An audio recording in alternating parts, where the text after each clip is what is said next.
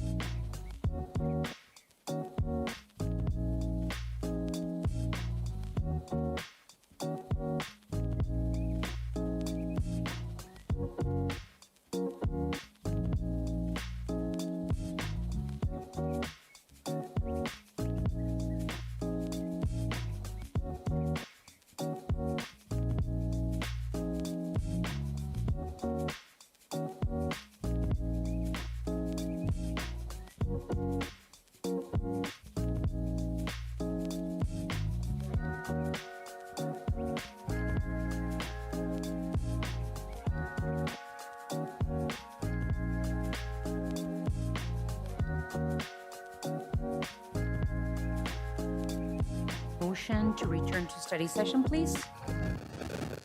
So moved. Second. There is a motion and a second. Any further discussion?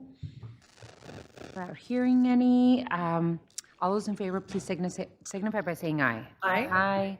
Any against? Motion carries. Item 2, what is the council's pleasure on item 2? Honorable Mayor, members of council, an appropriate motion would be to proceed as discussed in executive session to direct the city manager and the city attorney to revise and approve an administrative directive on non-disclosure agreements for immediate circulation. Second. So moved. Second. There is a motion and a second. Any further discussion on this item? Hearing none, all those in favor, please signify by saying aye. Aye. Any against? Motion carries. Item 3, time has been set aside for discussion and direction on the independent economic analysis for Costco Wholesale. I know that you might have a presentation, but then I want to make sure that we go to Councilman Lee. Mr. Manager? Honorable Mayor, members of the council, yes, we do have some information to present to you today. Joining me at the table is Mike Chakowski of our Economic Initiatives team, but certainly ready to defer to Councilmember Lee. Thank you very much, Mayor Romero, members of council, Councilmember Lee. Welcome, Councilmembers Schubert and Barajas. Very excited to be working with both of you. Today, just briefly, just going over, you have in your packet a copy of the economic analysis that we've received for the Costco Wholesale project at Houghton and Old Vale. Again, a reminder, this is a 158,000 square foot warehouse with fuel facility, 22 acres. They are simultaneously going through the big box ordinance on that. We did have a neighborhood meeting on that a few weeks ago, and it was actually really well accepted. The neighborhoods and surrounding folks are very excited about this opportunity. As a reminder, Costco has requested the site-specific sales tax incentive. The general terms of this incentive are reimbursement of city sales tax capped at our 2% rate to offset eligible on or off-site public improvements, impact fees, permit fees, or workforce training with that program. Per Mayor and Council direction on November 18th, we did request a third-party economic analysis, as I mentioned.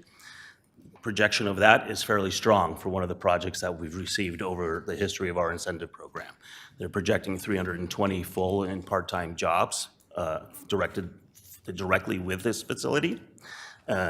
Over 5 years after opening, projection of estimated $22.7 million in gross city sales and property tax. Of course, the majority of that is sales tax, obviously.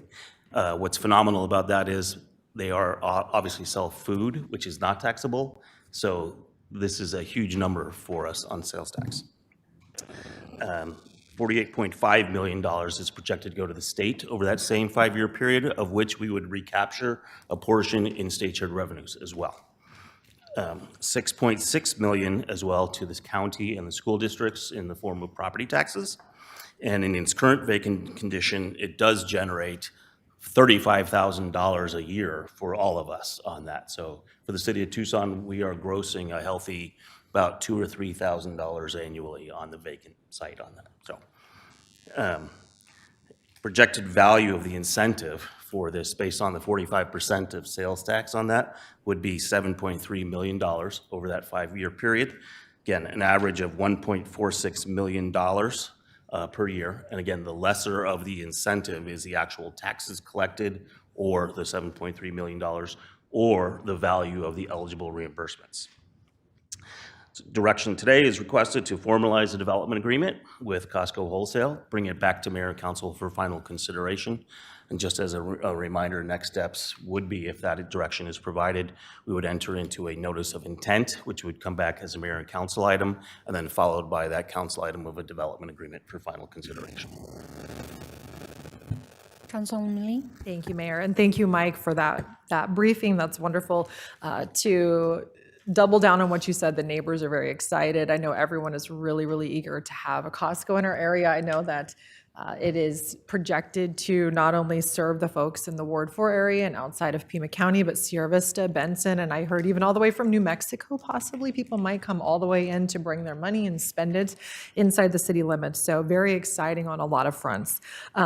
I want to ask Mike to kind of explain a little bit more about what this looks like and what this is and what it isn't, because I know there's a lot of people across the political spectrum that are not wanting to give billionaires and corporations tax incentives and taxpayer money. So can you explain to us kind of what this is and what it isn't with respect to the fact that the city's not writing a check to Costco for $7.3 million, and just kind of explain what's actually happening with these funds? Yes, absolutely. Thank you, Councilmember Lee. This is actually a very low-risk incentive agreement for the city of Tucson. If they build it, then we reimburse. We do not do anything until they do what they say they were going to do, at the very least.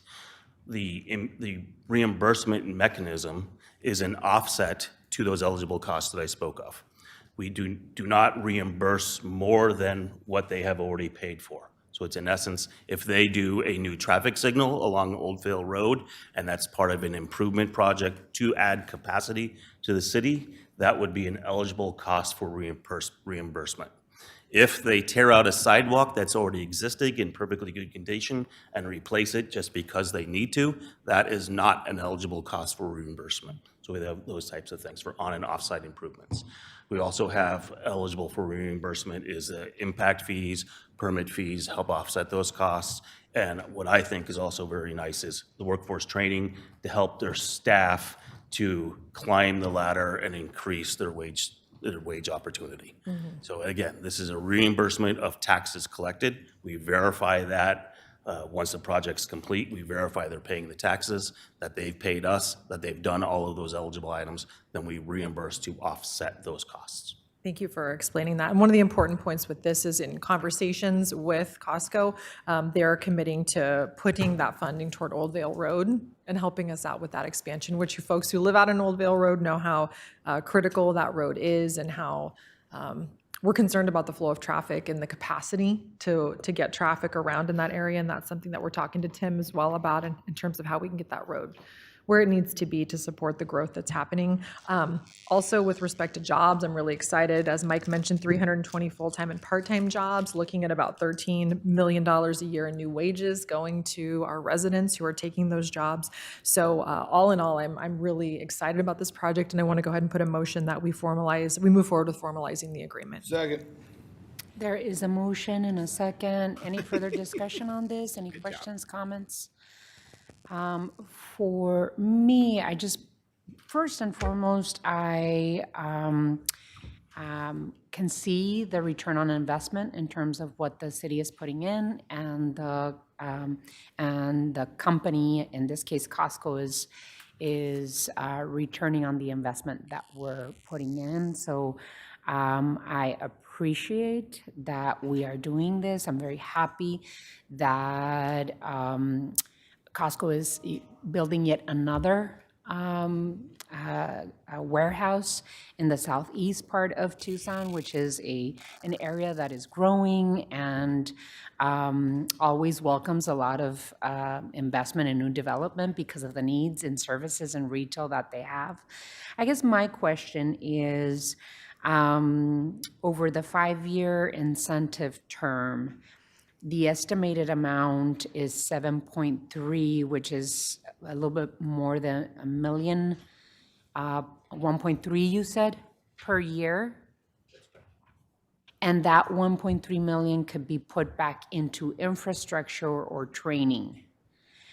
Is there any planned investment? Councilman, you said Oldvale.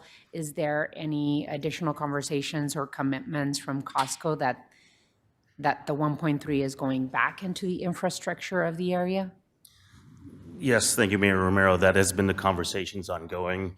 As Councilmember Lee mentioned, Oldvale has been a question upon development opportunity in the area. If anybody knows Bill Kelly with Diamond Ventures, he may have mentioned this once or twice, that improvements are needed in that area, as are some other roads across the city. But one of the nice things, and I will tell you that Costco has been a phenomenal company to talk to. They have mentioned several times about investing into the infrastructure directly that impacts their development. And it as much helps them to bring in their customers and their clientele as much that it helps us. I know that we usually do, when we're in the development process, we usually do a transportation impact study. And most developers, as Bill will tell us, are requested to build,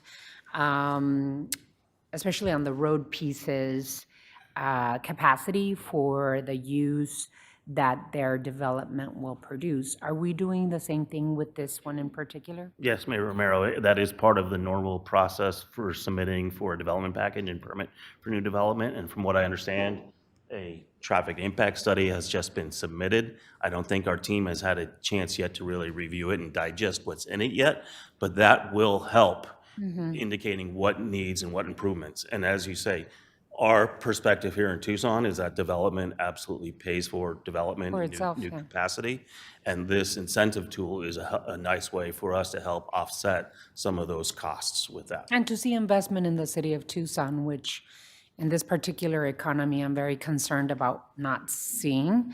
But yeah, I just wanted to make sure that we had clarity and the public had clarity in terms of that incentive going back to either infrastructure or training for employees, or any other issues that, that are good for our city.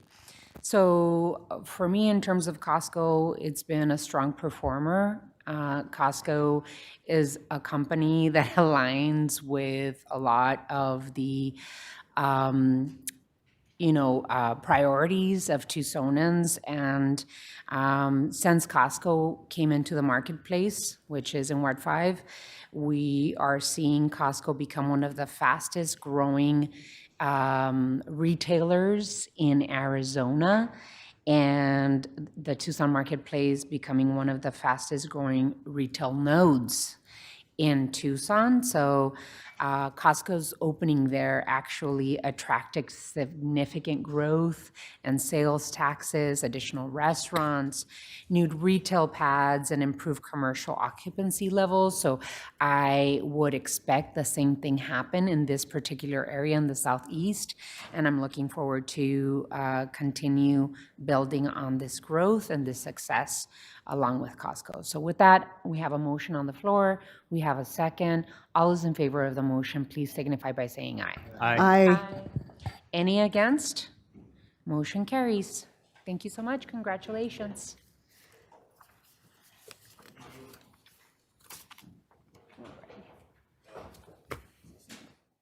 So we're moving to item 4. Time has been set aside for an update on the fiscal year 2026 budget and discussion in the fiscal year 2027 budget. Mr. Manager. Honorable Mayor, members of the council, it has begun. Our journey toward an FY27 balanced budget begins today. It will be like something out of Tolkien. There will be heroes, there will be challenges, and at some point, Anna's going to throw a ring into a volcano, at which point a balanced budget will emerge. We begin with really level setting where we are today. We're in the middle of FY26. We do have mid-year numbers that have been presented to you in the materials. We will talk through pretty briefly where we are, so that sets our grounding for where we're headed. Also in the materials, we give you some updates on things like TSRS, our non-public safety pension in the city, and other matters that have been sort of accumulating over the since our last budget discussion. And then in the materials, and we'll emphasize it a bit in our commentary, we were asked to look at trends in the general fund over the, since FY19, so we'll talk a little bit about that. And then we really launch at our next meeting into what does FY27 look like, and how do we get to a good budget outcome on that. So with that, Anna Rosenberry, our Assistant City Manager and Chief Financial Officer, is here, and I will turn the microphone over to Anna. Thank you, Tim. Hello, Mayor, council members.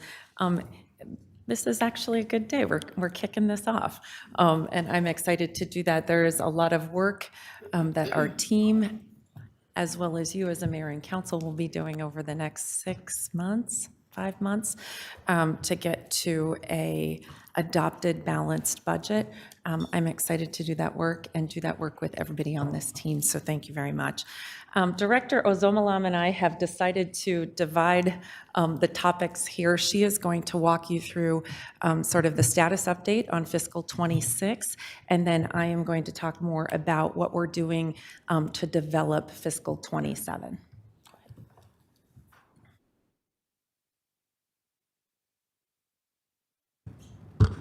Up on the screen, we have the FY26 budget update. In October of 2025, the Mayor and Council received the FY26 budget update that noted revenue trends below what was expected in 2025. And as such, we felt it necessary to wind down the fiscal 2026 recommended budget numbers to align them more closely with the fiscal 2025, what we were seeing as we pulled together the financials for fiscal 2025. So the overall breakdown brought us to a negative 1.5% change down from where we were, or where we saw the numbers trending in 2025 as we prepared the financial statements. And so what we have on the screen is the fiscal 2026 budgeted revenues and also the actuals to date through December 31st. The third column reflects the projections, the 1.5% reduction based on the fiscal 2025 numbers. So these numbers are where we thought the revenues would be to date, as through the end of December in 2026. And if you notice, Mayor and Council, you would see that we are slightly below in the actuals based on the projections, which tells us that toning down the numbers in 26 in reference to what we were seeing for 2025 was a good approach to projecting what 26 would look like. And so it's about, 0.2% decrease, which is not bad. But when we look at it in terms of the overall revenue budget of 776, it's a far cry from what we expected to realize in 2026. In the expenditures, in October also, staff brought to Mayor what we call spending plan adjustments, because of course, if we anticipate revenues to decrease, we would have to manage expenditures in light of what our projections were, what we are seeing as our projections in revenue. And as such, we toned down as far as possible the expenditures for 2026, which is reflected in the second column of the table on the screen. And we toned the expenditures down to $760.7 million. So far, we have spent $347.7 million, which is about 45% of the overall spending plan.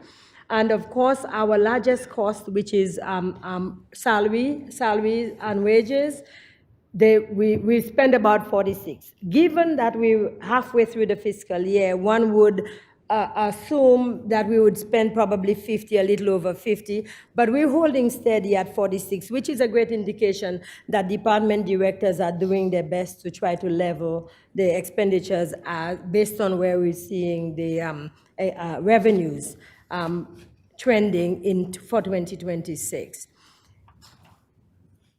We also provided to Mayor and Council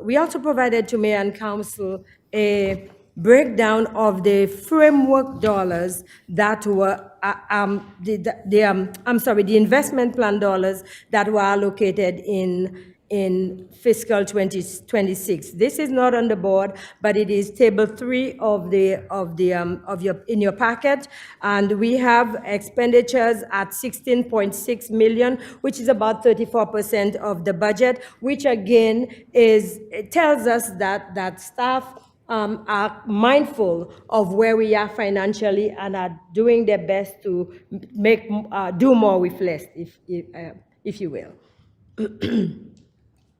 The last slide is, at least for my section, is on the state shared excise tax, the marijuana revenue, better known as the Prop 207 revenue. We provided to Mayor and Council information from fiscal 21 to fiscal 25, and these numbers are all actuals. So far in 2026, we've collected $1.8 million. However, you will notice that we have roughly $5 million budgeted for FY26 that we do not anticipate collecting. We expect that this number, the actuals, would fall a little below, or possibly way below the projected or the budgeted numbers. But we will continue to monitor these. Of course, it's not too large a number, but these revenues go towards the expenditures for public safety, police and fire. So it's an amount that is of interest to them, and we think would be of interest to Mayor and Council, and hence the reason we're presenting that to you this afternoon. Also not included in our presentation is information to Mayor and Council on the ward framework dollars, which is table 5. I will not spend much time on it, but Mayor and Council so far has spent 549 of the $2.7 million allocation allocated, and that expenditure is just for 2026. That is about all the update we have on fiscal 27 activities. Thank you so much. So the next topic in the memorandum on page 5 is an update on our Tucson supplemental retirement systems. This is one of the retirement systems that the city uses. All of the employees who are not covered within the public safety retirement system or the elected officials retirement system would be utilizing our Tucson supplemental retirement system if they are retirement benefits eligible. So we have a little bit of a look back and then a look forward on the TSRS. The Board of Trustees for the TSRS received their June 30, 2025, their most recent fiscal year actuarial report in October. And it was a very good year for the TSRS pension system. They experienced investment returns of 12.5%, which far exceeded, that's well above their assumed return rate of 6.75%. So investment of the pension assets far exceeded expectations. As a result of that, the plan experienced an increase in its funded ratio, which is good news. That's what we want to see each year. So they went from a funded ratio of 76.63% to a funded ratio of 78.97%. We're almost 80% funded on the expected liabilities within the plan. As a result, the plan is anticipated to achieve full funding, that 100% funding, in fiscal year 2033. And that's an improvement over last year's estimate of full funding in 2034. So again, great performance results within the TSRS pension system.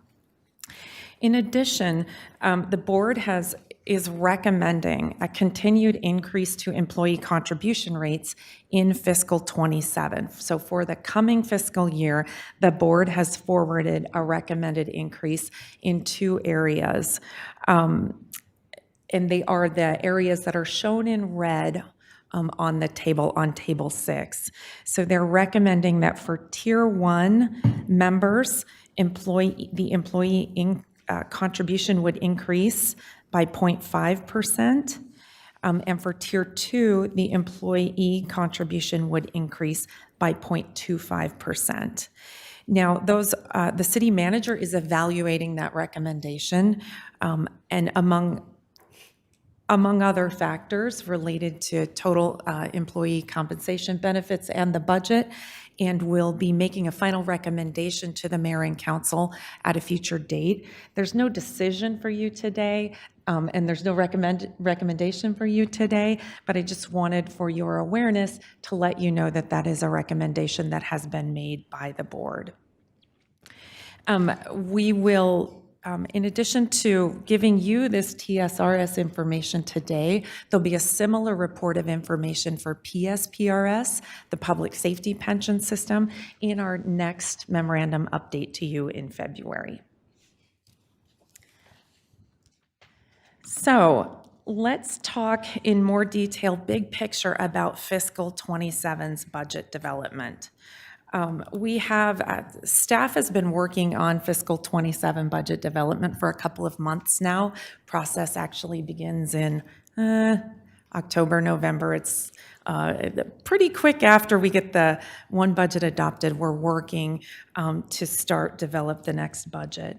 And as Director Ozomalam has already talked about, we're just experiencing a tight revenue picture, a revenue picture that we've seen on a somewhat of a decreasing trend, and we continue to see that trend not turn a corner. You know, we've been taking a let's monitor this, let's look for good news, and while we're not seeing a great fall off, we're not seeing a lot of recovery. So we have been talking with directors, leaders about a really tight revenue picture for fiscal 27, and not having an expectation that there will be a lot of funds available beyond what's needed to cover a base budget, our current program commitments, and our investment plan.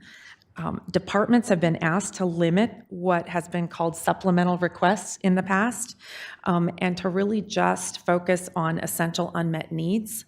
That's the term of art that we're using this year, and as we work through any anticipated funding challenges. I'm happy to tell you we've had numerous conversations, practically every department already, about what they're identifying as unmet needs. And those conversations have been really productive. On the revenue side, a couple of topics, big picture. So as we've been talking about for months now, local sales tax revenues are trending below prior year levels.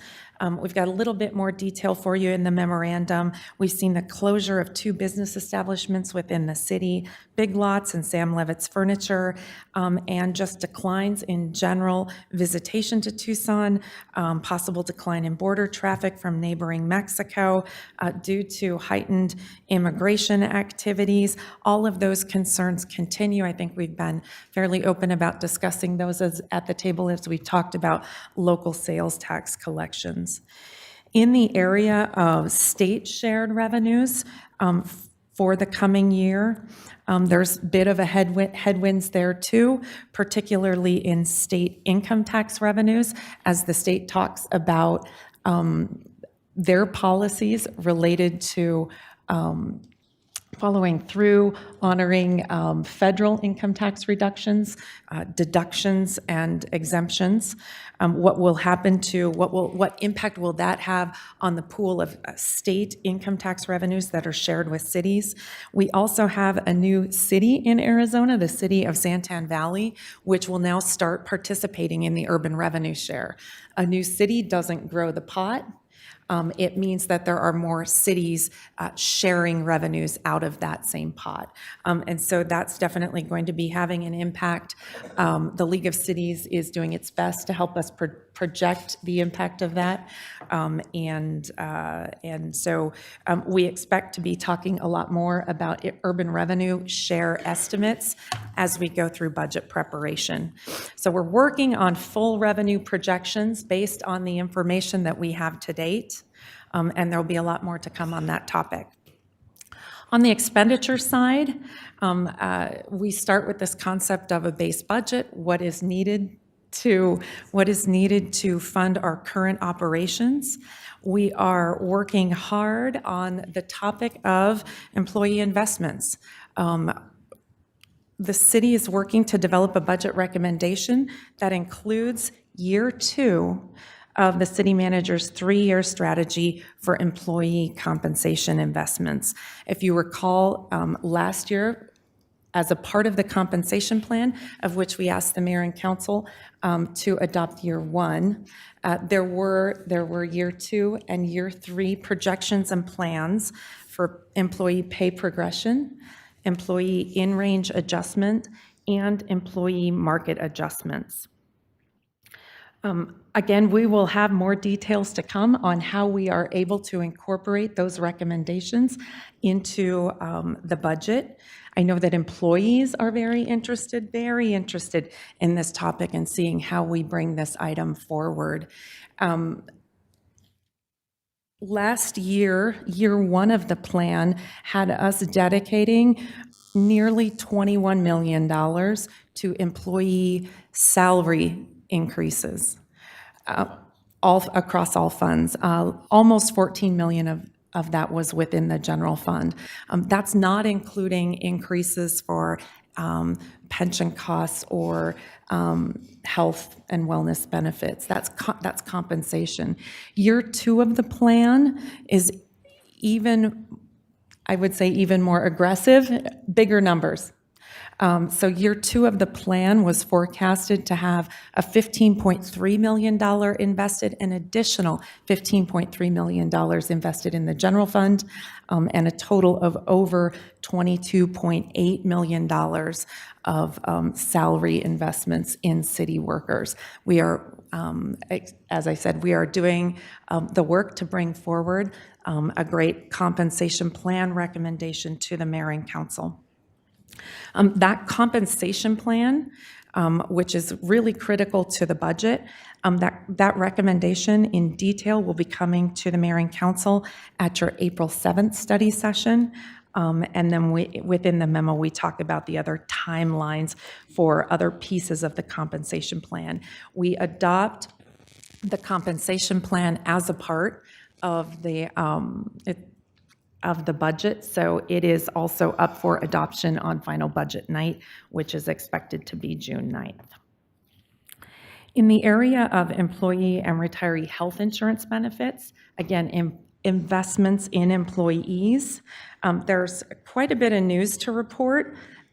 First of all, it's a bit of an odd year in that we have gone out with a request for proposals inviting bids for our medical, telehealth, pharmacy, wellness, health savings account, dental, and employee assistance coverage. The whole package we have put out for requests for proposals.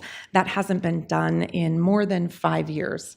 And we have received 15 submittals that you have a subcommittee of your employee benefits committee working on recommendations to award for those services. In addition to that work, the request for proposals work, the benefits committee, again, comprised of employees who are in management, who are frontline staff, many representatives from all of our labor groups. That group has been meeting nearly every month to talk about other plan changes that could improve benefits for our employees, keep costs low for taxpayers, ratepayers, and employees who share in the cost of these benefits, and keep us competitive in recruiting and retaining workers. It's a critical part of the budget because the rate of growth in medical and prescription drug costs just continues to exceed other areas, other rates of inflation in other areas of our budget. Medical and prescription drug inflation is double digit, and year after year, we continue to be confronted with cost increases that push 10, 12, 15% in those areas. We expect to have a full health insurance recommendation to the mayor and council at the March 17th study session, but I will be giving you bits of updates as we can in the study sessions between now and then as we talk about the budget. Our health benefits recommendation needs to be approved before the final budget is adopted so that we can proceed with benefits open enrollment, which begins for all of our employees at the beginning of May, just a reminder. So the culmination of all of this revenue and expenditure talk really within the general fund happens and is presented in what we call the general fund 5-year forecast document. It's a really great tool. We look at the current year that we're in, fiscal 26. We show you the expected results. We show you where we are with developing the fiscal 27 budget. And then we show you a forecast of 4 more years after that. We expect to have our first draft of that 5-year forecast at your next study session, February 18th. So we will start to see more of the meat of sort of bottom line, where do we think we are, and what's yet to be really worked out within the budget recommendation. Our memo also includes information, a little bit of looking back and a little bit more looking forward. As the city manager discussed, we have a general fund spending comparison that starts to get into the differences between the general fund budget in fiscal 19 versus the general fund budget in fiscal 26, the year that we're in. We're beginning that analysis. I think it might provoke some more questions from mayor and council members even today, and we're open to those questions and doing further investigation. Really short summary of what you'll find in reading that analysis is that there has been an increase in the general fund budget in total of both ongoing and one-time dollars of a little over $280 million between fiscal 19 and fiscal 26. And we talk about a number of large items that contribute to that change of $280 million. Compensation adjustments, an investment intended to support market-based and fair compensation for our employees make up the bulk of this increase. And major investments in compensation began occurring for the city in 2021 and have continued. I've even talked a bit about our continuation and the work that we've been doing in 26 and 27 through our compensation plan. So there have been significant increases in investment in employee compensation to keep us market-based and to provide fair compensation. There have been other areas of benefits, healthcare, public safety pension costs that are large contributors to that growth in the general fund expenditures, including the issuance of certificates of participation for pension obligations. That occurred in fiscal 2021, and it added an additional $35.2 million of debt service to general fund costs. Those are costs that did not exist, were not included in the 19 budget, that are included in the fiscal 26 budget, and have been included since fiscal 21. So really coming up, and looking forward, we talk about our strategic budget analysis. That's an effort that we have been going through as an organization for a number of years. It assesses how public funds are used by each department, and the goal is to identify areas where funding might be inequitable or insufficient, particularly in services that support underserved populations. This year, the team is looking for ways to incorporate the Prosperity Initiative goals into this budget analysis. So we'll be touching on service to underserved areas, underinvested areas, and then looking at ways that we can positively impact residents in fighting intergenerational poverty within the city and our region. So that's coming up. We gave you a bit of information on the community engagement sessions that occurred this fall. And you have a report, it's attachment B, called the Housing Equation, where you can see sort of the reach and the results of that budget engagement effort. We're also working on some spring community budget information sessions, and we'll be reporting back more information to you on that. We also expect to hold our employee budget engagement event, Budget Town Hall. It's a very popular event with employees, and we get a lot of great feedback during that event. That will be occurring again this year at the Tucson Convention Center or possibly in a remote environment. We've had requests from employees, can we do this remote? We are thinking of taking them up on that idea this year. And finally, we have the budget calendar, budget development. So we will be talking through these next months, but really the formal city manager's recommended budget presentation after all of these work sessions and discussions will come before you April 21st with a series of public hearings, tentative budget adoptions, and final budget adoption on June 9th. And that's all I've got, Mayor. Thank you. Pretty meaty information. Thank you so much, Assistant City Manager Rosenberry and Director Mellum. Real appreciate you preparing this update for all of us. I know that as we enter the budget cycle, we start, thinking, for me, it's been 18 budget cycles in the city of Tucson, and I've seen it all. And I'm pretty sure I'm going to see more. But what I have seen is how the decisions that are being made in the state legislature really affect cities and towns across Arizona. But the Doug Ducey flat tax has affected us for the last 4 years. And I just wanted to ask how it's affecting, the flat tax is affecting us this time around. I know that the Republicans in the state legislature are talking about creating package of income tax reductions as well that could highly affect the income tax state shared revenue into the city of Tucson. So I think we're going to have to pay special attention to that and make sure that our state and federal intergovernmental director really communicates with our delegation and everyone, all of the state legislative representatives to make sure that we're right on it, because I hear talk of a big bill. I'm not going to call it beautiful because it's horrendous, and it really could damage the state shared revenue coming from the state ledge. Duly elected,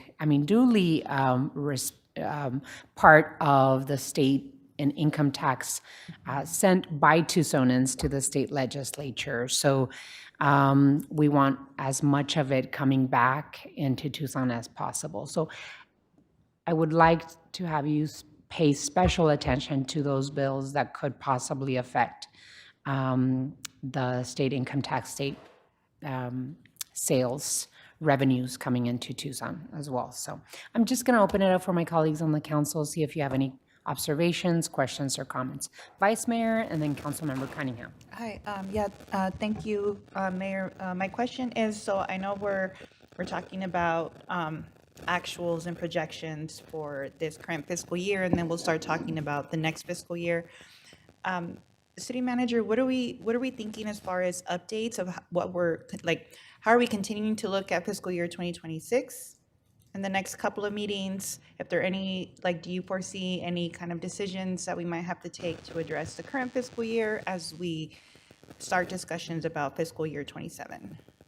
Thank you, Vice Mayor. Great question. When we made the adjustments in the fall and how we're tracking now, even when we made the adjustments on spending in the fall, it never really got us down to a balanced outcome on the year. We knew we were going to most likely reduce ending year cash balance more than we originally budgeted. So it is possible that we would be bringing you some additional spending turn downs for the current fiscal year. I don't have anything to present to you today on that, but that is certainly a tool that we could be looking at. In addition, we need to look at not just how do we walk down the slope toward what FY27 revenues might look like. We still have accumulated a number of one-time promises that we made to the community that need to be funded in the future years. So we need to balance within the year, but also accrue cash for those promises. So We will be updating, January is not quite in the books, it's February 3rd, but we'll know in about a week how January was. We're gonna take another look at how February is, and when we're actually bringing you a recommended budget for FY '27, it'll have all the data up through February. Traditionally, we would have brought you all the way through the first quarter, but we feel like we need to be a little bit more aggressive in monitoring and bringing you the budget based on those data through February. That was a long way of saying there could be some additional spending adjustments in this current fiscal year. There's a handful of things that we budget that we haven't done yet, that we have some one-time dollars that we might come back and say, we might want to hold off on this or that. Some of that might come as early as next meeting, but more likely on the March 3rd meeting.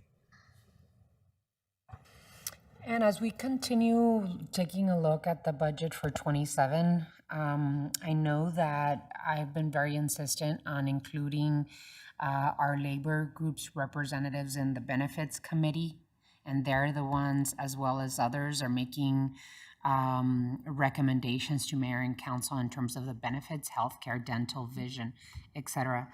I really would like to see our labor groups also represented in helping us with the 2027 budget, them being intimately involved in giving some advice and input to mayor and council. I know we did this back in 2009, 2010, 2011, when we were feeling the effects of the recession. And it was very helpful to have mayor and council and the city manager and labor groups and employee groups really aligned when it came to very painful cuts in our budget. So I would really like to see something similar as we enter to 2027. Honorable Mayor, as Anna mentioned, we do have the employee town hall coming up. Labor groups are integrally involved in that.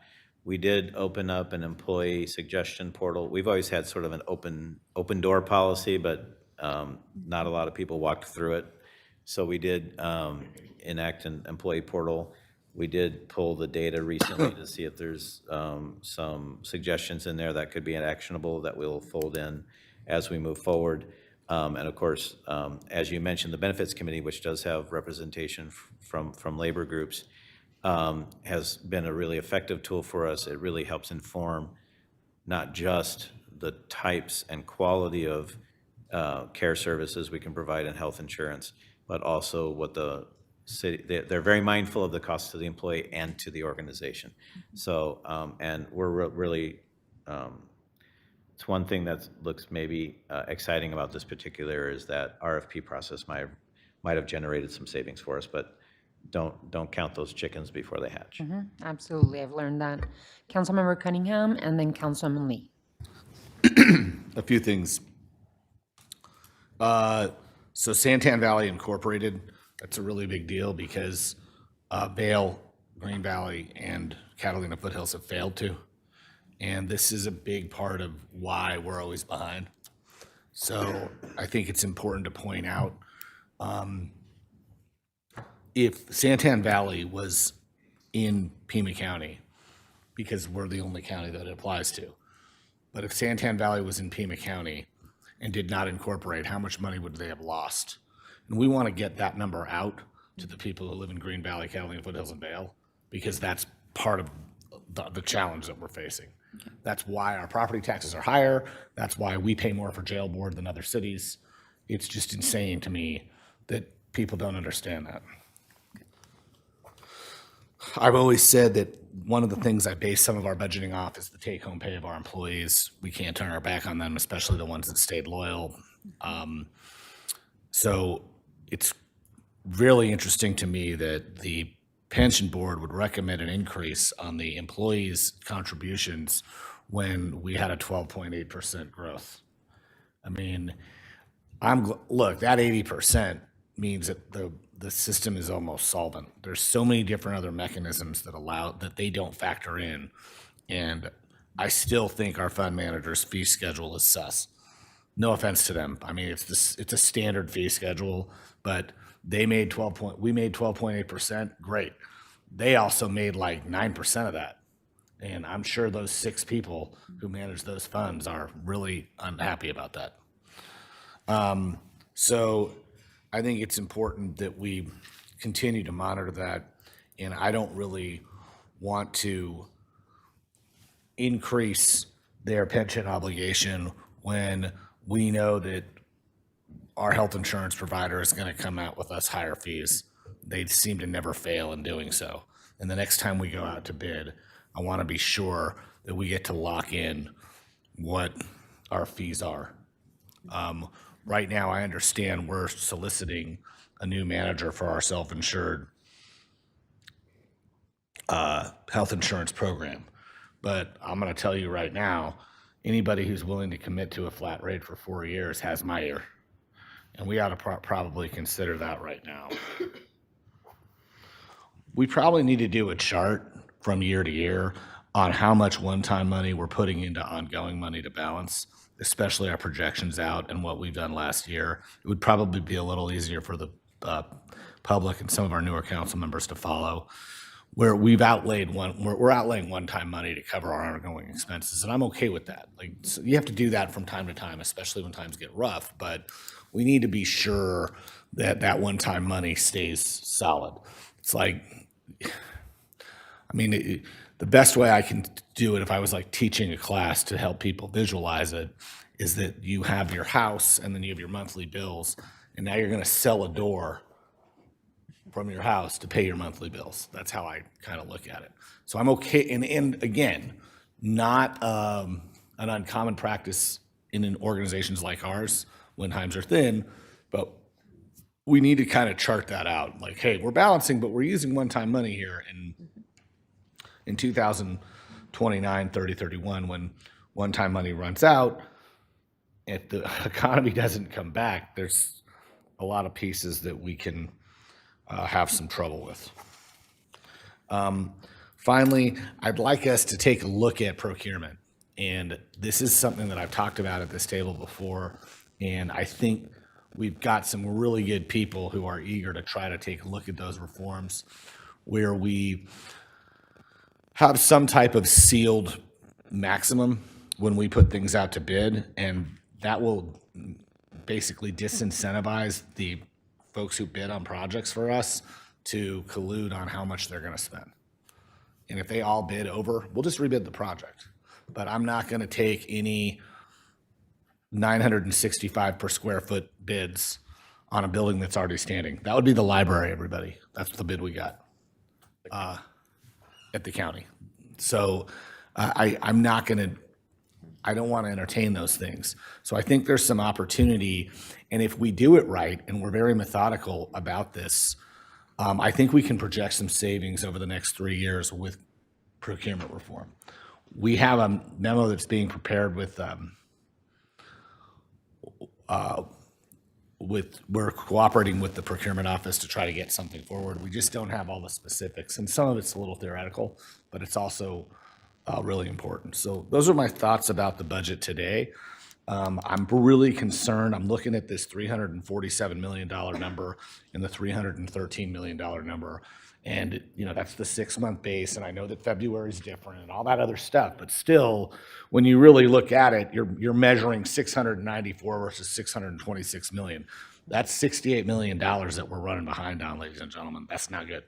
So I'm really concerned about how that's going to go down. Hopefully we can, well, I actually think the manager's plan and some of the work you've been doing, Angela and Anna, that I know your plan is pretty sound and we're going to be okay. Like the sky isn't falling. What I'm worried about is the sky in 27 and 28. And so anyway, thanks for the report. It's very detailed, and thanks for giving us the numbers and not trying to sugarcoat it. It's very helpful. Thank you. Councilman Lee? Thank you, Mayor. Just a couple, well, actually I have several things.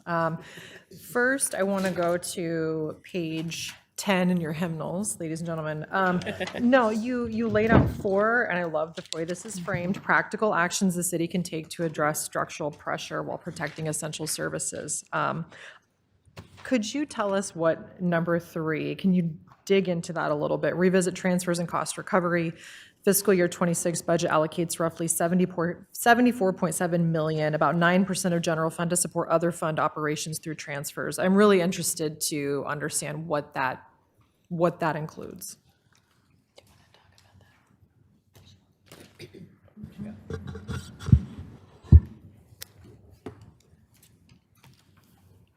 Honorable Mayor, Council Member Lee, the fiscal 26 budget allocated, if I can go back quickly to what we submitted, $97.3 million to transfers out and investments.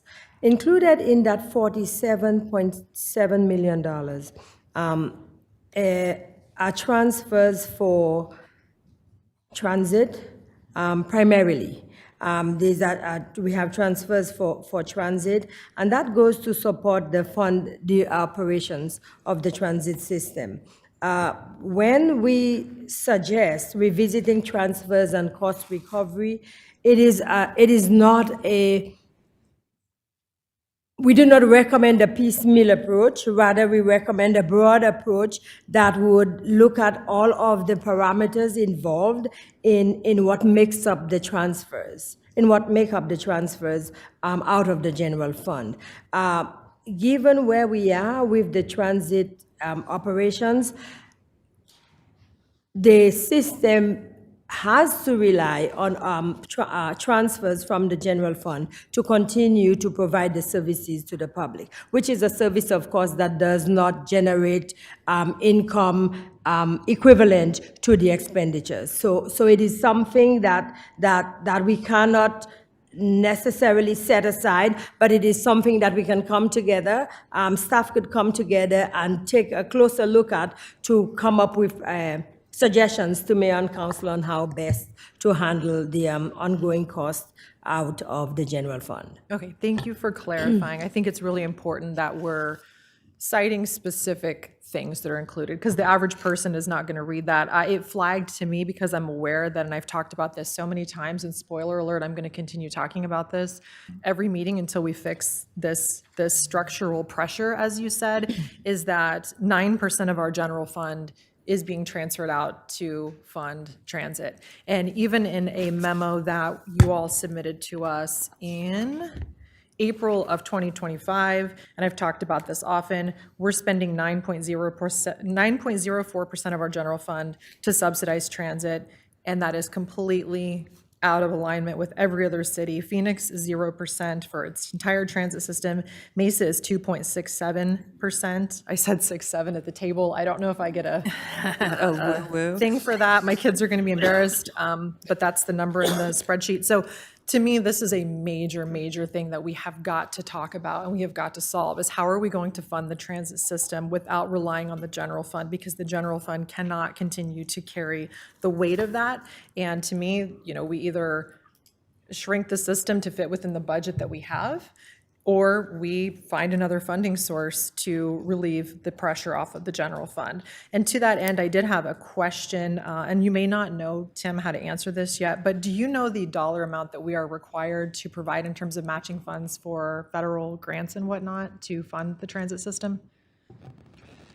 Honorable Mayor, members of the council, with respect to matching funds, that is separate from the fund transfer amount, so that would be, and we'll show that in detail on the 5-year when we come back on the 18th. It varies from year to year based on the grants that we have active at the year. It can be anywhere from probably $1 to $5 million, Okay. depending on the number of federal grants that we've received. Okay, perfect. I was wondering how other cities do that when they have 0% of the general fund, but they also have to come up with matching funds. So I was curious about how all that worked. To that end, so we have a 9% going to transit. Within that is the bus fare, not collecting bus fares. And I want to talk about that for a moment, because we had some recommendations in front of us back in August with 5 different scenarios for reinstating fares. And I want to Tim, if we could, prior to another meeting, I think there is a narrative that these numbers, these scenarios, and potential revenue were pulled out of thin air. And I know that your team did the equity analysis that was required and also came up with these estimates for estimated revenue based on some criteria and some assumptions and some logic. And I would like to see if you can provide that for us for these 5 scenarios, just so we understand how you arrived at those potential revenue numbers and those targets so that we can answer that. Did you want to respond to that, Tim?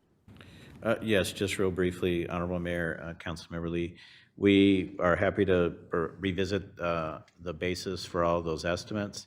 What I'd also like to indicate is we've also been asked to look at what are the economic benefits and associated both ridership, but also economic investments associated with transit. Specifically, there was a previous report done on the streetcar itself.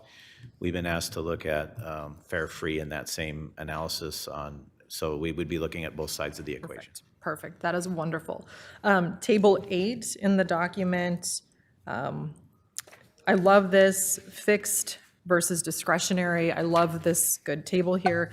What I would like to see if we could get when we come into this next conversation on the discretionary policy choices piece, like programs, pilots, initiatives, non-mandated service levels beyond minimum operational requirements, can we double click down into that? Can we get some line items of what these different pilots and what these different options are? Because I feel like based on what we're looking at, we're going to have to make decisions, and we're going to need that specificity on what is this particular line item, how much does it cost, so that we can start to visualize what those discretionary and those choices we have in front of us are going to be. I appreciate the narrative on fiscal year 19 versus 26. This was a question I asked in our last conversation, acknowledging that when the vice mayor and I came into office and the mayor became mayor, we were spending 51% less in general fund expenditures, and now we're spending 51% more. And my overarching concern with that is just what happens when we have to go back to living within our means, and how are we going to be able to do that? And I think it would be helpful if we had some more definition. I know you said the analysis is going, but really, what are those things? What are those one-time expenditures that are not going to carry forward? And I know we have done a series of investments in our employees from salary, which is critical. How are those stacking up so that we can see the progression of, we approved $5 million for COLA one year, and then we did a $20 million, and then now we're doing $22 million next year. How are all those stacking to tell us the story about where that $280 million is now allocated, where it wasn't when we came into office? I think that's going to be really, really important.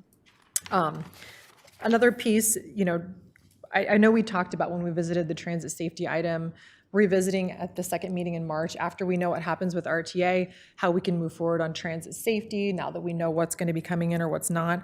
I'm going to work with the mayor and see if we can have a conversation around a long-term strategy for how do we get away from this 9%? What mechanisms are there for long-term transit funding? So that's definitely an actionable thing to look at. Tim, I appreciate your point on kind of a suggestion box. Hopefully that's an evergreen thing and that's ongoing, so that when people see an opportunity, they can submit a suggestion. And maybe there's a way we can tie it to people's goals and workday. As we look at future goals for 2027, I guess it would be, or mid-year goals, how can we add a goal to look for efficiencies and look for ways to do things better and save some money? And one of the other ideas I'll just throw out there is, I know how much some of my colleagues love consultants, so we don't want to do that. But maybe there's an opportunity to create a program internally where we put people in different roles to shadow another organization, to watch a process and look for efficiency opportunities. Because sometimes we get so stuck in what we're doing that we don't see the opportunities that are there to do things differently and to find efficiencies. So maybe if we can't, have somebody come in and look at all of our processes and help us identify those opportunities, maybe our own team can kind of jump in and shadow and help find those opportunities. Because I think there's probably a lot to be found, and to be able to save and do things a little bit more cost effectively over time, to Paul's point about procurement, for an example, but we've got to make that a dedicated focus to be able to find those opportunities. Of course. Thank you, Mayor and members of the council. Councilwoman Lee, to that last point, I do want to highlight something we haven't presented much on lately, but we did over the last year really ramp back up our internal auditing process. We had internal auditors for a while, and it's not just audit from a compliance standpoint, it's audits from a performance standpoint. And for about a year or a year and a half, we didn't have anybody in that role because we take our most talented people and put them on the brightly burning fire at the time. We actually restored that, and we've actually had a few things come our way in the form of some work output from that function that hopefully will be doing much of what you were just saying. So thank you for that suggestion. Perfect. Thank you, Mayor. Thank you, Councilman Lee. I appreciate your request in terms of comparing 2019 to 2026. And I hear that a lot from many out there that, we have $280 million more. Whatever happened to it? Besides the transfers out, I would want to know, okay, how do we arrive at $280 million more? And there's a lot of misinformation out there that our budget in terms of disposable money is $2.4 billion. I think people need to understand the general fund versus the entire budget and what is discretionary in terms of budgeting for mayor and council and what has to go to certain departments like Tucson Water and others. And so for me, what I would want to know, how do we get to the $280 million more, right? 2019 is very, very different than 2026. We just went through a pandemic and a huge inflationary period that I'm sure affected the funds coming in. But then we've decided to make huge investments, historic investments in our employees. And so how much of the funds coming in are really used to pay for the biggest resource that we have within the city of Tucson, which is our employees. How much more are we paying in healthcare benefits? All of the things that, because it's one story being told with the transfers out, but how did the 280 come to be? And what are we spending that additional 280 on from 2019? 2019 is a very different world than 2026. So Councilmember Barajas, and I don't know if Councilmember Schubert wants to jump in. Thank you, Mayor. Well, thank you all for that overview. Just some ideas that I have while you all were speaking as we move forward with the budget and in preparing for the spring community budget information sessions. I am interested in seeing some budget information sessions specifically for our boards, committees, and commissions as we do think ahead for 2027 and getting them well aware of our budget, and also creating like a one-pager that could just explain the budget in plain layman's terms, if possible with some visuals, would be useful for not only our offices to distribute, but for our neighborhood associations and just our neighborhood groups. This information could really provide an understanding of what the limitations are around moving money around within the budget, along with data on what things actually cost. That's pretty much it. Thank you. Councilmember Schubert? I really love Councilmember Barajas' idea of community info sessions and a one-pager, because I had a similar question. This is a really complicated process. Mayor, as you said, there's misinformation and a lack of understanding about the budget versus the general fund. And I know that in Ward 6, we have a lot of interest on the part of our constituents in understanding the budget process better and how that aligns with the city's goals and our priorities and like where we want to be in the future, which is always a hard thing to think about in an environment of scarcity like we're in right now. But we have to do both the short-term response to the situation at hand, as well as think longer term about where we're going to go with this. And I was really excited to hear that the strategic budget analysis is going to incorporate elements of the Prosperity Initiative. I think that would be a really cool thing to also be able to share out with constituents and just help them to understand how all of these things fit together. I received really good feedback about those housing equation info sessions. I was curious to know what the goals were in putting those sessions on and if we feel that they were reached. And then I guess related to that, if we're going to do something like that again. Honorable Mayor and members of the council, I'll start with the housing equation.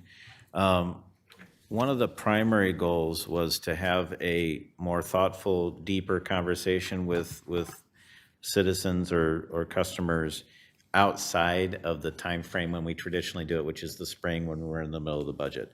Because quite honestly, as helpful and important as that is during the budget process, it's very much almost too late in the game to make fundamental change. The budget I'm presenting to you in a little over a month. You're adopting it actually 4 months from today. So, and it's a big $2.4 billion beast to move around. So, and I credit the vice mayor with challenging us on that over several years about that feeling that we're not able to really have a thorough conversation with the community. So we tasked our Office of Equity and our Chief Equity Officer and her team to go out and do that deeper engagement in the fall when we're not in the middle of the budget fire. And they did it. They did it intentionally on a specific challenge of the community. They did it intentionally to get people to be able to have many different ways to share and engage. And so the goals were to engage with the community in an authentic way and then try to have that information on the front end of the budget. So that's what we achieved. Will we do it again? I would say if you find it of value, absolutely. I think as staff, we found it of value, but you as the decision makers and you as the ones who ultimately adopt a budget, as you review those materials, as we engage on it, I am absolutely seeking your feedback on A, was it valuable, and B, how should we approach it next fall so that we can keep getting better at that. So that's my answer, sir. Thank you. I appreciate that. That's really helpful. I was kind of curious to know, is there a way to report back to the community about the priorities that they've expressed and how that may have impacted any decisions? Honorable Mayor, Councilmember Schubert, I would say absolutely.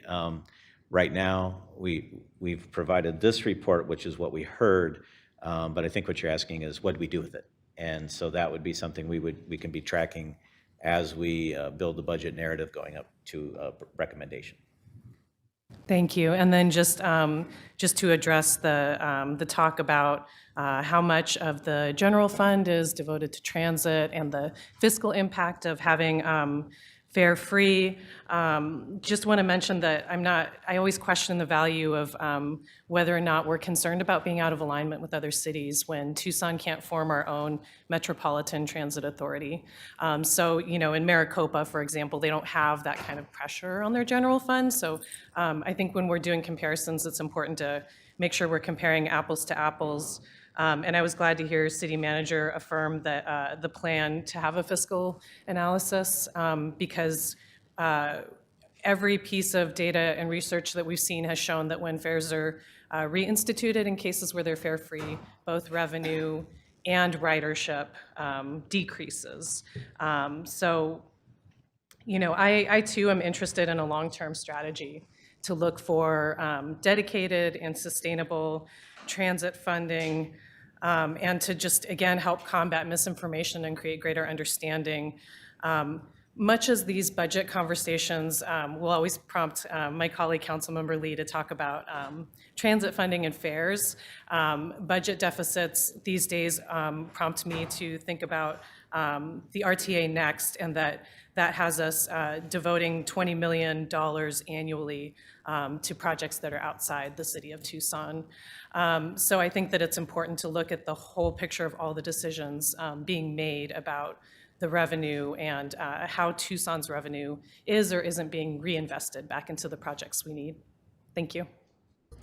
Thank you. And talking about priorities, We are having our city clerk talk to your offices to schedule a mayor and council retreat so that we can talk about priorities and we can continue talking about the budget at that time. But most importantly, when we enter into conversations about difficult budget years, it's important that we talk priorities amongst the 7 of us to make sure that our priorities reflect the budget that we're putting together. So hopefully we'll fall on a good date to talk about how we prioritize our budget moving forward. And I too want to thank all of you and the Office of Equity for putting together the much more and expanded conversations on our budget. And the Housing Equation Budget Forum was scheduled to happen, one in each ward. Appreciate the council offices that worked with the Office of Equity to put these conversations together. One of my budget forums, we focused completely on youth. We made it a youth budget forum, and we got an incredible turnout and received information on what their priorities are. So in keeping the Housing Equation Budget forums that we've done, and then any other opportunities that we can get to get the input of our community, our labor groups into the equation is going to be important for me. And yes, I too, agree that we should move towards dedicated funding sources for lots of things. We've had many conversations around this table to talk about dedicated funding sources for parks and recreation, for transit, for public safety. I think the issue has been that,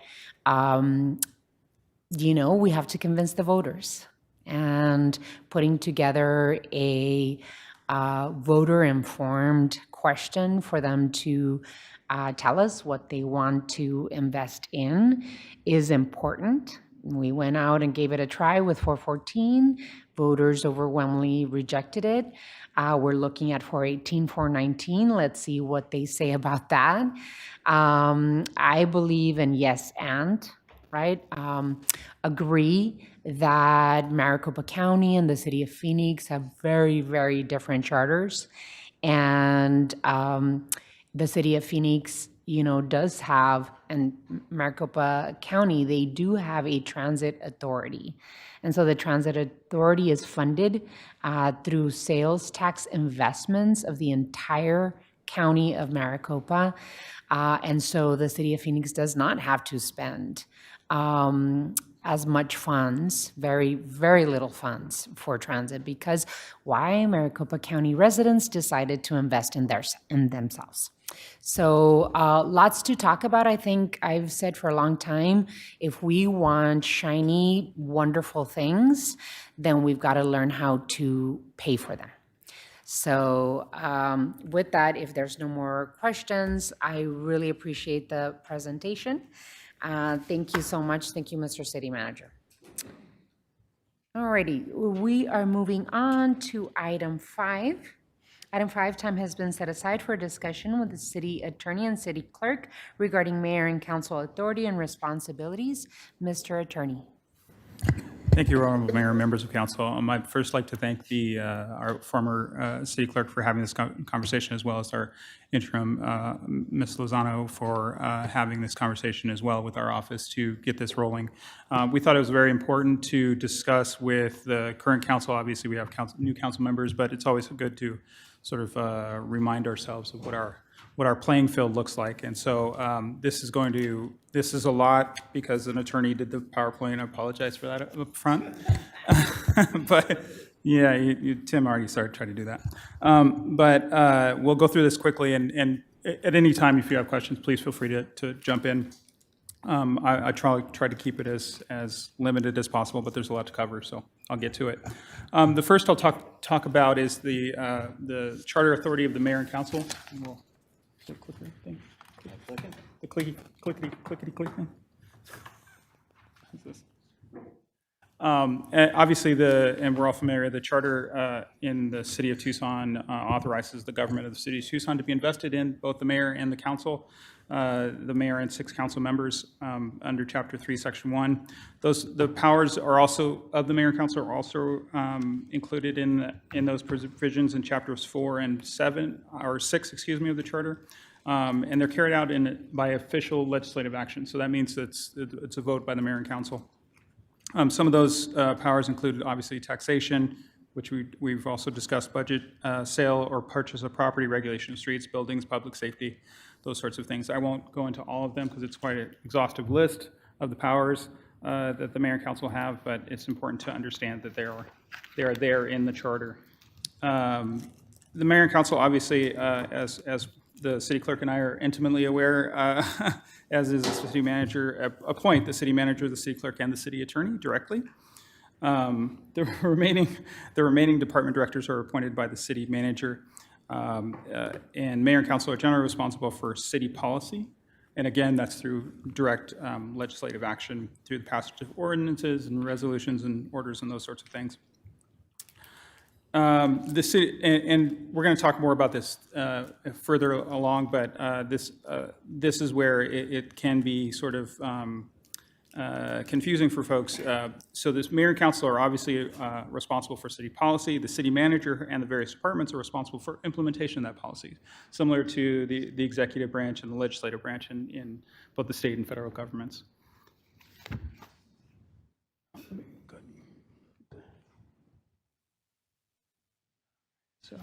And this is something that I know the city clerk will cover as well, but I think it's always important for the mayor and council to have an understanding of what the various offices do, and especially in those charter roles, the city attorney, the city clerk, and the city manager. And I'll go over what our role is in the city attorney's office, just to give you a sense of what that looks like.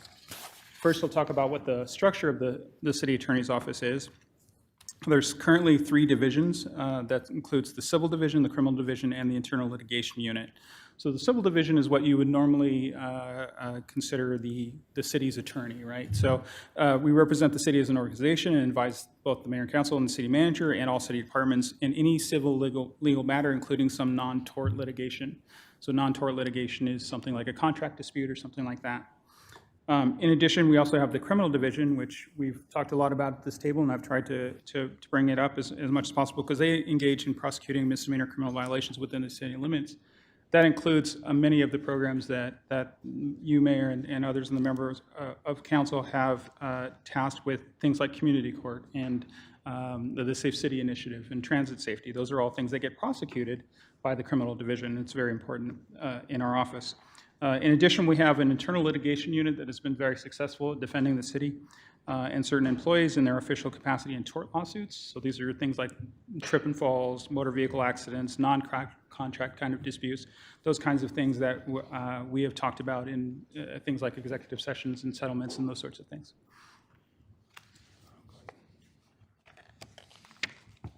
So then getting back to sort of what our role is, again, the city attorney's office represents the city as a whole, or the organization as a whole.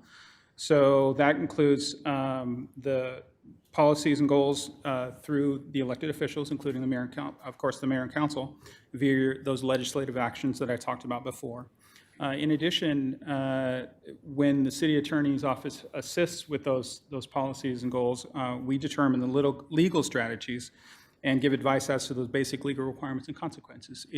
Should we enter into this contract or that contract? Should those provisions of that contract be, are they appropriate? Do we have an indemnification clause? All of those sorts of things that we would make those decisions on. Obviously, we advise, as any attorney would advise their client, and then ultimately the client makes those decisions. During litigation, it's a little different because the city sets the goals and determines what the city's position, but then in the same way that a city attorney or an attorney would represent their client, that attorney would then determine the legal strategy to take and the process taken to achieve those goals. So you tell me, hey, sue this organization, we will sue that organization, we will pursue that suit in the manner that is appropriate under our legal strategy. That makes sense. Excuse me. So what do we don't do?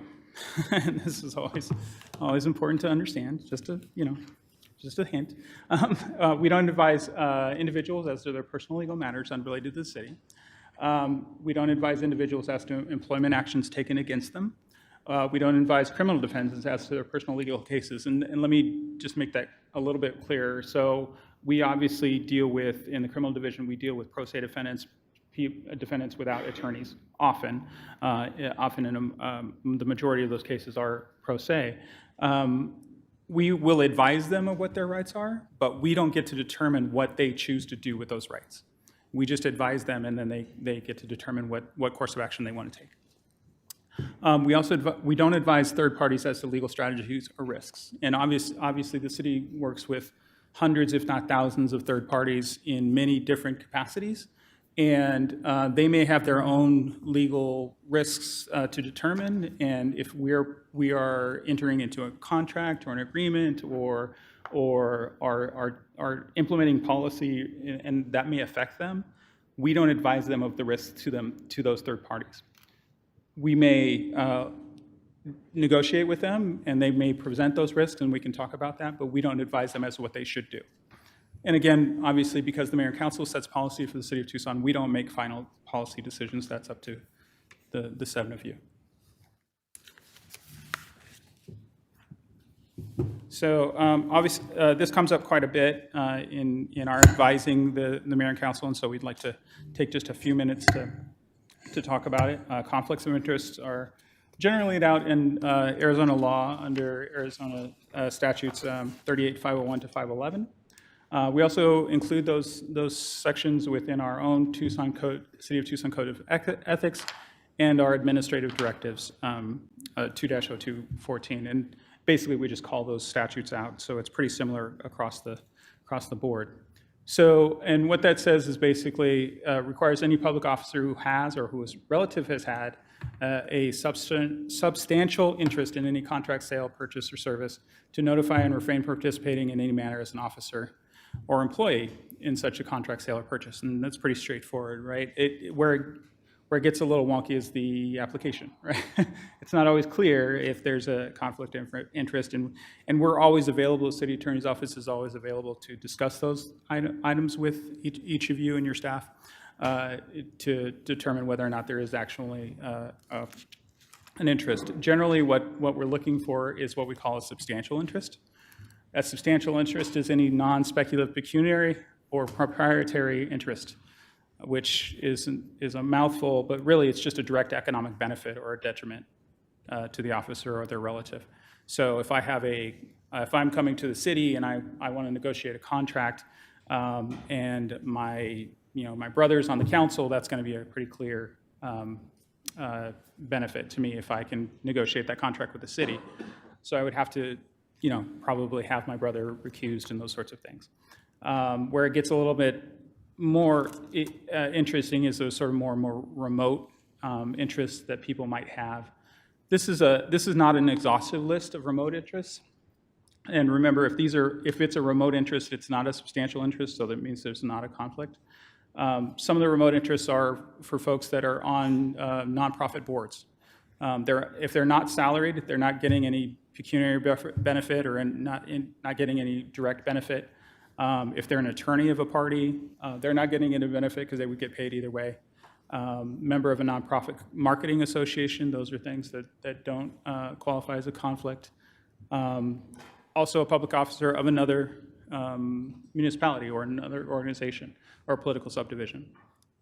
So those are all things that people come to us with pretty regularly. The last one is also one that comes up pretty regularly, is a relative who's an employee of a company that the city does business with, but it's a large company and they don't have any control or decision-making authority. Then we don't consider that a conflict under the current law.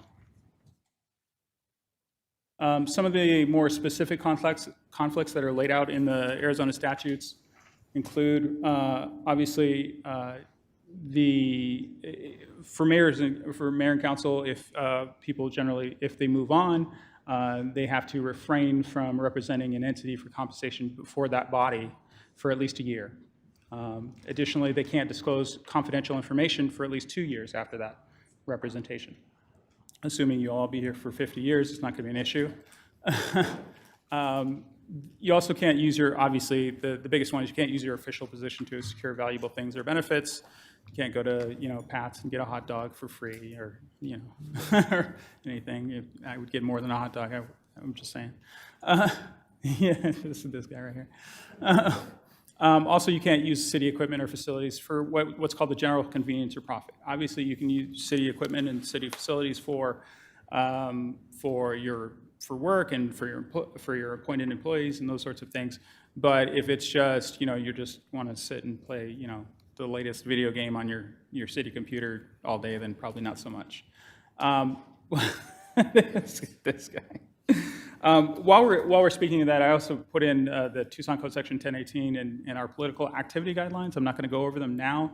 I will go over one portion of them because I did get a question related to it, and that's Arizona Revised Statute 9-500.14, and that's just using city resources to influence an election.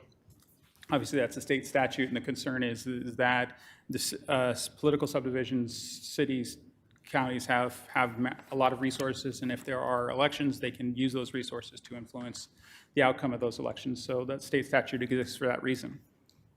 Mainly, the main thing you want to think about when you're thinking about those kinds of things is, one, you don't want to influence the election. So the first thing you don't do is either express support or opposition to a particular ballot measure, especially if it has not been voted on and it's before the community now. The main thing, though, is also you don't use, one of the things they look at when they're doing the analysis for these kinds of violations is they look at whether you've used city resources. And for employees, it's very clear. For employees, you can't do it while you're acting as an employee, right? You're on the clock, those sorts of things. Well, we also recognize that the mayor and council are always on the clock, right? So that's not included in the analysis so much. It's really, are you using those city resources? Are you using city computers? Are you using city office space? Are you doing those sorts of things? You do have a First Amendment right to express your opinion on any matter of general public notice, right? But you have to do that as an individual. So that means that if you have an opinion about a ballot measure or something like that, you can express that, but you express it outside of your purview as a council member and mayor. I'm sorry, Roy. Sure, go This ahead. is contrary to what Mike Rankin had always advised us. So as mayor and council, as I understood it, have a right as elected officials also to take a stand on initiatives and candidate endorsements. Is that correct? You do, but it's a different, let me explain how that works. There are And of different- course, I understand not using any city resources, Right. not using our office, our printers, our computers, not using our staff to say vote yes or no on something. But as an elected official, I could go outside, use my personal cell phone, my personal Instagram, my personal Facebook page, and tell people I support a certain candidate or a certain, okay. Yeah, and that's exactly, I'm sorry if that came across. Yeah, really that quickly. that That's came exactly what I was across saying. Yeah. completely contrary to what I understood. Sure, no. And getting back to what I was saying, you do have that First Amendment right to express those opinions.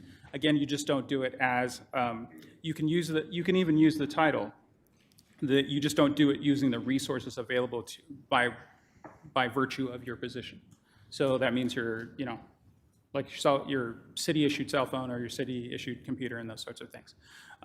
The statute does recognize that the elected officials are a little bit different in the sense that they may express those opinions at any time and aren't necessarily paid by the hour and can express those. The important thing to remember, though, is just that resource issue.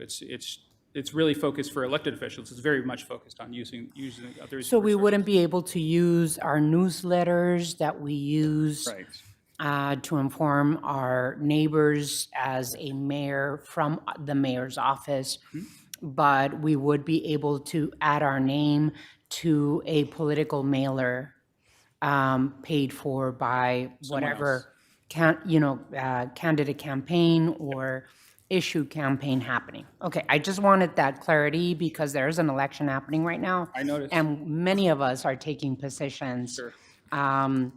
And of course, I'm mayor all the time. Yes. So as Mayor Romero, I either support a candidate or an initiative, and I can do that. Yep, you sure can. Again, just as long as we understand the resource. So for instance, and sometimes, and the other thing that is clear, is not always clear, but and we may forget, this is a resource, right? We're using city resources to broadcast this and all those sorts of things. So this is where we don't sort of express those views. Additionally, you can also, something that you can do is you can provide factual information. If somebody asks you a question about a particular proposition or something like that, you can answer that question. It has to be factual, though. It has to be based on, if they ask you how much does the city spend on this particular thing, you can answer that question as it relates to a proposition or something like that. You can't say, well, if we only did this and you pass this, then this will happen. That's a more of an advocatory sort of position, and you want to avoid that kind of thing. So in matters of registering to vote and voting, is that a partisan or campaign thing? So the mayor in her office could say, hey, you can register to vote today. You can and you can encourage people to vote, right? Okay. That's one of the carve-outs from that statute. So registering to vote and making sure people are aware of elections, that is absolutely game when it comes to using City of Tucson resources. That's correct. That's correct. And that's Okay, something that just wanted to make sure because, there's a lot of misinformation out there. there is. Any other questions on that particular piece, or I just wanted to make sure that we covered it appropriately? If you think of them, we'll come back to it. All right, so one of the things this mayor and council has been sort of forward-looking on is adopting their own code of ethics, and they did this in 2013.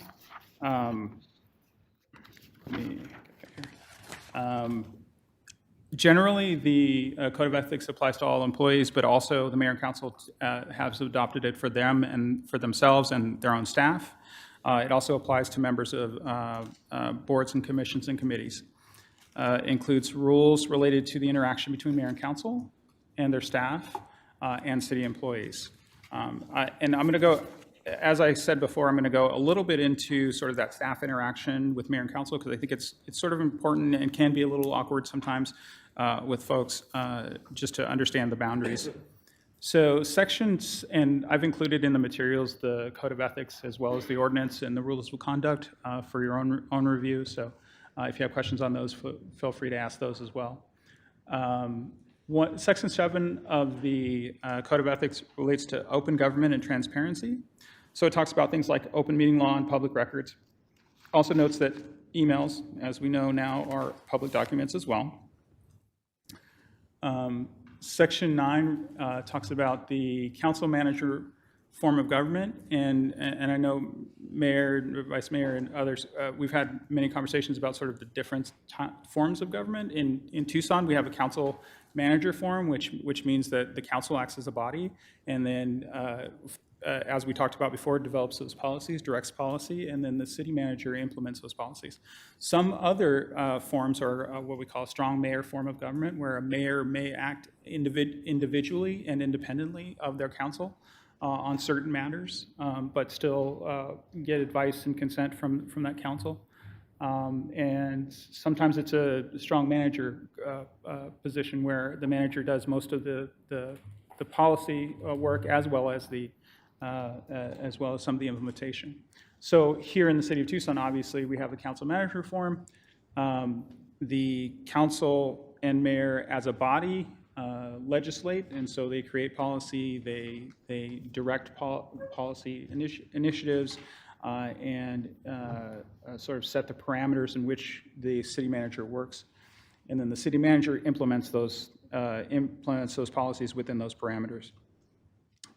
It's important to understand that there's a sort of a needed separation, right, between the mayor and council acting in their policy initiatives and the city manager. City manager covers the gambit of the departments and makes sure that all of them are functioning appropriately under that policy direction. The mayor and council can reach out to those departments individually for information and to get questions answered and stuff like that. But in terms of direction, the city and the mayor and council act as a body. So that means that, Councilmember Schubert can reach out to Department of Transportation and say, hey, I would like some more information on transit. In terms of what happens with that information, it would come back to this body and they would decide ultimately, hey, we're going to do this thing with transit. And then the city manager would implement that policy. Sometimes that can get a little blurred, and we all are comfortable, and our directors are very good about managing that. But it's important to understand that the direction comes from the mayor and council through the manager to the departments. Makes sense. Let's see here. Get my clicker going here. All right. And I think this just sort of repeats what I just said, so I'm not going to spend any time on it.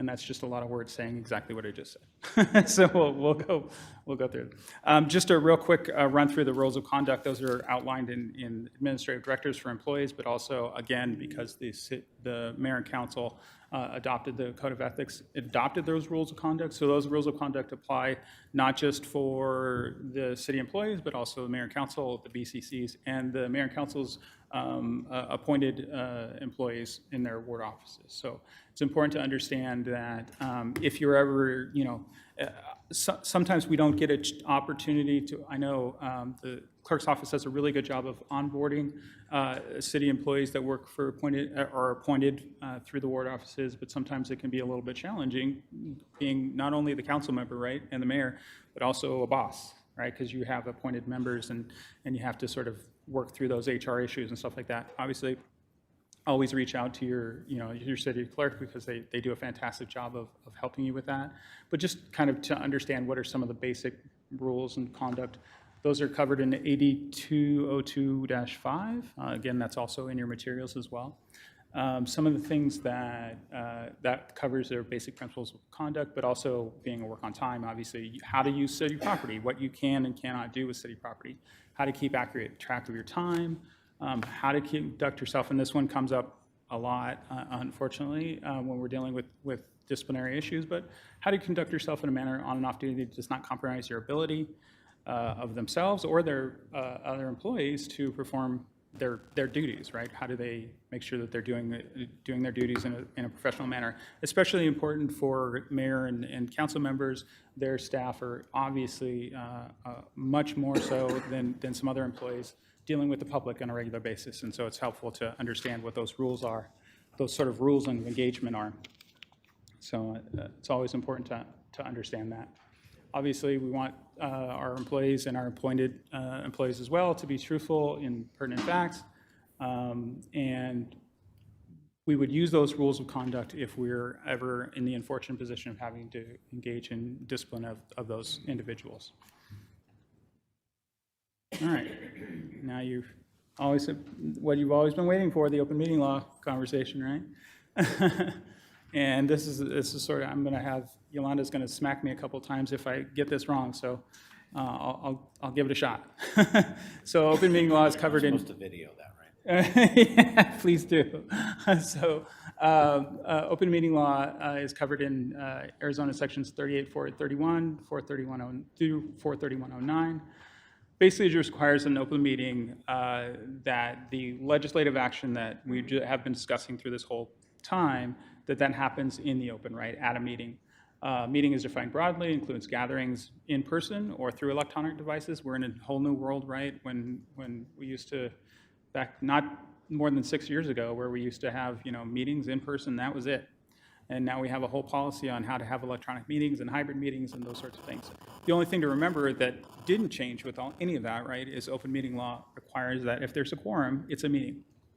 And so that's a good thing to think about when you're, out and about in the You mean community. it's a public meeting? It's a public meeting, So if right. there's a quorum, the public must be allowed to be present? Right. Correct, okay. That's right. So obviously a quorum is a simple majority of the members of the body. That's, for us, that's 4. For other BCCs, it's different. There are specific rules that we had to engage. American Council, again, we're very forward-looking in thinking about, there were BCCs that we had that weren't able to meet quorum because of the COVID pandemic and those sorts of things. So there are certain there are certain different quorum requirements for those BCCs. It's not a quorum of the appointed body, it's the quorum of the people there. That was to allow them to meet in a way that made sense for that committee or board. So what are the key components? You have to have an agenda, you have to post it at least 24 hours in advance, you have to have a legal action report, and you have to do that within three working days of the meeting. You have to have minutes. That's our wonderful clerk's office that does that for us.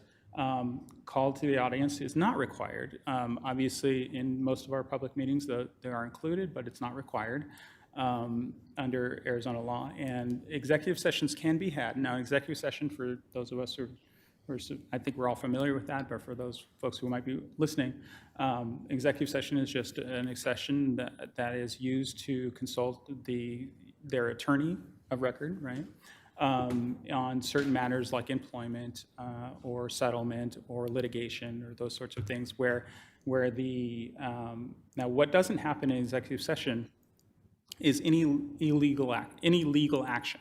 So that's just a time for the body, the mayor and council, to consult with their attorneys and staff to understand what their options are, and then they come out of that executive session and then make their decisions.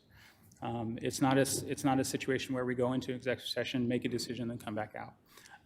It's generally, you will see that deliberation and that sort of thing after the executive session when we have our additional study session item.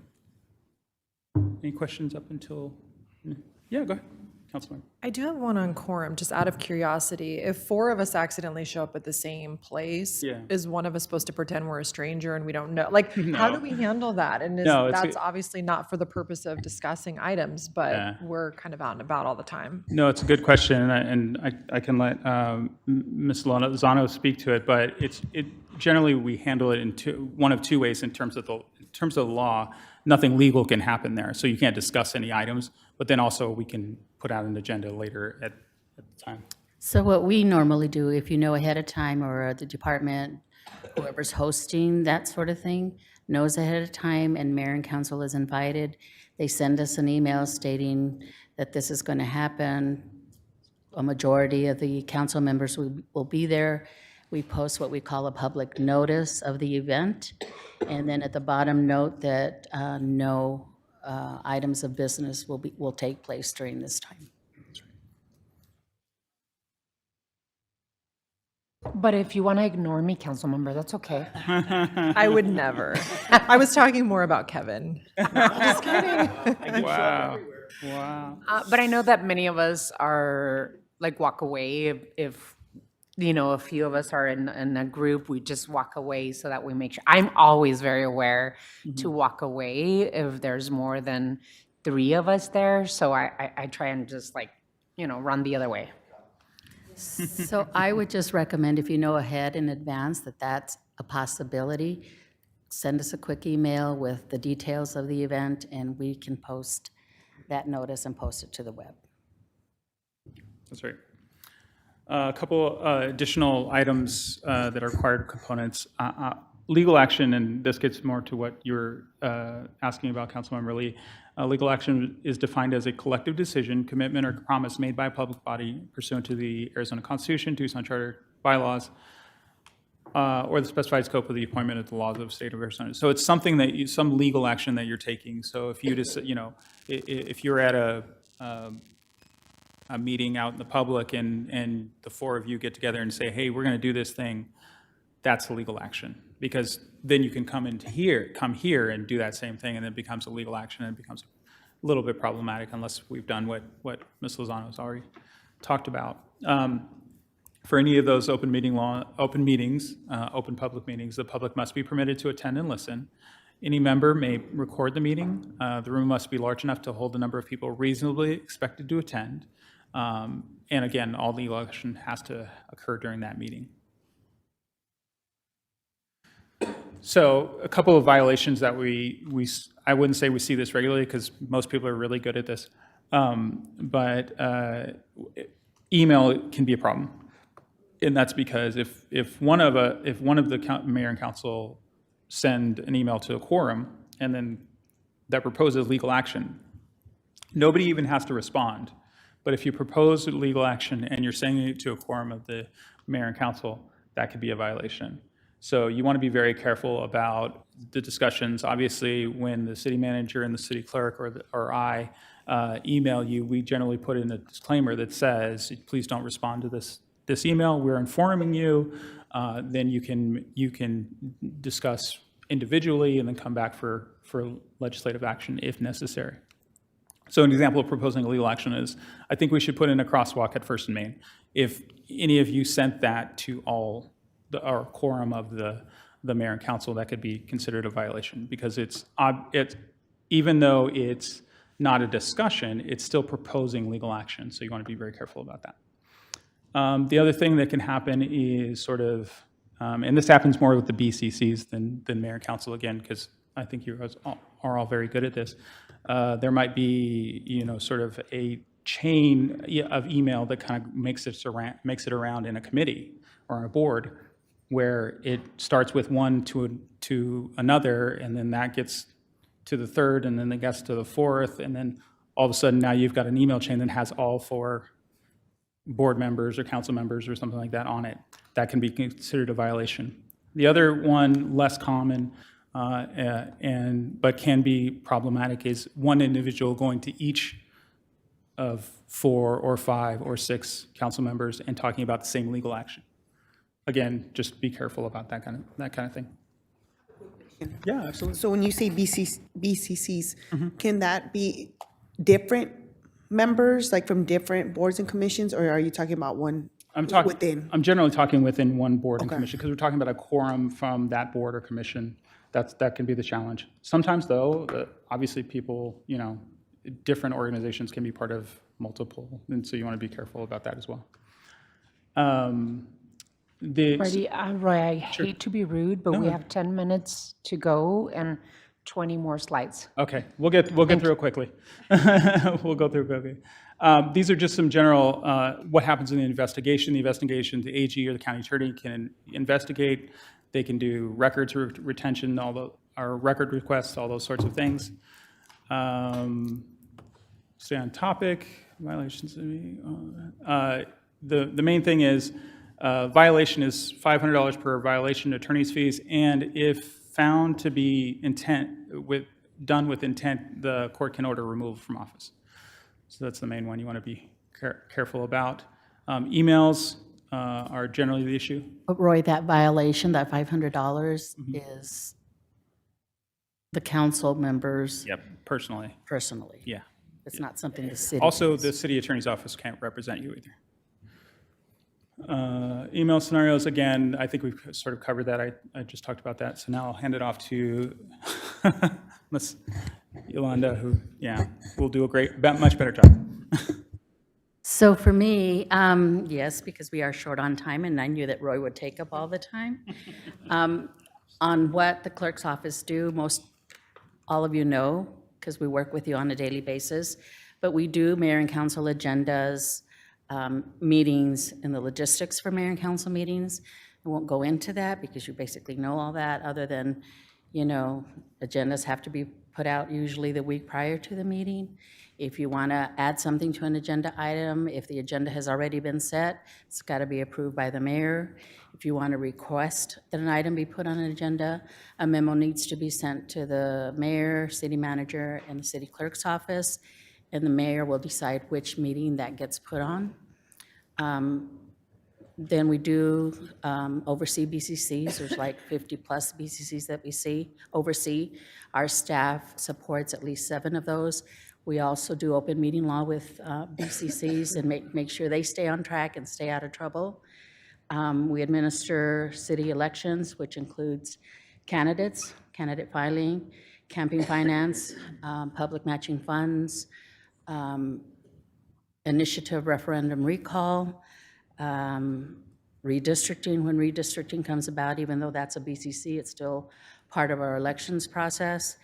We do the publicity pamphlet, or what is known as A Choice is Yours. Our office does that. We run elections from start to finish, except for the part of the mailing out of ballots. But we create the ballots, we send them to the vendor for printing, they mail, And once they get mailed out and start being returned, we do everything from then on. We also do liquor license applications, special events, person transfers, person location transfers, new applications, extension of premises. Staff is real good about making sure that they're always communicating with those applicants and with the state liquor board to make sure that they're meeting city requirements and are in compliance. We also support mayor and council offices and staff with onboarding, anything that the mayor and council offices need.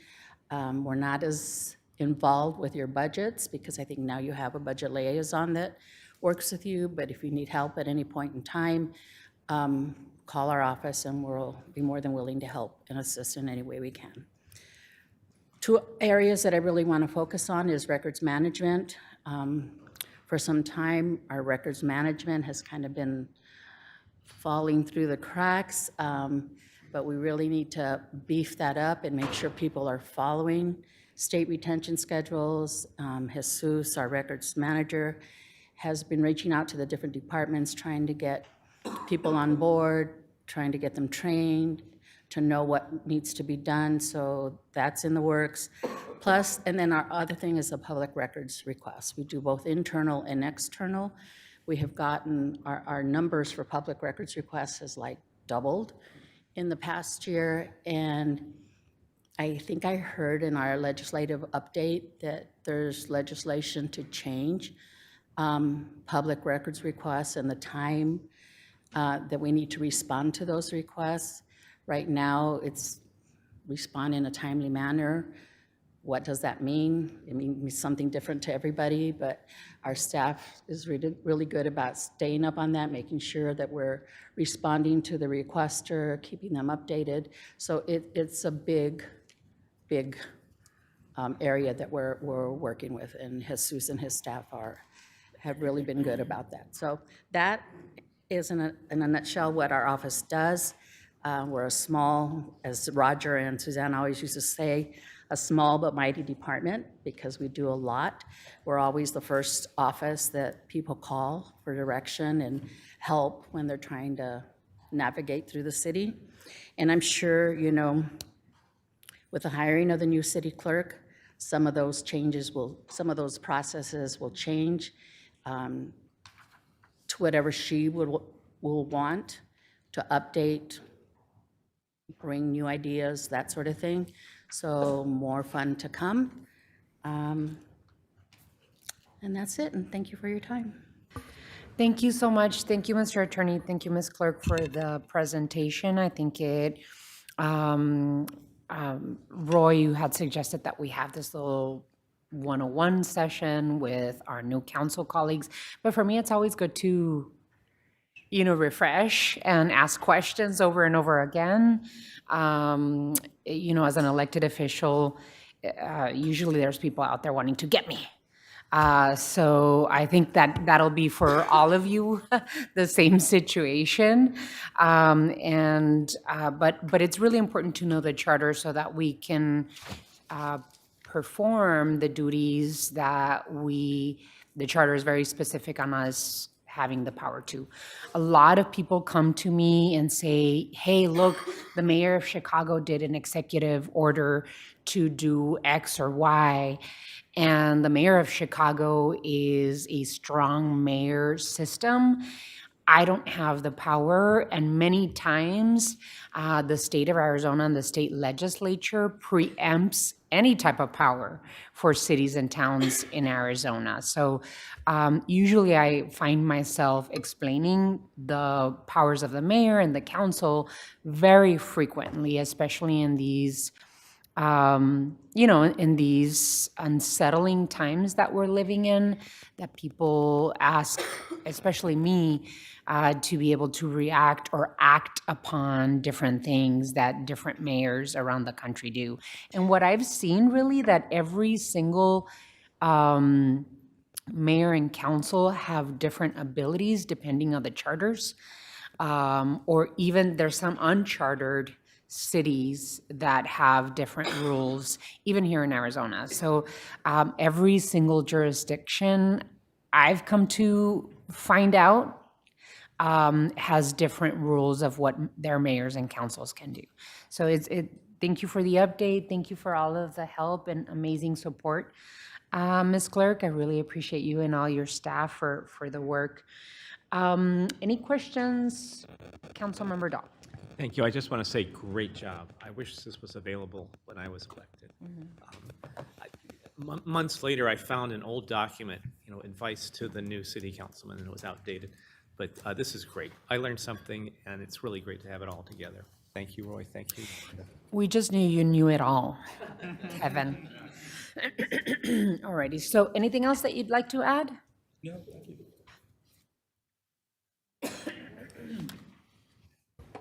I always do this to myself. I think I have a peanut allergy, and I always can't stay away from peanuts. Anyway, so if I start, raspy voice or coughing, please bear with me.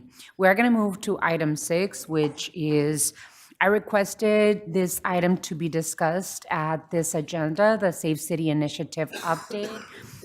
This one in particular will be on our mayor and council agenda each month. So I've requested that the Safe City Initiative update be the first Tuesday of every month when we have a council meeting.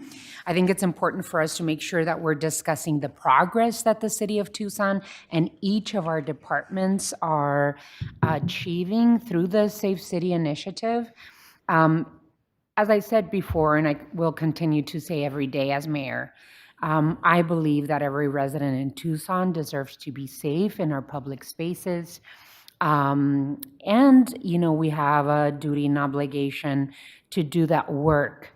I've heard previously some say, it doesn't have this responsibility on our charter, right? We are not obligated to do that service because it doesn't say that we have to do it with whatever mechanism created the jurisdiction. For us, the charter is very specific in terms of public safety, which is police and fire. That's what our charter says. But I know that my colleagues on the council and I advocate more for safety. And even though our charter doesn't say you must do something about unsheltered homelessness or affordable housing, this particular mayor and council and generations back have worked hard to make sure that we are doing everything we can to provide the services to our community that they deserve. This particular meeting and the update on Safe City Initiative is in honor of the Gun Violence Survivors Week that we started on Sunday. We're focusing in this update on gun violence prevention. Arizona has some of the weakest gun laws in the country and the 18th highest gun death rate in the country. Approximately 1,300 people die each year in Arizona from gun violence. One of my first acts as mayor was to sign on to the Mayors Against Illegal Guns coalition. It's a bipartisan coalition of mayors who are working to reduce illegal access to firearms and to support proven prevention policies. I know that many of us have some sort of story in terms of gun violence done to our family or friends or people that we know. I just sat on a panel on Sunday with Gabby Giffords, and she started the Giffords, which is an organization, bipartisan or nonpartisan organization that really works to create gun laws that will help protect our communities. And so here in Tucson, one of my commitments as mayor has been to really reduce gun violence and violence, period, in our city. Some of the ways that we've done that is by doing prevention strategies and intervention strategies and investments in community safety. That's why we, created the Office of Violence Prevention and Intervention.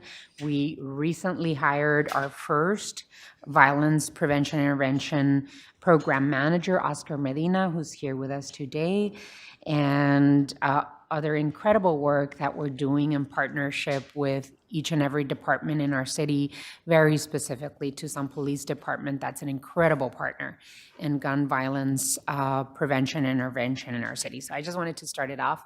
And I know that Liz Morales, is our Assistant City Manager, is going to guide us through this. Thank you, Liz.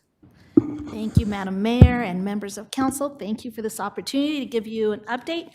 Our first of many upcoming updates to Safe City Initiative, which I'm very proud to be able to be one of the helping lead some of this work. And also thank you to the city manager for giving up his chair today for me so the three of us could sit at the table and have this conversation. And Mayor, thank you for that introduction. This first series will be on the gun violence prevention and intervention efforts that we are doing. This work reflects a strategic, city-wide approach that combines prevention, intervention, and enforcement rather than just relying on a single tactic. Gun violence is not inevitable, as some may think. Cities like ours that invest in coordinated, evidence-based strategies do see results. Here at the city, we have intentionally aligned prevention, intervention, and enforcement under Safe City Initiative framework so that we can ensure that the efforts are complementary and not fragmented.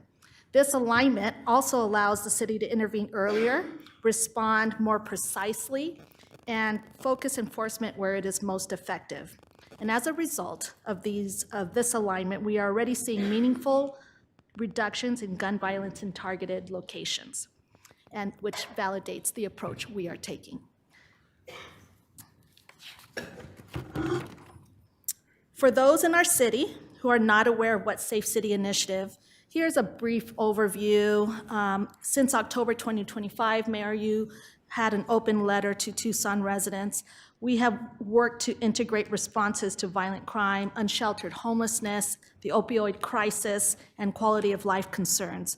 By coordinating across departments and community partners, the city is moving away from a siloed approach towards shared accountability and data-driven decision-making.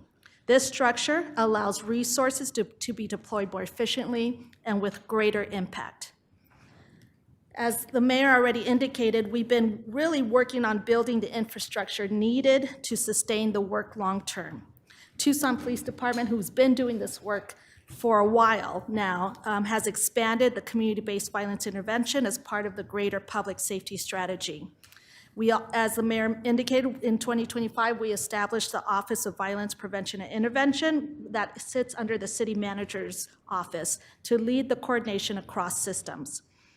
The hiring of Mr. Medina, as the mayor had indicated, is that first step for the Office of Violence and Prevention. He is going to provide the dedicated leadership to align partners, track outcomes, and ensure this work moves from short-term initiative to lasting systems change. And I have asked Oscar to share a little bit about himself and some of his plans and we'll start this conversation. I've also asked Assistant Police Chief Diana Duffy will share also the various efforts and progress we are making in reducing gun violence. We will also hear at the end from Laura Dent, our Director of State and Federal Relations, who will share the legislative agenda on this topic. So I will turn it over to Oscar. Thank you, Honorable Mayor and members of the council. It's an honor to serve in this role as the Violence Prevention and Intervention Manager. I get an opportunity to work with community members who are impacted disproportionately by gun violence. And I come to this work as a former community enrichment coordinator with the Community Safety, Health, and Wellness, being on the ground for 2 years, working in the Viva communities. And before that, 12 years as an educator, teaching middle school and high school here in the Tucson community. This work is important to me because my former students and their families have been impacted by gun violence, And thank you for allowing me to be here today and for allowing me to present some of the prevention efforts that are taking place in our community. The Office of Violence Prevention and Intervention is developing a multi-year roadmap, 2026 to 2030, that will outline prevention and intervention priorities, the strategies used for the implementation, and prevention and intervention practices and programs will be evidence-based and data-informed. The multi-year roadmap will include benchmarks and align with some of the existing citywide prevention and intervention goals, including the Safe City Initiative, the Violence Interruption and Vitalization Action Initiative, and the Prosperity Initiative, with the goal of delivering measurable and collective impact. The office will establish and strengthen coordination with key partners through regular meetings with Tucson Police Department's Research and Analysis Unit, the Community Violence Intervention Management Coordinator, and the Pima County Health Department and their Office of Injury and Violence Prevention. Neighborhood leaders and nonprofit organizations like Goodwill's Community Violence Intervention CVI program, The Village, the Kodak Trauma Recovery Center, and Pima County Justice Services, and other organizations that are focused on violence reduction. Can we go to the next slide? I want to share some of the updates from last year in our Viva communities. Across 4 Viva communities, in 2025, we reached 899 residents through canvassing and strategic community outreach. Our community enrichment coordinators in the Viva conducted 289 surveys, getting feedback from residents and outlining top priorities that community members believe reduce gun violence. These priorities are guiding the community enrichment coordinators in the field as they bring resources and develop programs for residents in the Viva communities. 503 Viva community members attended one of 5 on-site community resource fairs. We make these resource fairs festive and vibrant with music, food, and typically have anywhere between 8 to 5 community resource providers tabling, giving valuable contact information for workforce opportunities, workforce development opportunities, legal assistance, after-school programs, and activities to keep young people engaged. These types of resource fairs create that social cohesion that is needed in the community. 487 Viva residents participated in one of or more community events that our team hosted. These community events consisted of neighborhood cleanups, neighborhood yard sales, neighborhood tree planting, and neighborhood potluck parties. Lastly, 305 participants attended one or more community safety meetings or workshops where they proactively discussed how to enhance community-led public safety. These types of meetings and workshops teach members how they can promote collective efficacy. So I look forward to continuing this momentum and continuing to have this type of level of engagement in 2026 in the Viva communities. Additionally, some gun violence prevention efforts. I want to thank the Community Safety, Health, and Wellness team. My colleague, Lee Hopkins, has an incredible team of care coordinators.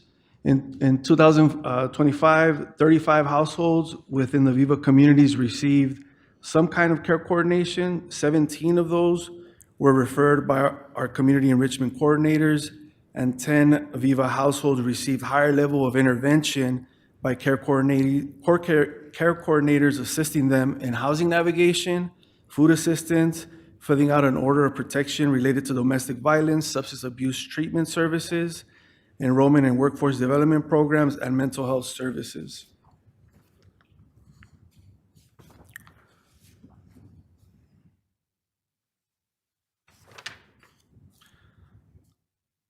In 2024, we created a Community Safety Leadership Institute.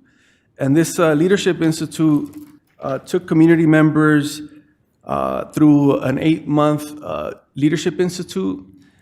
These courses or sessions consisted of 2 hours, and they typically revolved around empowering community members with skills and knowledge and tools to promote safety and well-being.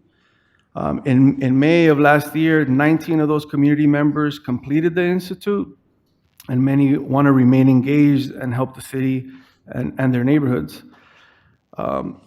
In November of last year, we had our first Gun Violence Prevention Youth Summit that took place at the Pueblo Community Center. Thank you, Mayor, for attending and for listening to the youth. Those themes of that summit were remembrance, those who people have lost from gun violence, the root causes of gun violence, and the collective action that young people can take. We're in the process of organizing a Violence Prevention Youth Summer Boot Camp, where youth ages between 12 and 22 can participate in a 5-day Kingian nonviolence curriculum in partnership with the Nonviolence Legacy Program to promote youth with a Kingian historical framework to practice and promote peacekeeping among their peers and in their community. The Tucson Violence Intervention and Prevention Planning Council gathers quarterly at the Silver Lake Goodwill campus to share data, resources, and bring community members who have lived experience with gun violence to advance and grow our Tucson Community Violence Intervention CVI ecosystem. We just had our meeting last week, and I want to recognize the village program, Lance, Brittany, Carlos, Faye, May, some of the CVI specialists who are out in the field and will join us sometimes at the Viva communities. I look forward to sharing later this year the outcomes and some of the deliverables of this ongoing work. I'll pass it over to Assistant Chief Duffy. Thank you, Mayor Romero and Council, for having us here today. I'm going to talk a little bit about TBD's focused violence reduction. We've been actively involved in all of the Viva locations since the inception of the program. We have recently, in the last probably year and a half, centralized all of our non-fatal shooting investigations, which I'll talk a little bit more about. We expanded the Crime Gun Intelligence Unit. We created a partnership with Goodwill the Village to engage with high-risk youth and young adults. And we enhanced our collaboration with our local and federal partners to prosecute violent offenders. So we work with the county attorney and U.S. attorneys on repeat violent offenders. So I'll talk a little bit about the Viva location at Grant and Dodge. In the first 2 years, we saw an 80% decrease in violent crime there. Since then, we've sustained about a 50% reduction in that location. We continue to base our targeted efforts on certain sites in those locations based off the data. And in 2025, we made 450 arrests, and 26 of those involved the gun. And as Oscar talked a little bit about, a lot of those community members don't feel safe there, and so they've been attending meetings and they really communicate with us about what's going on there, which helps our efforts in there. There we go, in TBD non-fatal shooting investigation efforts. In 2023, the City of Tucson was named a Gun Crime Intelligence Center by the U.S. Department of Justice. We created a regional gun crime intelligence unit that launched about 2 years ago. Last year, we only had 12 participating agencies.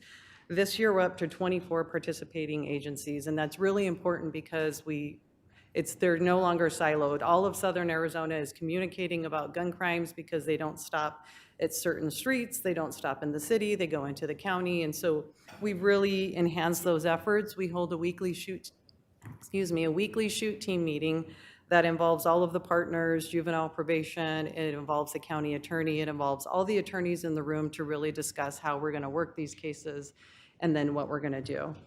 Moving forward. Our shooting investigation unit was created. Prior to this, different non-fatal shootings went to different detective units. Now they're centralized in 2 detective squads. Some of them are working in the room here today. Really hardworking detectives that have put in a lot of efforts. So far, we've seen a 15% reduction in non-fatal shootings. In the first 3 months, our solve rate went from 20% to 66%. The solve rate is now 84% in 2025. A lot of that had to do with victims not being willing to prosecute or to be scared, and so we were really, with the attorneys in the room, we took a different route on looking at these things, like how are they going to, how are the offenders going to continue to commit violence? So what other charges could we look at to stop the violence in the community? We have an 86% conviction rate with state and federal, and that's really the partners working together in the room. 320 prohibited possessors were prosecuted, 1,825 crime guns recovered, and a 19.5 reduction in homicide gun crimes. I just want to mention that the national solve rate is about 58% for homicides and 10 to 20% for non-fatals. So we worked really hard to bring everyone in the room and take out the silos, share the information, and really use evidence, social media, all of that stuff to solve these crimes for the victims. In 2024, we launched with partnership with Goodwill of Southern Arizona, TPD, and Banner UMC Level 1 Trauma Center. I really have to credit Brittany Peterson, who's our violence prevention coordinator with this. She really worked hard setting this up with Goodwill. They took a chance on partnering with TPD, which probably wasn't popular back then, and then really worked hard to get UMC on board. This is Arizona's first hospital-linked violence intervention program, and they come bedside to the gunshot and stab wound victims since May of 2025. So anytime UMC has one, they call Goodwill in. They start connecting them with services there when they're vulnerable, food insecurities, housing insecurities, any sort of counseling, they're there to connect with the victims. Since the inception 18 months ago, 638 referrals. TBD has referred 300, dang it, I keep doing this, sorry. 638 referrals in the first 18 months. 357 of those came from TPD, and these are ages 12 to 24. Just to give you a little insight, in the shoot team meeting where the detectives that responded to a shooting weekly, we talk about Brittany's there at all of them, who can be referred, are there brothers, sisters, members maybe that haven't quite been our suspect, or maybe you're a victim of crime, to try and get them referred to the Goodwill to do some intervention. To date, 247 of the highest risk participants are enrolled, 250 or a little bit more engaged through ongoing outreach. They're engaged in either education, workforce, behavioral health, or other sort of training with Goodwill. And Goodwill has de-escalated 3 known retaliatory incidents since working with us in the last 18 months.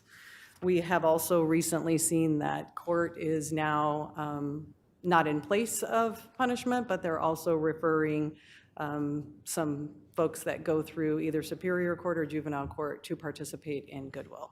So we did present recently to some judges on what it is, and kind of that Goodwill needed to know all of the information, so they make sure that they keep everybody safe. Gun crime dashboard. So as the mayor mentioned, Mayor Romero is the co-chair of the nonprofit Mayors Against Illegal Guns, and our research and analysis worked with every town for gun safety to develop the public dashboard. It covers victim demographics, offender demographics, incident mapping, and it's used to guide our deployments, intervention, and policy decisions. You can see a little bit of up there on the victims' demographics, age, things of that nature. I think it's important to point out that half of the victims are 18 to 36. 15% of them are African American. 50% of them are Hispanic, Latino, and 80% of the victims are men. We also cover the offender data. It's important to cover, even though our solve rates are high, they vary between 83 and 86% at any given day. We're still missing some of the demographics because all of them are not solved, but pretty similar here where the offender, 58%, Latino, so we definitely have some work on our hands when it comes to these demographics. Some are not proportional, and that's really what Goodwill works with, is generational trauma, generational any sort of issues. They have counseling specific for men, especially because we see 80% of them are men. And then the last one is the gun crime dashboard. You will see on there that a lot of our gun crimes are focused on either on the south side or the southern part of the west side. They are spread throughout the city of Tucson, but we do see a large number of them on the south and west side. And now I'd like to turn it over to Laura Dent.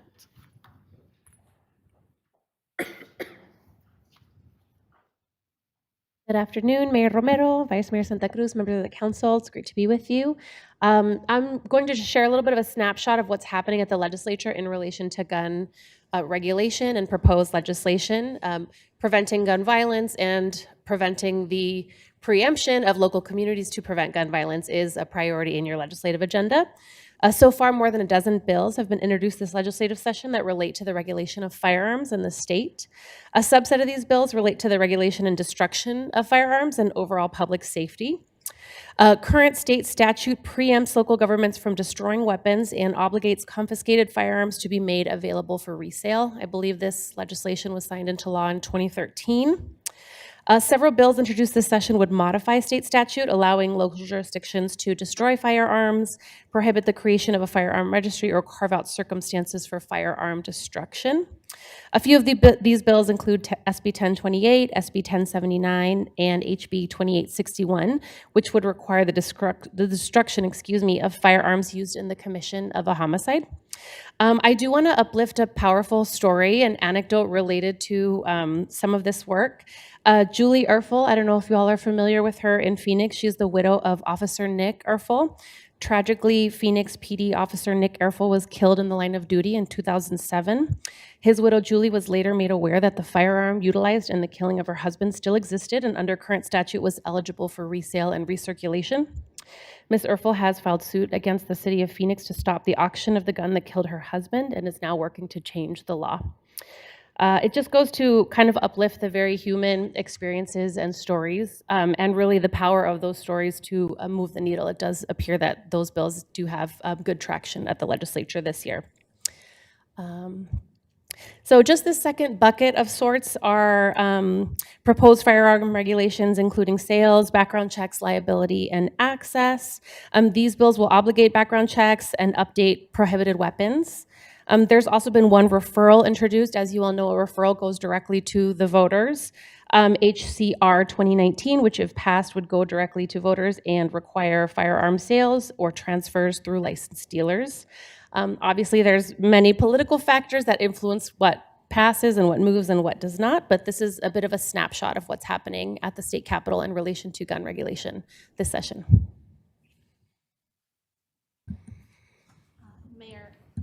Mayor and council members, that concludes our presentation, but this is ongoing work and would love to hear any feedback or direction you have for us. So first and foremost, thank you so much. Liz, I know that you've been intimately involved with creating all these programs. I want to also extend my heartfelt thanks to Chief Casmore and his entire team, including, of course, Assistant Chief Duffy, who's presenting here, and I know that you all work day in, day out, including our officers. It actually was our work with TPD that started the PNI Plus Network Investigation Program, which was the pilot of our VIVA program, maybe, what was it, 4 years ago? And we chose, based on data, the areas with highest gun violence and crime incidents, which became the VIVA sites that we're working on right now. Since I became mayor, as I said, my first act was to sign on to Mayors Against Illegal Guns, but we've steadily worked on reducing gun violence in our city. And in 2024, I helped launch an initiative that Tucson Police Department went after federal DOJ funds to be able to create the village in partnership with Goodwill of Southern Arizona. We've seen incredible evidence that the programming and prevention and intervention works. And I'm so proud that the city of Tucson is the first city in Arizona, and I don't know if around the nation, in terms of creating a hospital-based gun violence intervention program. Our partnership with Goodwill of Southern Arizona has proven to be amazing. Viva has proven to bring down gun violence up to 80%. And it's a holistic approach to gun violence interruption and intervention in partnership with our Community Safety, Health, and Wellness program, our Housing First program, our Housing Community Development program, our council offices that have been involved in all of this, and that continues to maintain the percentages of gun violence down. I just want to also talk about, that we're not a Johnny-come-lately. We're an innovative organization that tries new things, and I want to deeply thank Chief Kasmar for holding hands with me and the council on these really important projects that we all deeply believe in, and that really are protecting our community and our police officers on the streets. And so thank you, Chief. I know you're here with us. Thank you. Really appreciate you bringing ideas like these to me and to my colleagues on the council. And I just wanted to also thank Oscar Medina, our first manager of the Office of Prevention and Intervention in our city. There's a commitment from me, I know from my council colleagues, that we want to continue pushing the envelope on the innovative, holistic approach to safety in our city. I was lucky enough to go to the Youth Summit, and hearing from the young people and the emotion and the trauma shared in the room, it was so powerful. And so I would highly, highly recommend that you all, if we can, attend the gun violence prevention boot camp that is being put together. It is so powerful to hear from young people themselves. And at the summit, I met the mother and sister of Eduardo Toyos, a young person whose life was lost to gun violence.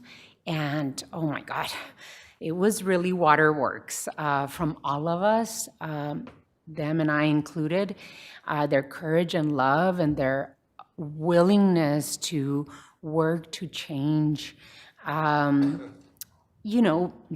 gun violence that we are seeing, not just in Tucson, throughout Arizona, but throughout the country. It was just so powerful. And I also wanted to bring up here in Tucson, and in a weird way, right? The shooting and the death of Juan Cristobal Flores, an employee of Goodwill of Southern Arizona, who was shot and killed, as well as a young woman working with him. And I know I've talked to the CEO of Goodwill, and she said that they put this work that they do to work at the hospital at St. Joseph's, and the CEO of St. Joseph's said, we want to participate in this. We also want to be part of Goodwill's The Village program. And so good things are happening, and the tragedies of losing young people and losing any human to gun violence is something that we have to make sure that we continue working on. These are not isolated tragedies. They represent lives and dreams and families and futures taken too soon. But the work that we do, that we all do collectively here, it really is saving lives. and it is improving the quality of life in many areas, like in our Viva sites of our city. As Assistant Chief Duffy said, some neighbors are scared to come out. And we saw in your map where the incidents are happening. Those are the same places where we've created Viva sites that we're bringing down those numbers through the holistic approach that we are using here in Tucson. So I'm really proud of the work that you're all doing on the ground. I see the lives changed every day, and I encourage others to participate. You know, the young people that were at the youth summit, they were not just suffering through trauma, maybe lost a friend, a relative, but also wanted to be part of finding solutions to this. So I invite the community to participate. There are ways, right, of participating in the safety of our community, and intervention and prevention is one of the ways that we do this work. So I just wanted to add that to the commentary. Wanted to open it up for my colleagues on the council for questions or comments. Councilmember Cunningham, and then Vice Mayor Santa Cruz. I'm just going to give my shout out to Brittany. I mean, I'm proud of all y'all, but I've witnessed firsthand and up close and personal what Viva does, but more importantly, what the Goodwill program does. I don't think a lot of people understand that when you have a family that's struggling and already experiencing poverty, and they are also gunshot victims, it becomes a tipping point in all their lives. Just from one shooting on a family that's already disadvantaged, you can see children in foster care for the rest of their lives if the community doesn't act. You can see a family becoming homeless if the community doesn't act. And over the past 2 or 3 months, we've had the opportunity out of our office to work hand in hand with this entire organization to stave off those consequences to several families. So I want to thank everybody for what they're doing. And the solve rate's not surprising. And that's not just in gun violence. We seem to be doing a great job on our solve rate on all the cases that we're able to follow up on.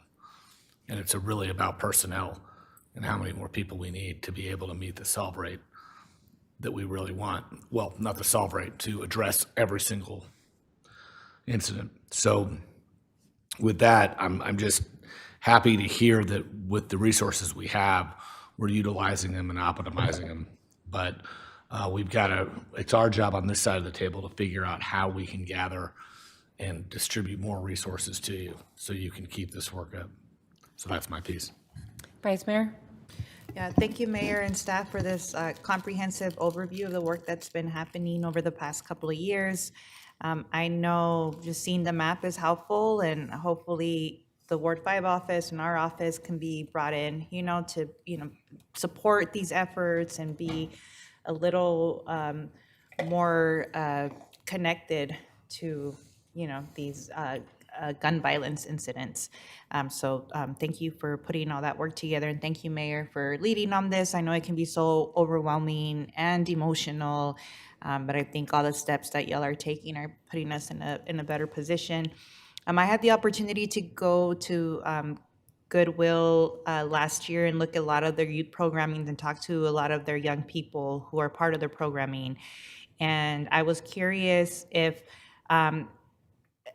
part of their participation in the program is court-ordered participation, or is it voluntary participation, or is it a mix of both?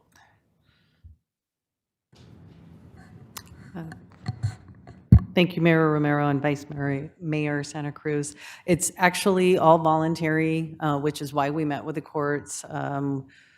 It sounds like maybe they could court order them, but we can't have it as like a required. There's no sort of monitoring, it's just engagement, which is why we wanted to meet with the courts just to kind of say, we would love for you to refer them. There's lots of resources, but we absolutely, it's voluntary. And because there's 4 centers, we have to know who can be in which center, what would be beneficial to each one of them. So we have kept it voluntary. And I didn't mention this before, it is a one flow of information. So Brittany provides them the information from the police department, and all I get is like, this many are registered or engaged in services. We do not get feedback on individuals, and that had to do with part of them being willing to trust the goodwill to go in there, so it's just it's a one-way flow of information.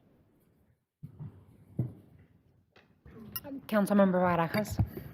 Thank you, Mayor, for adding this item to today's agenda.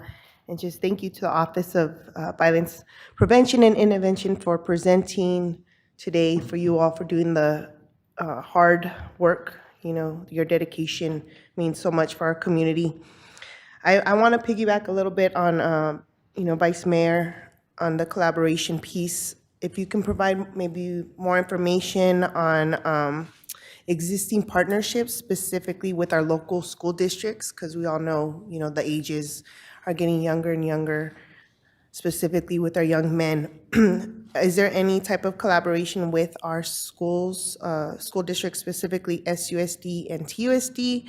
And lastly, I just want to give you all kudos, for bringing that innovation and creativeness to this work. I attended a No Place Like Home Play with my family, and I was just amazed at how many neighbors were outside, all ages, at that Viva site, and all the resources that were handed out.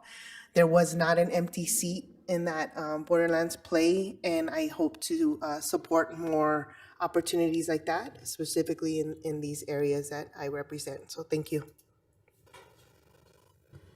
Mayor, Councilmember Barajas, we'll get back with you on some of those partnerships and also work with you to identify if there's any more that we can bring in. So thank you for that question. We will return to you. Any others? Can I just say congratulations on raising that conviction rate to 86%. And I also wanted to bring attention to the 19.5% reduction in gun homicide in 2025. One too many, right? One too many. But we did bring down that percentage, and it just goes to show that investment in prevention and intervention does work. I'm also very interested in, besides the Village, I know that we have other nonprofit groups that participate in working very exclusively with young men in areas of high need. I believe Boys to Men is one of them. I know Emerge does some violence prevention work.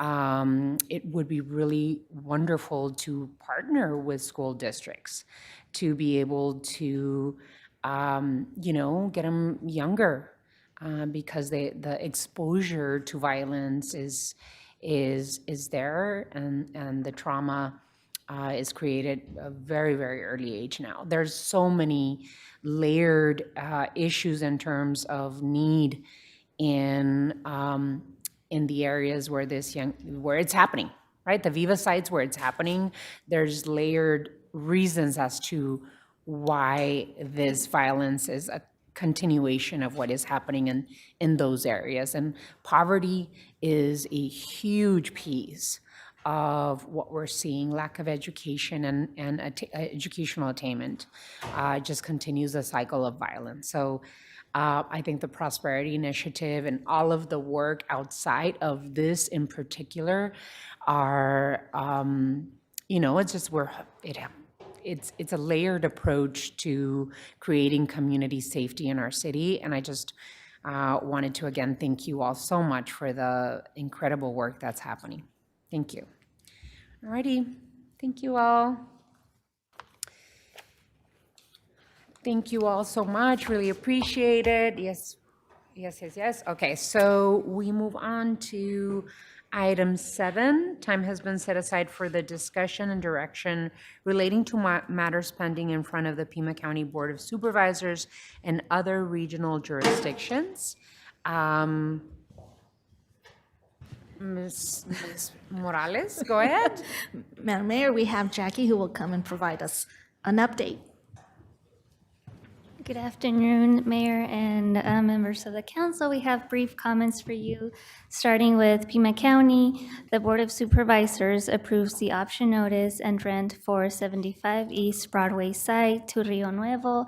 This was at the January 20th meeting, and this approval satisfies a requirement of the ground lease option agreement, allowing Rio Nuevo to advance redevelopment of the site, including the proposed Tucson Inn and Marketplace Hotel retail and event space project with OB Companies as the developer.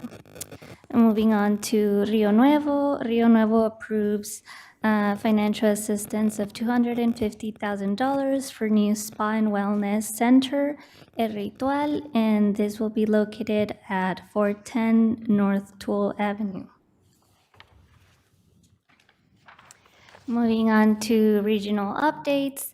Town of Sahuarita discusses findings from the summer 2025 public involvement process for the Sonoran Corridor project. Responses show strong support for a no-build option and mixed views on project needs. Updated traffic forecasts through 2055 indicate lower demand than previously projected, and ADOT is considering changes. And Sahuarita supports a combined approach that limits community impacts while maintaining essential regional connectivity. And the last update on regional economic development is Mexican officials brief PAC Regional Council on passenger rail expansion. Officials outlined passenger rail lines currently under construction in central Mexico with long-term plans to extend services to Nogales, strengthening future cross-border mobility and regional connectivity.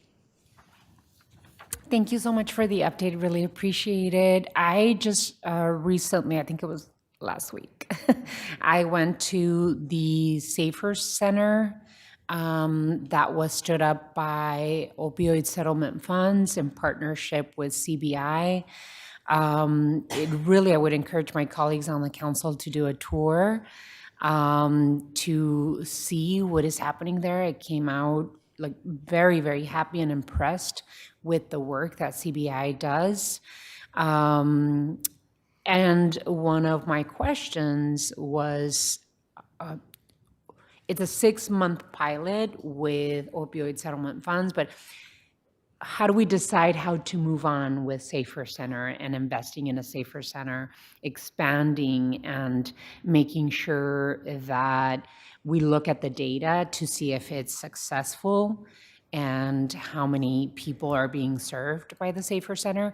So I think it would be important. One of the pieces of information that I was given was that they have, I think, either weekly or monthly reports that are going to Pima County Public Health Department in terms of who's being served and the success rate, et cetera, all the data that we should be getting as well.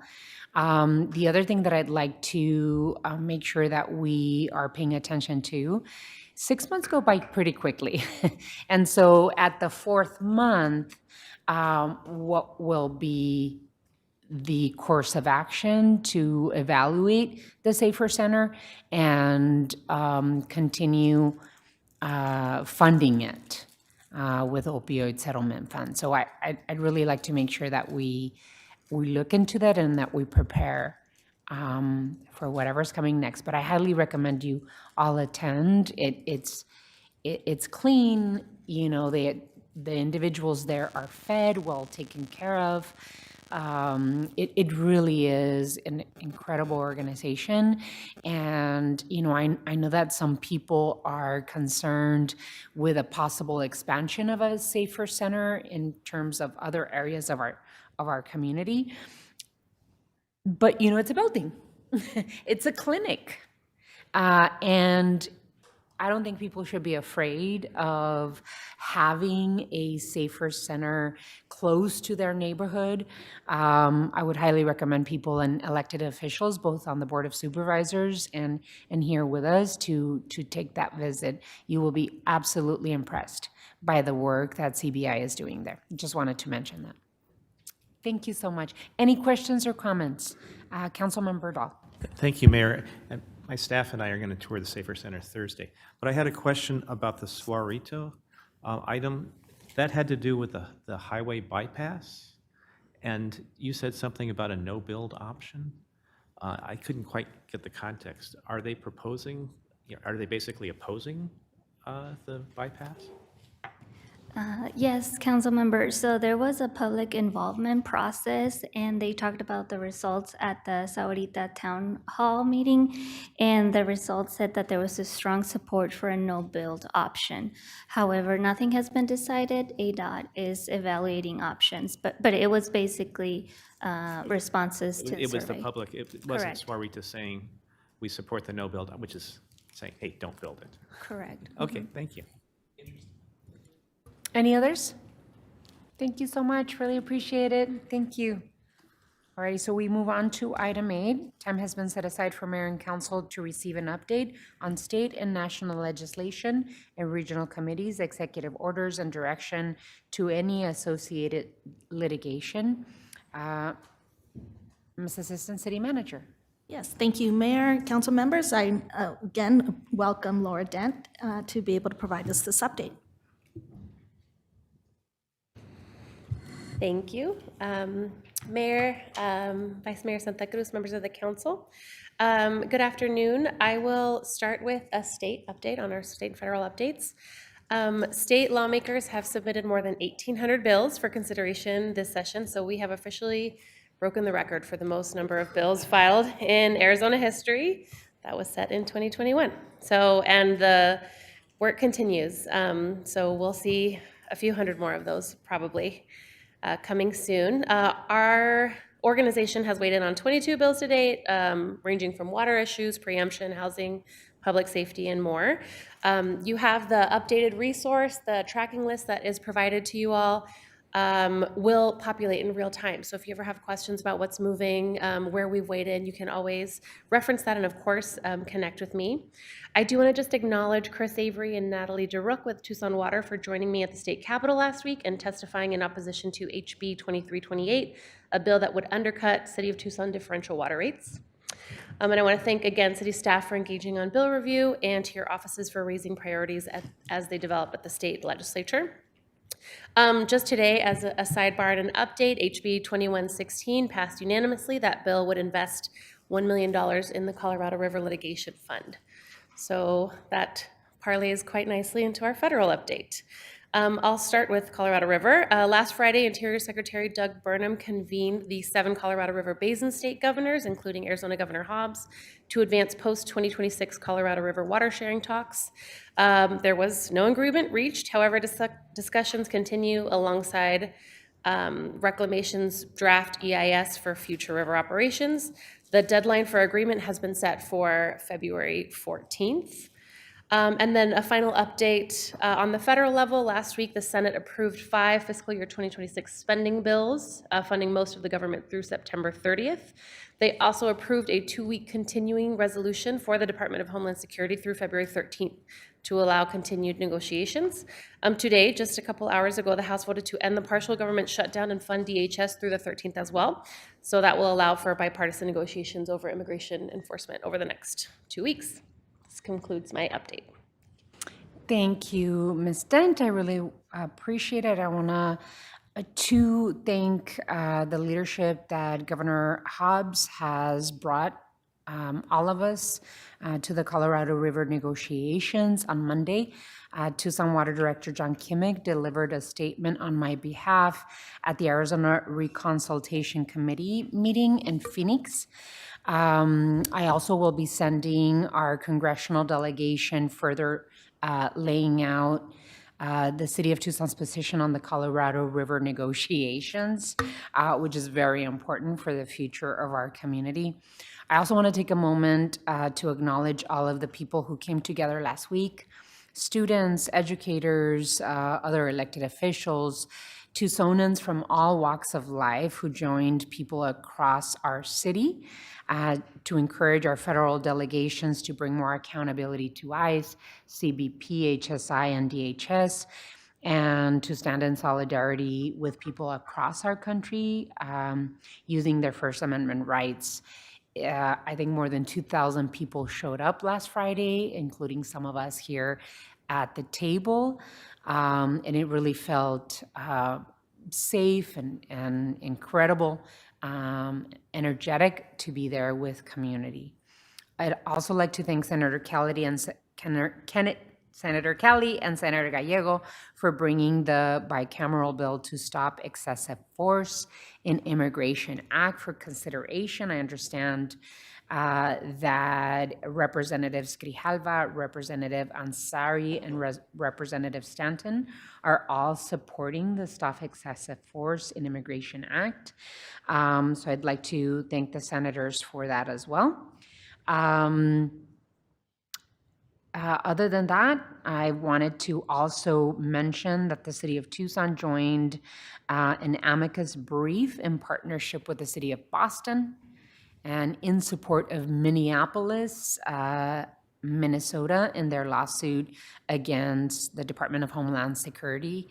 And just really happy that we were able to do that. That was based on previous direction that Mayor and Council have given, and that Mr. Lusk and his office worked on to make sure that he added us on to. So other than that, that was my report for you all. Questions, Councilmember Cunningham, Councilwoman Lee. This one's almost a point of personal privilege.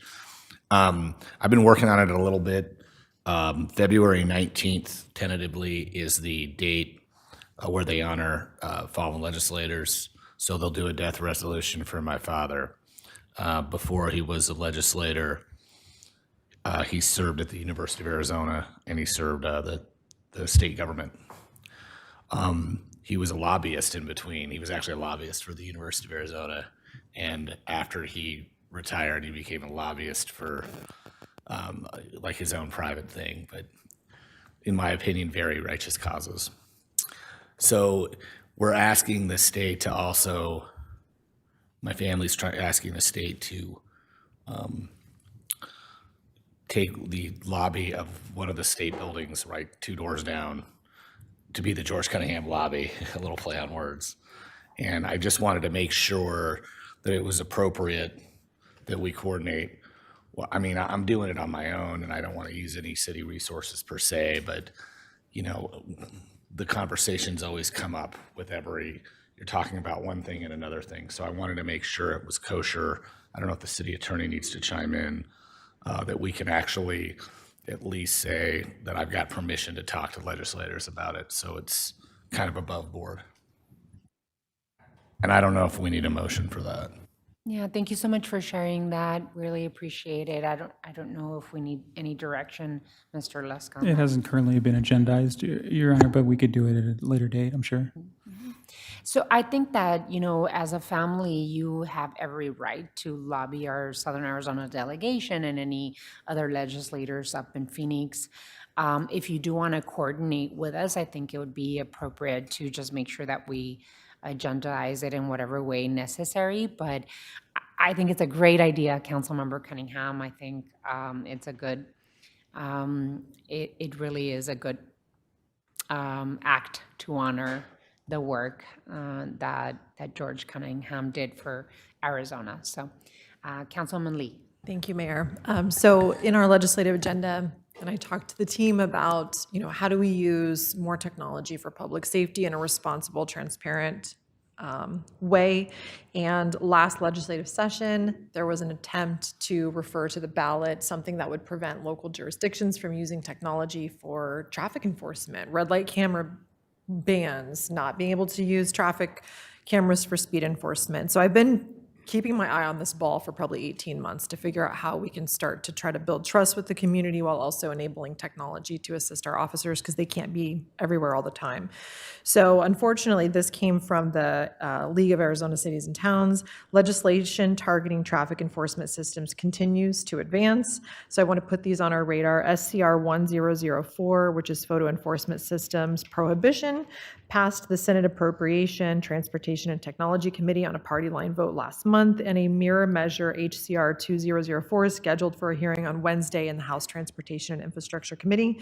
The League is obviously opposing this because, just like I feel, we should have the ability to address our community priorities and use these systems like plate readers and photo enforcement systems in a responsible manner to assist law enforcement and to keep our roads safer and to solve crime. So I just wanted to put that on our radar if we could take a position to oppose along with other jurisdictions. I don't know if it will make it through and the governor can veto, or if they'll try to refer it to the citizens of Arizona in the future, but that's another issue.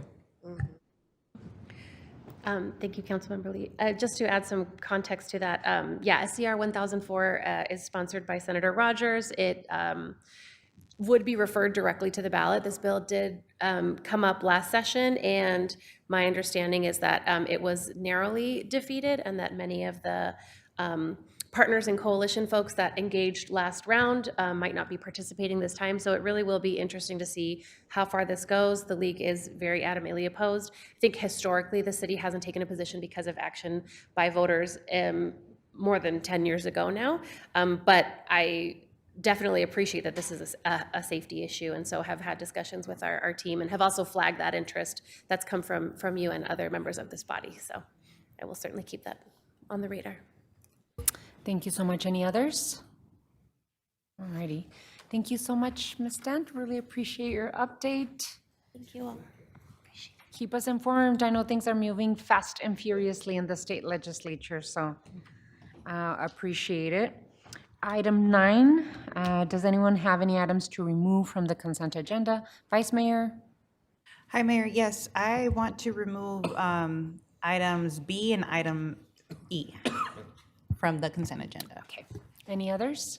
Councilmember Barajas? Thank you, Mayor. Yeah, I would like to pull item 7B off the consent agenda, the item relating to the distribution of prepackaged food and refreshments in parks. Okay. So desire from both council members to remove, so we will make sure that we make a note of it, Yolanda. Any others? All righty. Item 10, does anyone have any future agenda items? Hearing none, we are adjourned. The study session of February 3rd is adjourned. We will reconvene in our regular session, and let me see, we will see you back here at 5:40 to start our regular session. Thank you all so much. Really appreciate it. Wonderful presentation. Thank you. Great information.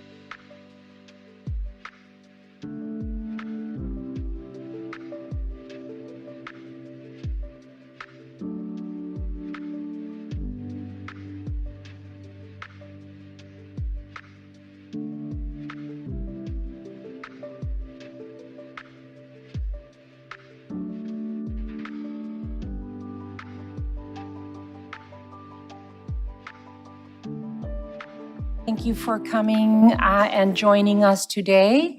Council will stand in session and we will start with roll call. Mr. Cunningham? Here.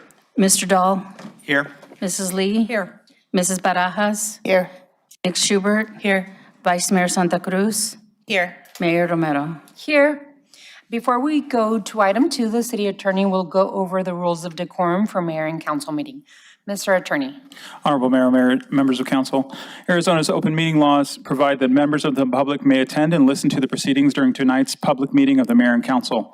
Arizona law also allows the mayor and council to enforce rules and procedures for public attendance of the meeting to ensure orderly behavior and to prevent unnecessary interference with the public meeting. Here are the rules that apply. The rules require decorum and orderly conduct by the members of the audience. No person attending the meeting shall engage in conduct that disrupts or otherwise impedes the orderly conduct of the meeting, including any statements or conduct that interrupts the persons who might be addressing the mayor and council or that disrupts the discussions of the mayor and council. The mayor has the authority to ensure compliance with the rules of orderly conduct. If disorderly conduct or disruptive conduct continues after a warning, and this is that first warning, the mayor may direct the removal of persons from the chambers and/or recess the meeting itself. If disruptive behavior makes it necessary to clear the chambers, the persons who disrupted the meeting will not be allowed to return to the chambers for the remainder of tonight's meeting. As a final note, please be aware that interfering with or preventing this lawful public meeting from being carried out in an orderly manner not only violates the rules of participation, but also violates Title 13 of the Arizona Revised Statutes. Thank you, Mr. Attorney. Item 2. Invocation, Pledge of Allegiance, appointments to boards, committees, and commissions, and presentations. The invocation will be given by Reverend Lynn Bartlow from St. Mark's United Methodist Church. After the invocation, I ask that you remain standing for the Pledge of Allegiance. Good evening. I recently took my daughter to visit colleges in Washington, D.C. I forced our family on a 2-hour walking tour of all the monuments, and I was once again struck by the legacy of thinkers and doers that we have here in the U.S. From Washington to Jefferson to FDR to Lincoln to Eisenhower to Martin Luther King, our nation's capital has erected grand monuments of people who've made lasting marks on our nation. We can learn a lot from our history. I've come back over and over again to a statement by former First Lady Michelle Obama, who said, "History has shown us that courage can be contagious and hope can take on a life of its own." Courage is contagious, friends. As you do your work tonight, I remind you to have courage. As Martin Luther King said, the time is always right to do what is right. We need to see your courage to stand up in these troubled times, for your courage can give us hope. With hope, we can get up again and again and do what's right. Let us pray. God of us all, we are blessed and we are grateful. Thank you for a wonderful community in which to live, for the freedoms given to us in our nation's highest laws, and for those who serve our community using their skills and their knowledge. God of us all, help us to be people of courage like our ancestors before us. Help us to have the courage of Abram and Sarah, who left their home for another land. Help us to have the courage of David, who faced a giant who threatened his people. Help us to have the courage of Daniel, who stayed faithful even in the midst of persecution. Help us to have the courage of the Samaritan woman at the well, who defied the acceptable practices of the world around her to speak with Jesus. God, give us courage. Help us not to be limited by other people's imaginations, but instead to face the hard things.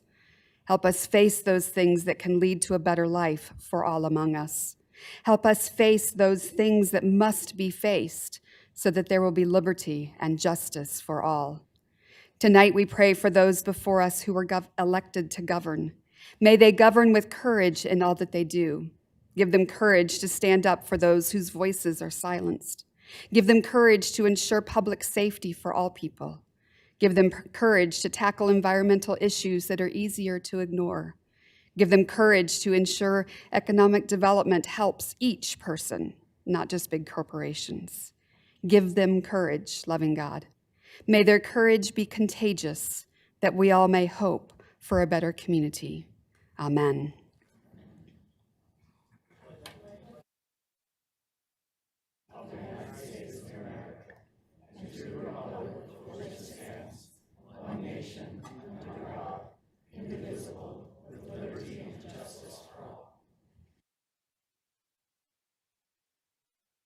Thank you, Reverend Bartlow, for those beautiful words and for gracing us with your presence.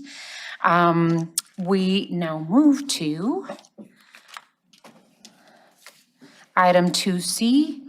I'd like to proclaim February 1st through February 7th, 2026 to be Gun Violence Survivors Week. We have a host of guests here with us to help us celebrate and bring attention to this important proclamation.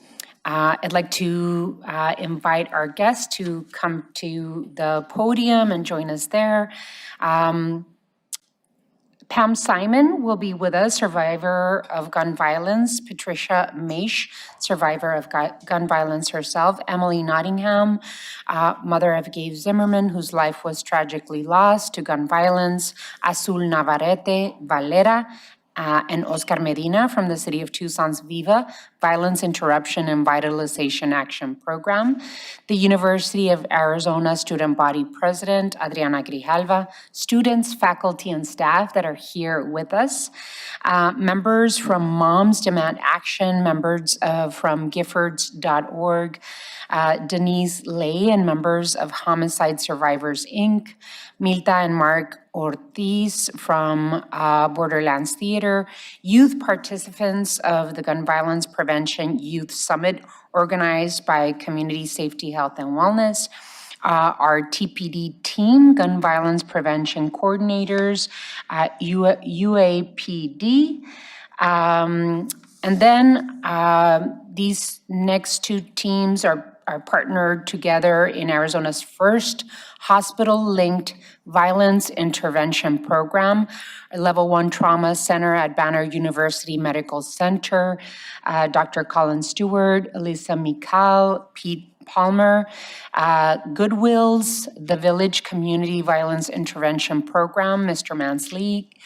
Lance Meeks, Carlos Ramirez, Faye McCory, Infinity Patterson, Andres Medina. Also, I know that we have Chief Chad Kasmar here with us and any others in our police department who would want to join us. Any others, I know that we have dignitaries, Vice Provost, I believe, of the University of Arizona. Please all join us in recognition of what we're doing. As I usually do, my colleagues on the council are also invited up there to celebrate this proclamation with us.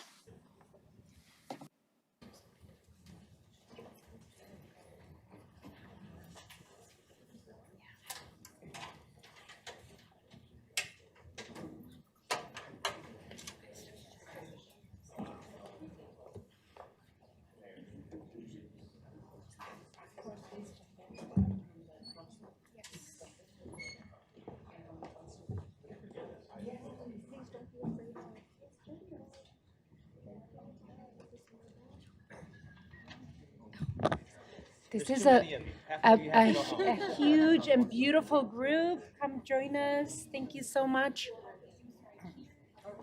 And who wants to hold this? Can you do me the honor? All righty, Adriana's here. Join us, get closer if you'd like. All righty, you all look beautiful. Thank you so much for the incredible, important work that you do. We had an incredible study session agenda item today talking about the advances that we have done as a city and as a community in the last 5 years because of the important work that you all do to keep our community safe, to bring down gun violence in our community. We're leading the way. We're leading the way in the state, and we're leading the way together throughout the country in the innovative work that we're doing to bring down gun violence in our community. So it is my pleasure that on behalf of the City of Tucson and the Office of the Mayor, that we proclaim February 1st through February 7th in honor of survivors of gun violence. So, put this aside. Whereas Gun Violence Survivors Week is observed nationally from February 1st through February 7th, this is a time to honor survivors of gun violence, remember those whose lives were lost, and recognize the profound and lasting impact gun violence has on individuals, families, and communities across the United States. Whereas gun violence not only affects physical safety, but also mental health, educational access, workforce stability, and community well-being, leaving a long-term trauma for survivors and loved ones. And whereas every day, more than 120 Americans are killed by gun violence and more than 200 are shot and wounded, with an average of more than 17,000 gun homicides every year, with Arizona having 1,290 gun deaths per year. And whereas the City of Tucson's Violence Interruption and Vitalization Action is a holistic, data-driven, and evidence-informed approach to address gun violence at specific sites like Fort Lowell Corridor, Grant and Alvernon, 22nd and Prudence, Bilby and Campbell, all locations that have experienced high levels of gun-related violence. Whereas, since implementing this work, 3 of the Viva sites have seen a reduction of gun violence by 80%. And Grant and Alvernon, 77%, and 22nd and Prudence, and 75% gun violence reduction at Campbell and Bilby. Whereas the University of Arizona community has also experienced the impact of gun violence, including 3 acts of violence, reminding us that young adults and institutions of higher education are not immune to the national crisis of gun violence. And whereas in the wake of these devastating tragedies and profound losses, the University of Arizona, in partnership with the Office of Public Safety, UAPD, Student Affairs, ASUA Student Government, has taken steps to respond, support those impacted, and strengthen resources focused on prevention, safety, and care. And whereas recognizing Gun Violence Survivors Week provides an opportunity to raise awareness, honor resilience, and reaffirm a shared commitment to preventing gun violence while supporting those whose lives have been forever changed by it. Now, therefore, I, Regina Romero, Mayor of the City of Tucson, Arizona, do hereby proclaim February 1st through February 7th, 2026 as Gun Violence Survivors Week, and encourage neighbors, parents, youth, educators, and community members to observe this week through reflection, education, and renewed commitment to violence prevention and survivor support. In witness whereof, I have hereunto set my hand and caused the seal of the City of Tucson, Arizona, to be affixed this 3rd day of February 2026. Thank you all so much for your work.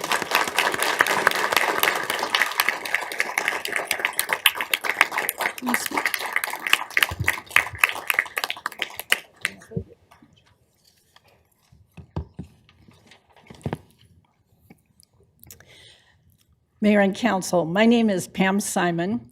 I was on the staff of Congresswoman Gabrielle Giffords when I was wounded at the January 8th shooting. And beside me is a group. We represent Moms Demand Action. We represent Giffords for Gun Safety. And that is an organization started by Gabby Giffords and her husband, Mark Kelly. So I wanted to emphasize the importance of why we do this, why we survivors do this work and raise our voices. So I wanted to share some statistics. These come from the CDC, the Center for Disease Control, to illustrate why what we do is so important. And I recognize that there are many law-abiding gun owners, and we recognize that a growing number of them are speaking out and joining the gun violence prevention movement. So some of those statistics that you have just heard from the mayor, and I'm going to add to them. Across the nation, 46,000 people each year die from gun violence. 56% of those are suicide. Many of those are veterans and active duty military. This is unforgivable. This is followed by police shootings and unintentional shootings, many less though. 3 times that number are shot and survive, and many of those are disabled for their entire life, not only disrupting the lives of themselves and their family, but also a tremendous financial burden to our nation. The U.S. has by far the highest gun death rate than any other country. It is higher than all the other higher income countries added together.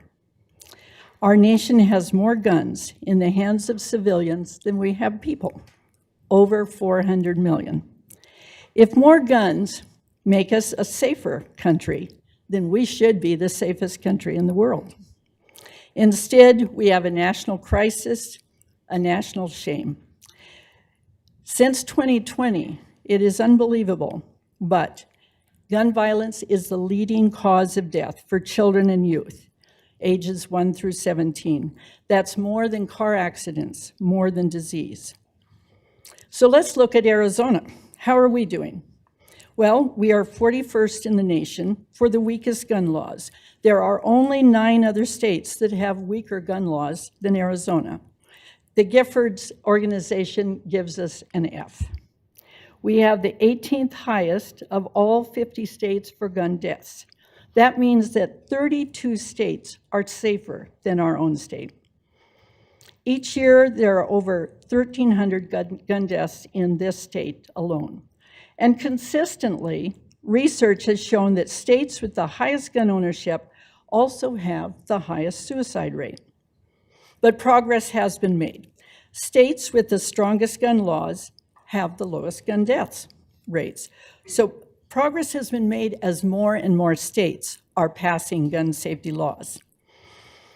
I'm sad to say that the Republican-led Congress seems intent on making our communities less safe by closing the White House Office of Gun Violence Prevention, by slashing literally billions of dollars from programs for intervention, mental health counseling, and grants to states for gun safety programs. They have kids too. They have grandchildren too. It is hard to believe that they actually care more about the gun makers' lobby than their own kids, but apparently they do. And tragically, we see that gun deaths are now happening at the hands of federal agents. These are statistics, but in the audience today, standing with me, are the real stories, the stories behind the numbers. In this room are individuals that have lost sons and daughters. They have lost friends, cousins, parents, taken by gun violence. Some of us have scars where bullets entered our bodies. The statistics can't show the silent bedrooms, the empty chair at the dinner table, the weddings and graduations that never happened. Survivors are a club that no one wants to be a part of. Survivors honor with action. We honor our loved ones that have been taken by a deadly bullet.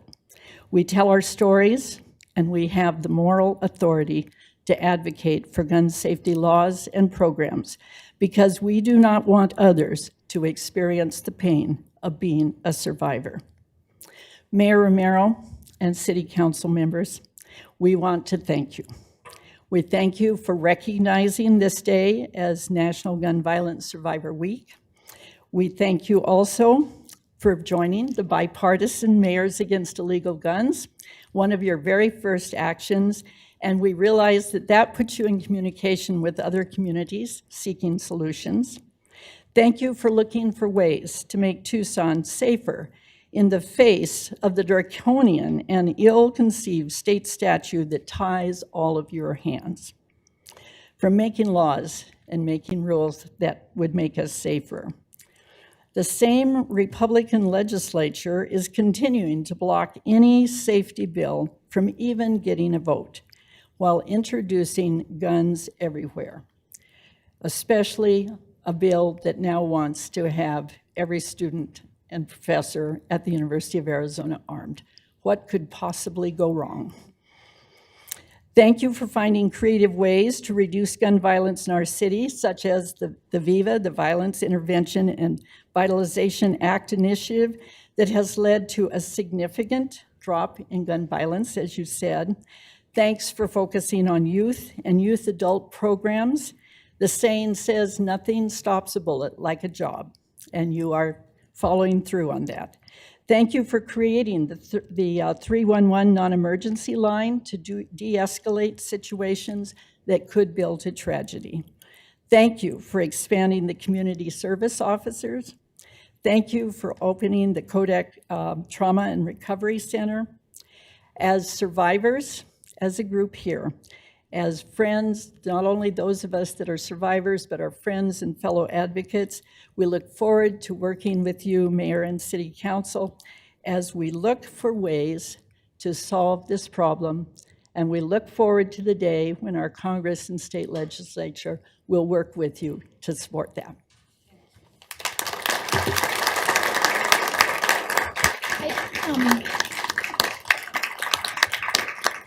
My name is Katie Woodall, and I am a survivor of the Route 91 mass shooting in Las Vegas. Pam did an amazing job of bringing to light statistics and things like that. But what I want to just briefly touch on is, and I thank you, let me go back. I thank you, Mayor. I thank you, council members, for recognizing that this should not be normal.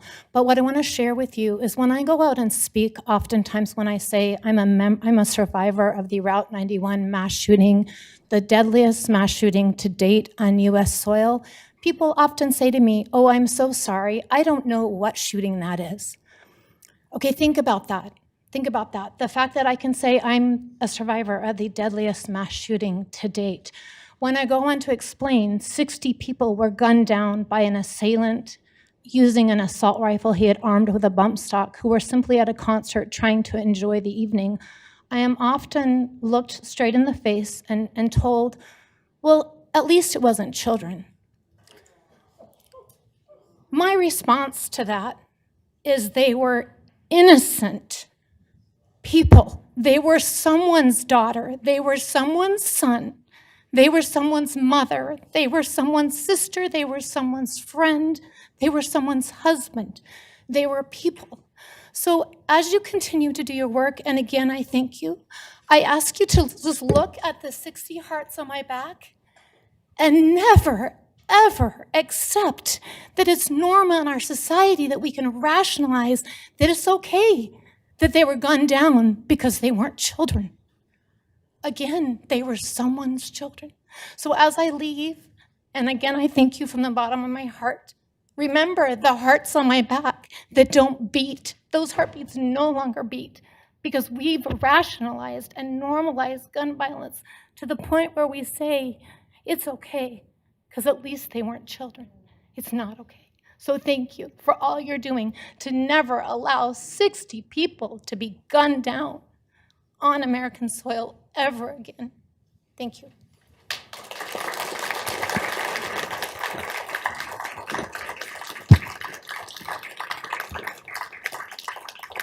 Good evening. My name is Adriana Grijava. I serve as a student body president at the U of A and was a Giffords Courage Fellow in 2024.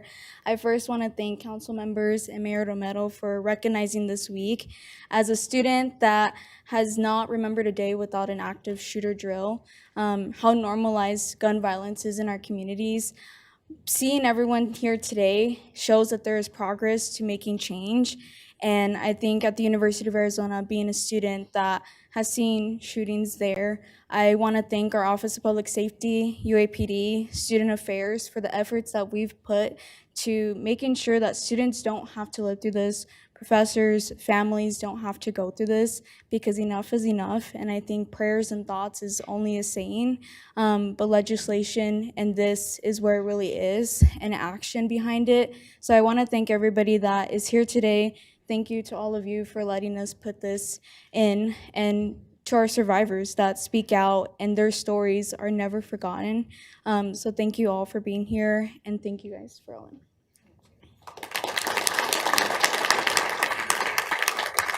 I did want to invite Azul Navarrete, part of our Community Safety, Health, and Wellness Program in charge of youth violence interruption. Azul, did you want to say something? You've done amazing things with our youth community that's here, so please talk to us about it. Thank you. So good afternoon, everyone. My name is Azul Navarrete Valera, and I work with the City of Tucson Community Safety, Health, and Wellness as a community enrichment coordinator focused on gun violence prevention, community building, and community empowerment in areas and towns that have been historically disinvested. A little bit more personal side. My mom used to work for the Giffords office as a social worker, and when the shooting happened, I was 7 years old. So some of this is very personal to me. I know a lot of young, beautiful women in this room, and yeah, this is very personal to me, and I want to thank the council for making this possible. So I like to work with this sentence that is, prevention only works when people feel they belong, and prevention only works when young people feel they belong.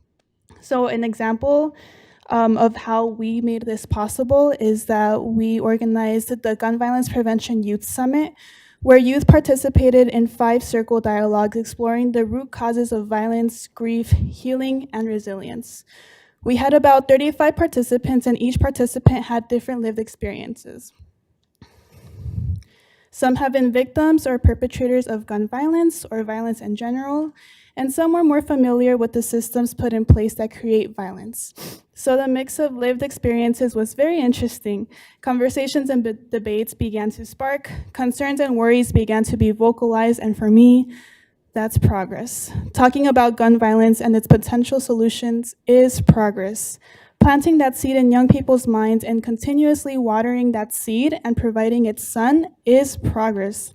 What became very clear was this: young people already have the answers, and our job is to create brave spaces where they feel safe enough to share them. And like mentioned previously, prevention only works when young people feel they belong.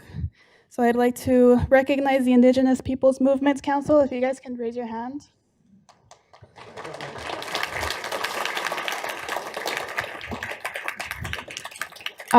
They were also participants at the Youth Summit, and they also made an event following the Youth Summit, and I'd like to pass the mic to Ashton. Skugtash, ani apapjigig Ashton Ramon, gamhu amjik gaudix, gamshkudi wawasichikshan, and your agak jigig Michael Ramon Bat, and your upjigig Julianne Cruz. Good day, my name is Ashton Ramon. I come from Sells District Gaudic community. My dad is the late Michael Ramon, and then my mother is Julianne Cruz. I'm here today as a representative of Hashan Indigenous Peoples Movement, a student-led collective at Tucson High School. As an Indigenous person of this land, I grew up hearing stories about our relationship with Mother Earth, not as a metaphor, but as a real responsibility. And thought out them ways, we are not separated from the land is our relative. We take care of the land, and the land takes care of us. Our communities are built on trust, responsibility, and care. I want to be clear, and thought out them, there is no word for poverty or homelessness. In an Indigenous way of life, people are not left behind. Everyone belongs, everyone has a place. When we see poverty and homelessness today, we should call it what it is: not a personal failure, not bad choices, and not accidental. It's a result of colonial systems, disposition, forced removal, broken treaties, stolen land, and profit over life policies. These are colonial conditions. Colonial conditions do not just create poverty, they create violence. When people lack housing, dignity, and stability, trauma follows. Trauma spreads to our streets, schools, and homes. Gun and community violence are not separated from colonization, they are its symptoms. As a participant in the Gun Violence Prevention Summit hosted by the City of Tucson, I felt inspired to keep working for the Tucson my ancestors promised. A place where our people are safe, our youth are protected, and communities are whole. I think the city of Tucson for these events, but responsibility cannot rest on only the cities.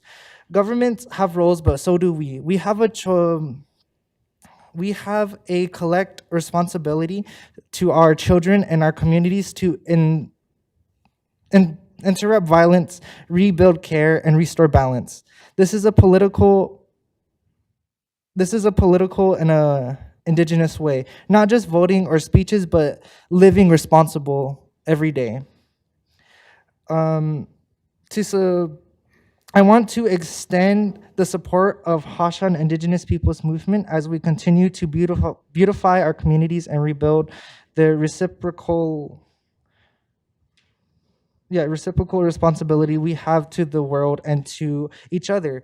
If we truly call Tucson our home, we must stop treating our home with disrespect. We need action. We need it now. And join us on February 21st to honor Cuauhtemoc and the indigenous resistance by taking action, bringing your voice, bringing your presence, and your commitment to defend our people and land. Together, let's pursue liberty, justice, equal, and dignity for the barrio and all our communities. Thank you.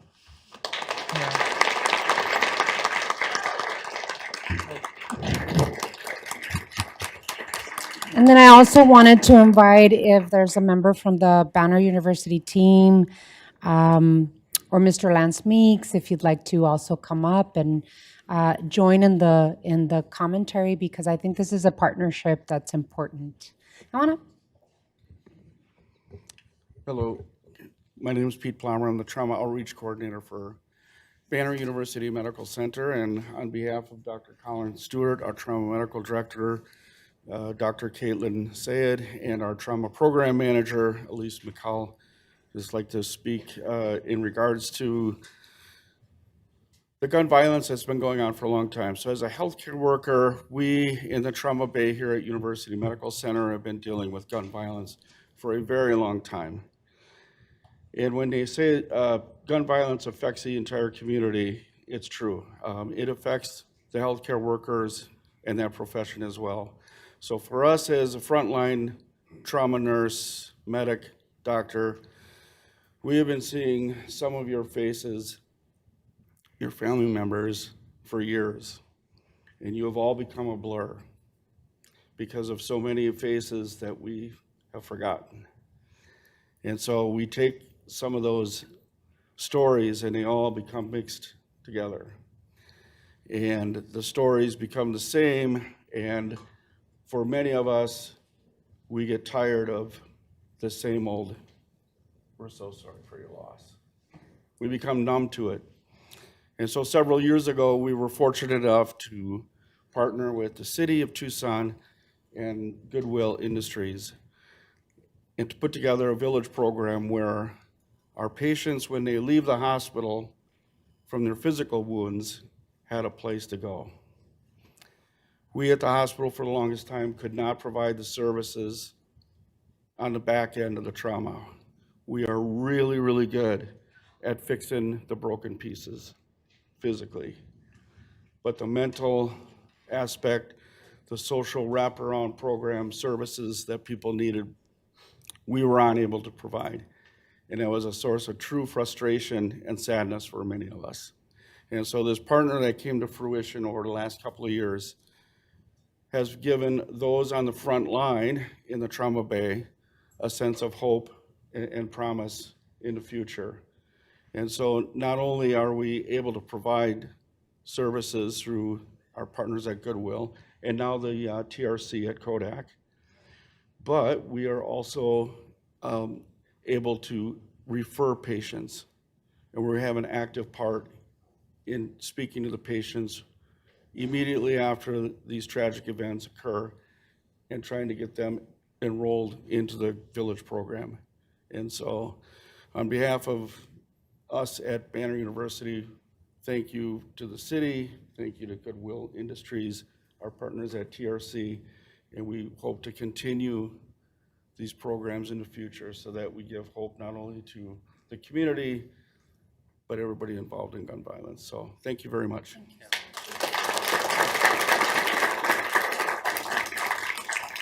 And just just on a personal note, as someone who operated on people in Vegas during the shooting, your shooting's not forgotten, and it's changed me forever as well. So.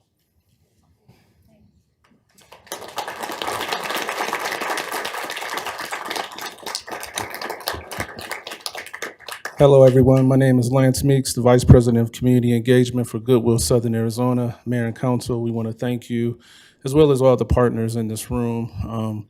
We are grateful to be in partnership. We understand that it truly matters to do this work. We cannot do it in silos. Recently, you know that we've been impacted as an organization, so it is very real and present. But I really want to, encourage us all in this community to be with each other. We wouldn't be able to do this work without partners like our bereaved fathers in this community, parents of murdered children, homicide survivors, Emerge Against Domestic Abuse. And so, in Banner UMC, we are so thankful for the support and being in partnership, and we are committed to this work. So thank you for having us.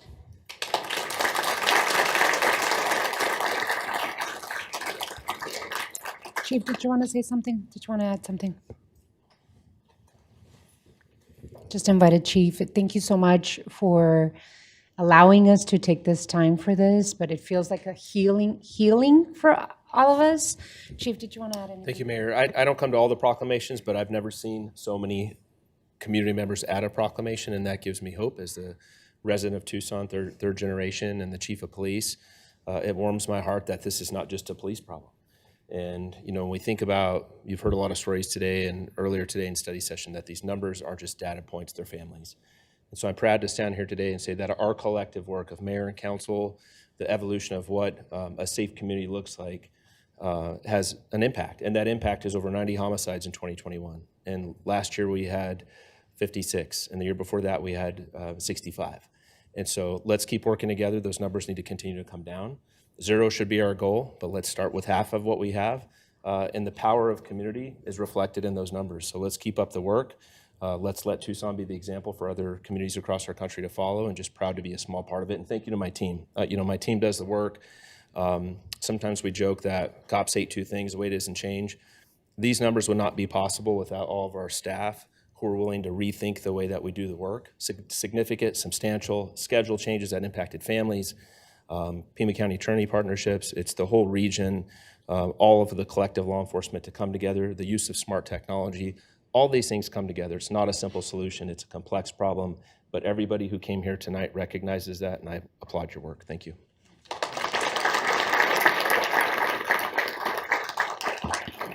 Thank you all so much. Really appreciate the work. Obviously, we have more work to do, but I just want to say that because of all your work, the innovation that we've done together, policy work from mayor and council, your legwork, and partnership, we have been able to decrease just in 1 year alone, 19.5% reduction in homicides in the city of Tucson. The goal is 0. And so lots of work left to be done. Thank you all. Muchísimas gracias. And before you all leave, we're going to ask you to squish in together, and let's try and take a picture. I'm going to look that. I'm over here and look that. Yeah, get cozy. And you like each other? It's a beauty pageant. Project.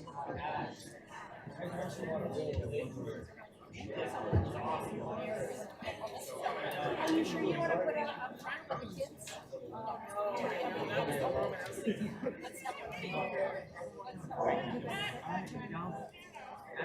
Actually, Nathan or either one. Try to make sure you see the camera. Try to see all the cameras. Look forward, don't blink. You're happy, smile.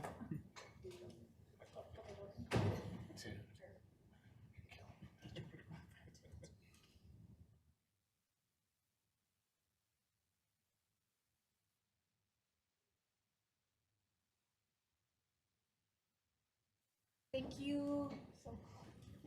Thank you. Lance.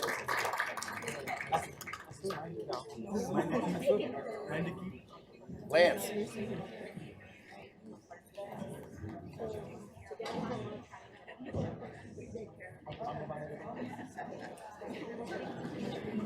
Is there someone here from the Trauma Recovery Center?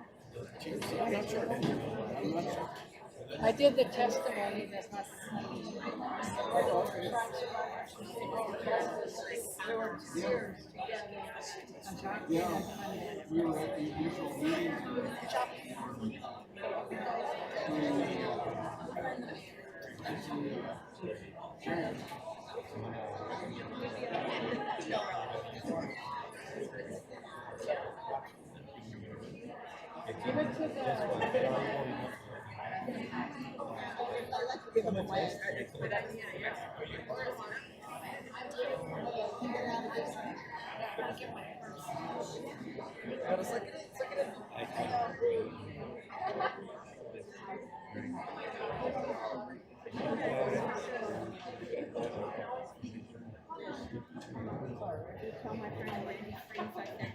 I will. He's a very popular guy today, all of a sudden.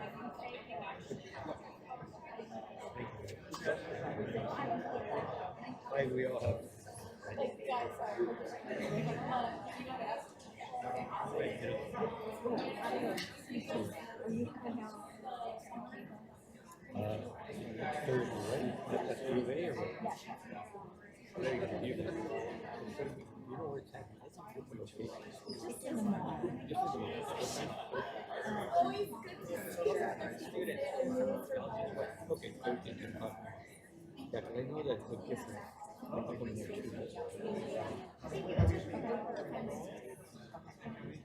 Sorry. Sorry, no, you're fine.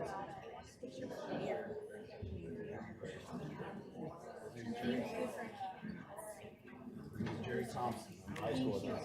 Thank you. Now I know.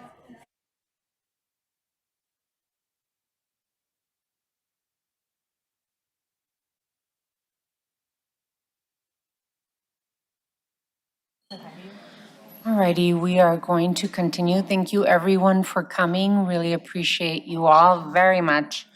We're going to move on to item 2D. Appointments to boards, committees, and commissions. City Manager's Communication Number 27 dated February 3rd is received into and made part of the record. May I have a motion to approve the appointments in the report, please? So moved. Second.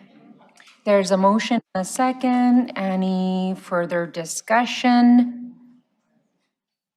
Hearing none, all those in favor, please signify by saying aye. Aye. Aye. Any against? Motion carries. I would like to personally thank John D. Burr and Maria Vianney Valdez Cárdenas, all serving in commissions or committees of the City of Tucson. Thank you so much for your service. Are there any personal appointments to be made at this time? Seeing none, we move on to item 3. Mayor and council report, summary of current events. City Manager's Communication Number 28 dated February 3rd is received into and made part of the record. This time has been scheduled to allow members of the mayor and council to report on current events. These are to be current event activities, not within the community, not position statements on policy issues. Does any council member have anything to report at this time? Okay, we have a group of people. Do you have some? We're going to start with Ward 6, Councilmember Schubert. Thank you, Madam Mayor, members of the council. Okay, so just a quick summary of recent past current events. On Saturday, January 24th, I was privileged to be able to attend the annual Fallen Firefighters Memorial Ceremony at the Tucson Fire Headquarters. I saw Councilmember Dahl there. It was a beautiful ceremony in honor of those who have sacrificed their lives serving others. And then Wednesday, January 28th, was the annual point in time count coordinated by the Tucson Pima Collaboration to End Homelessness. Several Ward 6 staff, including myself, volunteered that morning. And I just want to say that, I encourage anybody who's ever been curious or wanted to get involved to consider signing up when the chance comes up again next year. It's a really valuable experience. I also wanted to shout out the Greater Western Arizona Coalition of Labor Union Women, also known as CLEW, also CW IWA Local 7000 and Arizona AFL-CIO.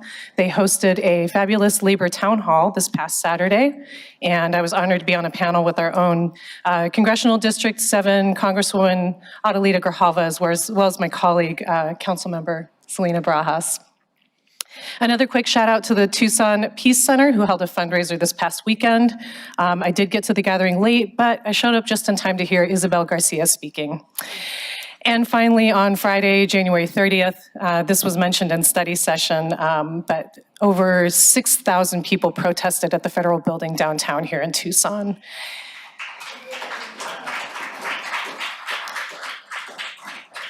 Over 50 local establishments closed their doors. Those who were unable found other ways to express their support, some of them by opening their doors to the community. Classes were also canceled at 21 TUSD schools, and we saw a huge showing from TEA teachers and also lots of student support for the activities locally. So the Ward 6 team and I are proud to stand in solidarity with communities across Tucson who insist that hate has no place in our society, immigrants are welcome, and ICE needs to be dismantled.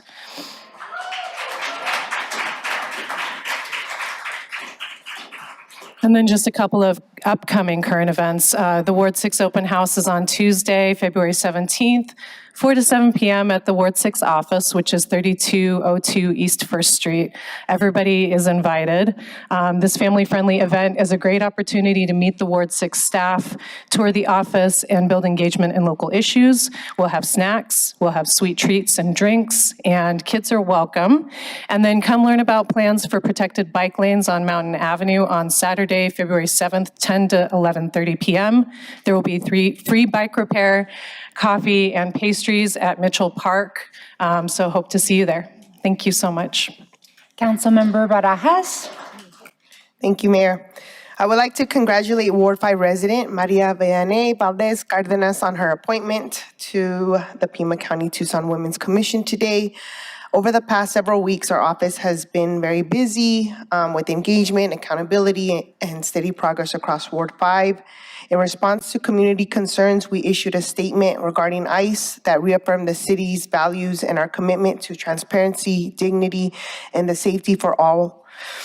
I am pleased to report that our office is now fully staffed, strengthening our capacity to respond to constituent needs, and we have welcomed new leadership across several neighborhood associations, deepening collaboration and partnership at the neighborhood level.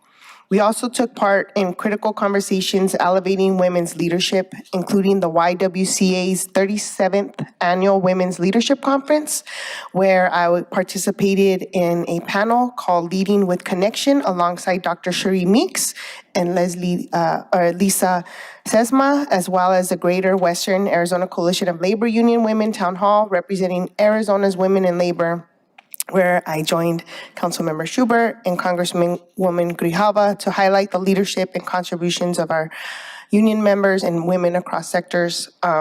City staff and volunteers participated in the annual point-in-time count to better understand and address homelessness in our community, including our Ward 5 team.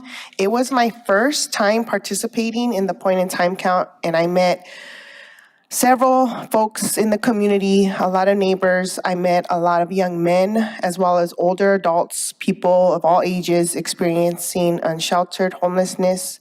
While we were out, we bumped into the community safety, health, and wellness team also volunteering, and I learned about the amount of work that goes into this annual pit count and the type of data we are able to collect. As with any of us, the community members were open to being interviewed, expressed appreciation for being seen, acknowledged, and were treated with dignity. And I'm really glad that I went, and I look forward to bringing more folks with us next year.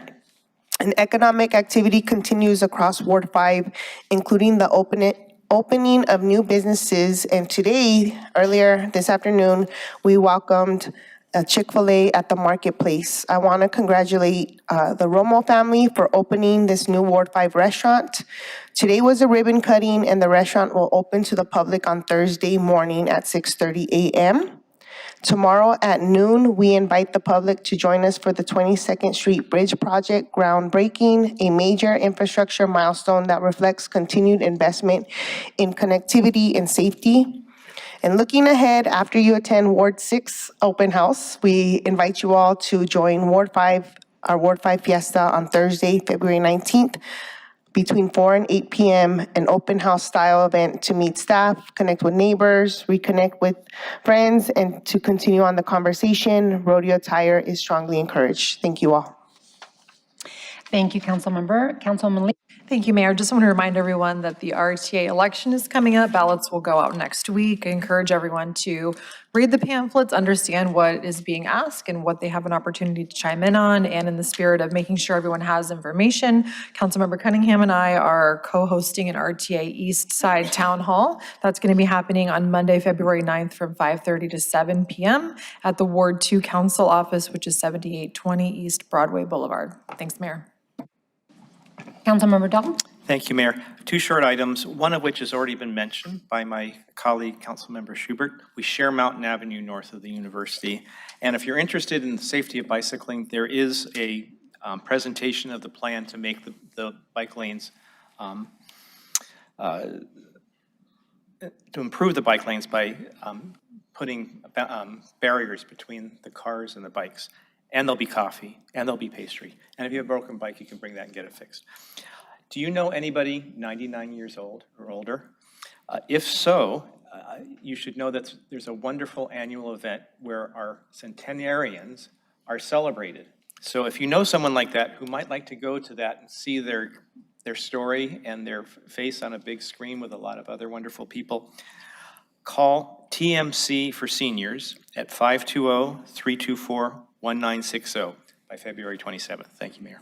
Thank you, Councilmember. Councilmember Cunningham.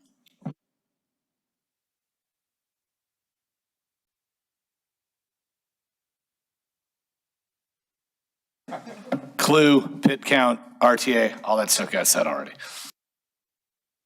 Vice Mayor Santa Cruz. All right. Ditto to what you said, and Councilmember Barajas and Councilmember Schubert with a lot of those current event updates. I wanted to invite the community for this Saturday, February 7th, from 4 to 6 p.m. at El Pueblo. We're closing out our El Pueblo 50 celebration, celebrating the lives and the heart of the South Side. Join the community for a closing celebration, marking the culmination of this historic exhibition honoring 50 years of the El Pueblo Neighborhood Center. The evening will feature coffee and conversation, live music, a pop-up theatrical reading, and reflections on El Pueblo's next 50 years. Attendees are encouraged to wear 1970s inspired attire in celebration of the center's founding decade. This event is also the final public opportunity to view the exhibition displays in the multipurpose room. El Pueblo Neighborhood Center is located at 101 West Irvington Road. We will be meeting in the multipurpose room in Building 1. And then this Sunday, February 8th, from 9 to 11, we have our monthly BCC Burros Ride, which I will have the honor of leading this one. Ride with us on the second Sunday of each month for a fun and family-friendly morning bike ride.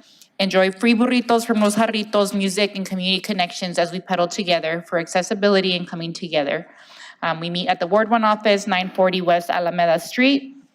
And then finally, we're excited to announce that our Budget de la Gente, our participatory budgeting process for Cycle 4 is now open. Community who works, plays, learns in Ward 1 are able to apply for grants of up to $10,000 for community-driven projects. Learn more about the process and how to vote by visiting our Ward 1 website or following us on Instagram. Thank you, Mayor. Thank you, Vice Mayor. And finally, I'd like to remind the community that February is Black History Month. Throughout this month, my office will be highlighting Black-owned businesses of all sizes on my social media accounts. Black history, as we all know, is American history. It is also local history. I have been honored to work alongside Black residents for many, many years to uplift Black economic and civic leadership, protect our civil rights and liberties, and preserve our shared cultural memory. I was very proud to speak and march alongside hundreds of Tucsonans at this year's Dr. Reverend Martin Luther King celebration in Tucson, where we saw the spirit very much in action. The best response to the chaos and fear that federal agents and the federal government are inflicting in our residents is in creating solidarity, in working with each other, in holding hands and locking arms and fighting for the rights that we have and that we must preserve. That only comes from deep, supportive social connections that many of us have been working to build in our community for decades. We don't just build those connections when times are hard. We build them when we share joy, when we share successes, and when we work together for a better future. Black History Month is an opportunity to build those connections and to build that solidarity. I want to ask every Tucsonan to enjoy and support our locally owned Black businesses, not just this month, but throughout the year. When the news is often about federal agents creating fear and chaos, it feels hard for Tucsonans to know what steps to take.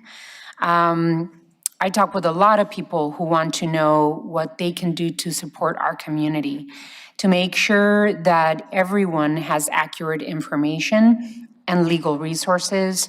I hosted a Know Your Rights training this Sunday with Congresswoman Adelita Grijalva and the ACLU of Arizona. We discussed protesting and documenting federal activity peacefully, what to do if federal agents knock on your door, and how to contact civil rights organizations active on these issues here in Tucson and in Arizona. There are lots of groups doing important work that you may want to consider supporting. Besides marching and rallying and calling your elected officials, especially your congressional representatives, you can donate and volunteer. The Juntos Fund is a fund that was put together by the Sunnyside Foundation and the Immigrant Rights Project. It was kicked off by Vice Mayor Santa Cruz and I. The Juntos Fund really helps people with food and money cards to pay their bills, pay their gas, do whatever they need. So Juntos Fund is raising money to share directly with residents who need help with emergency expenses, education costs, mental health, legal fees, food, and rent. Also, I would highly recommend the Community Food Bank of Southern Arizona if you can volunteer or donate. They're continuing their important work in donating food to those that need it. Also, Grace St. Paul's Episcopal Church, they're distributing food boxes. Derechos Humanos, as always, for decades have been spreading awareness to the community, making sure that people have legal information and helps anyone that needs the help. They're also part of the Rapid Response Network, so please consider donating to this organization. And last but not least, ACLU of Arizona, they challenge illegal and unconstitutional government actions in court. Please consider donating. If you can't march or rally, please make sure that you are contributing to these needs. With that, we're going to move on to item 4. City Manager's Report, Summary of Current Events. City Manager's Communication number 29, dated February 3rd, is received into and made part of the record. This time has been scheduled to allow the City Manager to report on current events. Thank you, Mayor. A couple things for tonight. First of all, just a reminder that the 2026 Gem, Mineral, and Fossil Showcase is underway and runs through Sunday, February 15th. That explains some of the dinosaurs we see roaming the streets of downtown lately this week.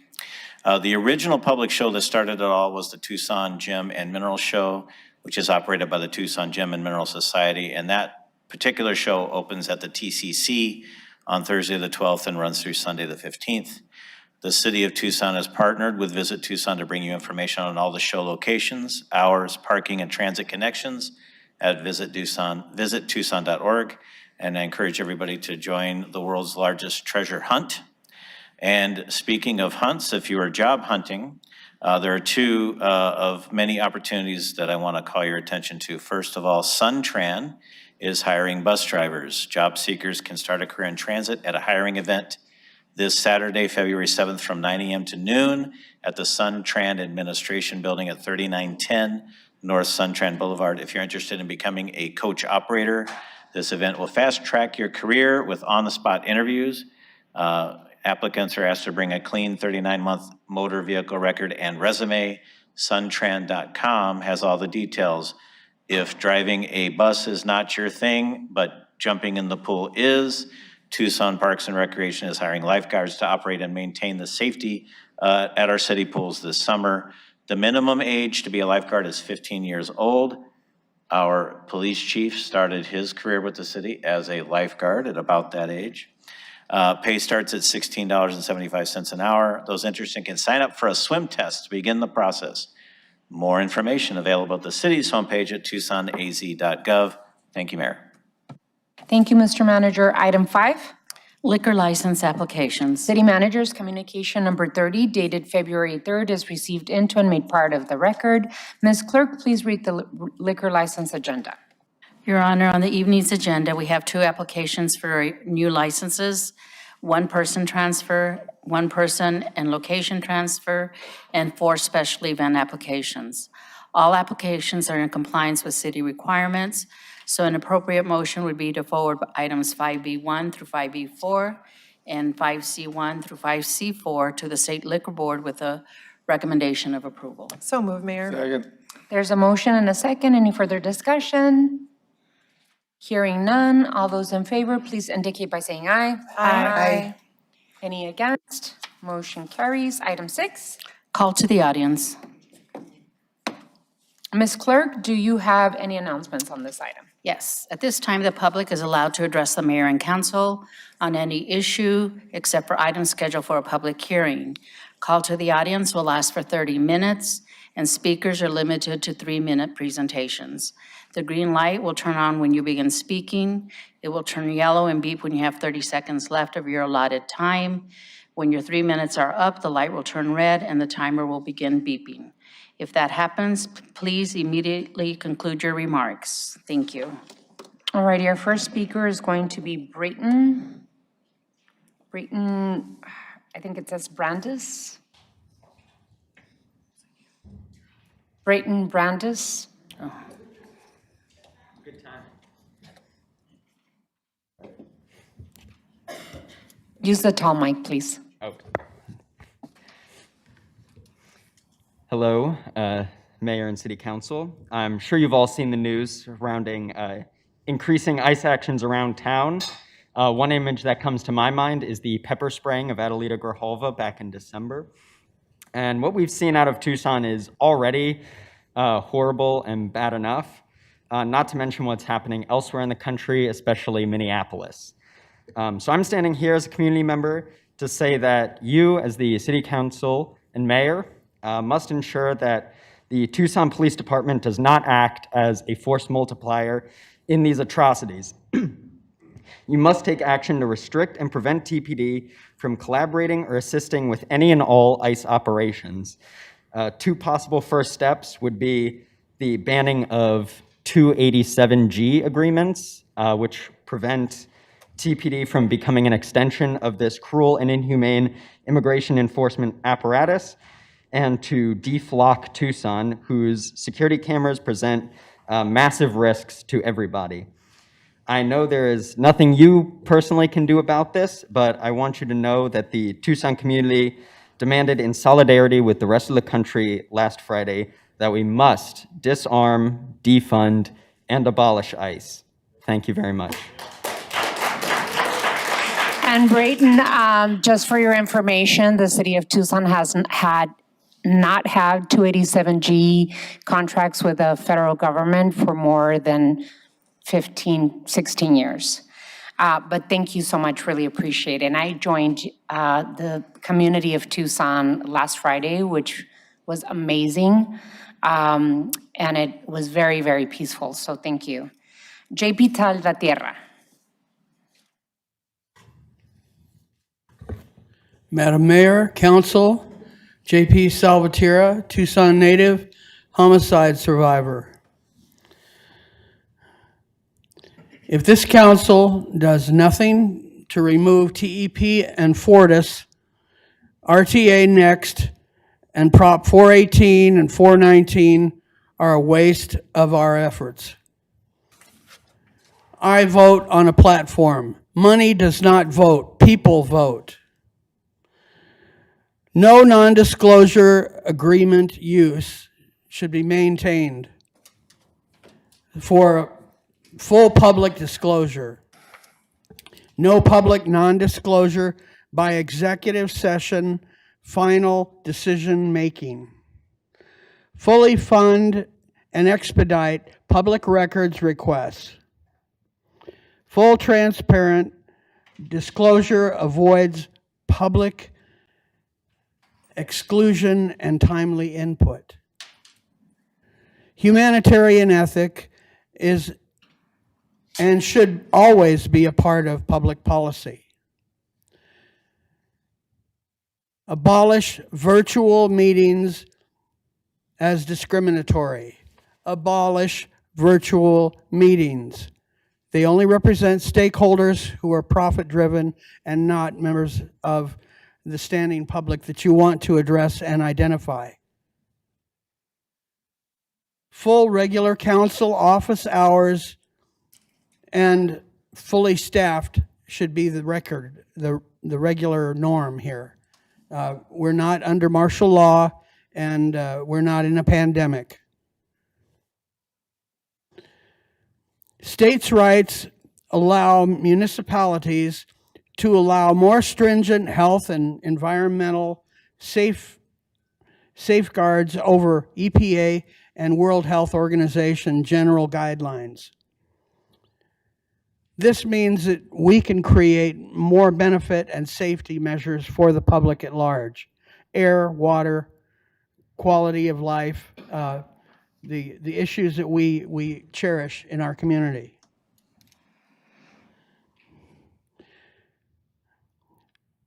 This refers to PM2, talcum powder, dust abatement, safer endemic immunizations, and the Attorney General, Chris Mays, is doing a wonderful job in identifying our nuisance ordinance issues that allow our future to be as safe as our present. But we can follow up that with... Come to a conclusion, please, JP. We can follow up with that by doing preemptive motions to identify identify nuisance ordinance issues like the second JP. Green Valley. Thank you, JP. Really appreciate you. Robert Royce.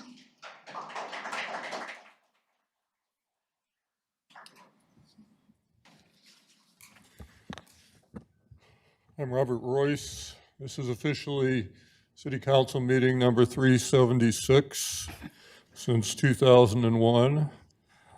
Sorry I haven't been here last year. I had to deal with my brother's demise 475 miles away in Southern California. I'm here on my Please Vote No on the RTA tour.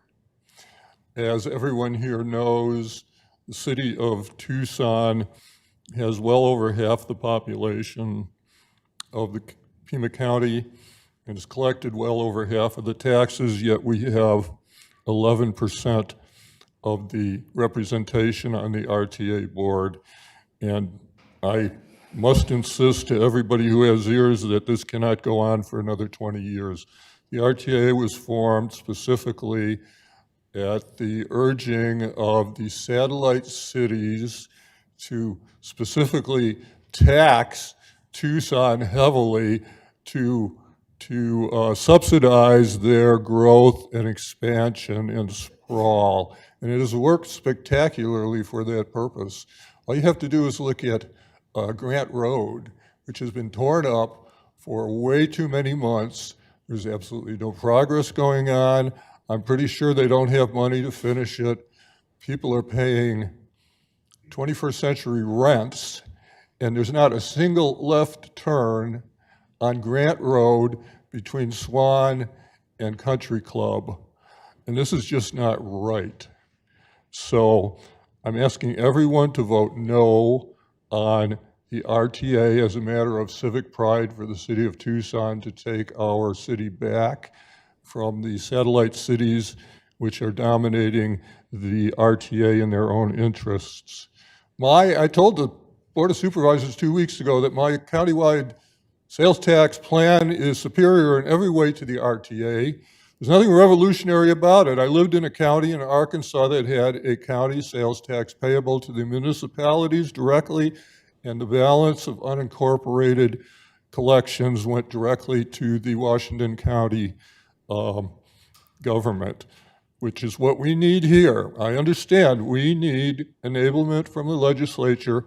I'm promising everyone that as soon as the RTA is voted down next month, I will begin lobbying the legislature for my plan to literally lower property taxes throughout the county and give every municipality and the unincorporated areas a penny sales tax for transportation. Once again, please vote no on the RTA. We don't need it. We do need my countywide sales tax plan. Thank you. Thank you, Robert. Our next speaker is Kenneth, I think it's Bierman. My name is Kenneth Bierman, and I live in Ward 3. I'm speaking today to encourage you to put a public power utility before the voters this year. My visits with neighbors and HOA members suggest there's a lot of interest in this subject. I want to congratulate you on authorizing the City of Tucson Energy Sourcing Study that was published in April last year. This was an important step. Clearly, there are a number of hurdles to be overcome, and it is going to take many years to bring a public power utility to fruition, but I believe the potential benefits are worth it. As I see it, there are two primary benefits of a public power utility. First, reduced costs for consumers as outlined in the report. In 2021, after the death of my wife of 50 years, I was bored and I wondered if anybody would hire an old geezer like me. So I applied and was hired by my local Fry's Grocery. And I worked for 4 years as a part-time minimum wage courtesy clerk. I didn't need the money. I was a retired librarian. I have a decent retirement income. But in those 4 years, I got to know my fellow workers pretty well. And they struggle. And the TEP bills is one of their big bills that they have trouble paying, particularly in the summer. So anything we can do to reduce the cost of public power is a real benefit to everyone, but especially those at the lower end of the income scale. From my perspective, the second major advantage is control. As a profit-making company, TEP's primary goal is and must be to maximize profits, not for the citizens of Tucson, but rather for their shareholders. As such, they may not always make the best long-range decisions for the citizens of Tucson in their pursuit of short-range profits. For a public power utility, the only consideration is what is best for the citizens of Tucson. I believe a major function of government is to provide services that benefit all the citizens, but especially those at the lower end of the income scale. The rich and powerful don't need government help. A public power utility can set rates that benefit all of the citizens, but especially those at the lower income end. More importantly, for the long-range future, a public power utility will control the power source and increase the effort toward a green future of wind and sun. In conclusion, I encourage you to put the issue before the voters. Such a move will cause a great deal of discussion and debate. The vote results will tell us how seriously, or not, the citizens of Tucson are to undertaking such a major endeavor. Thank you for providing this opportunity to speak. Thank you, sir. Vida Rodriguez. Vida Rodriguez.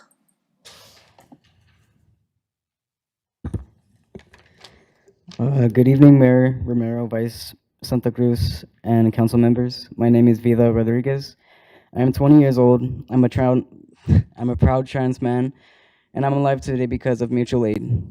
When I had nothing and I was homeless at 17 years old, it was our very own neighbors and community, not systems, who kept me fed, safe, and connected. That experience is why I'm here.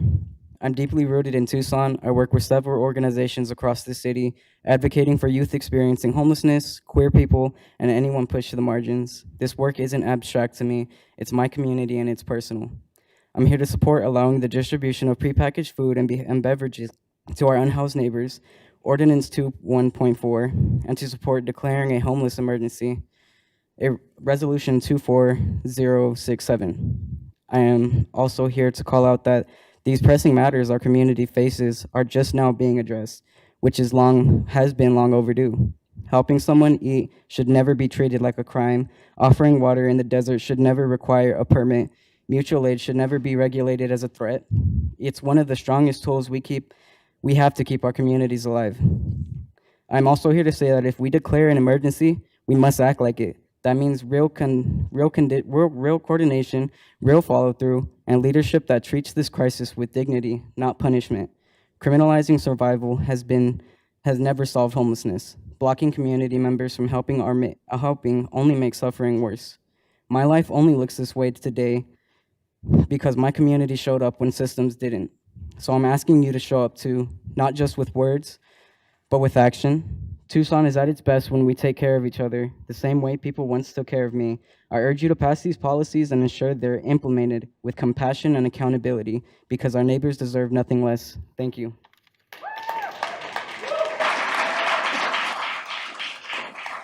Thank you, Vida. Our next speaker is J.D. Wallace.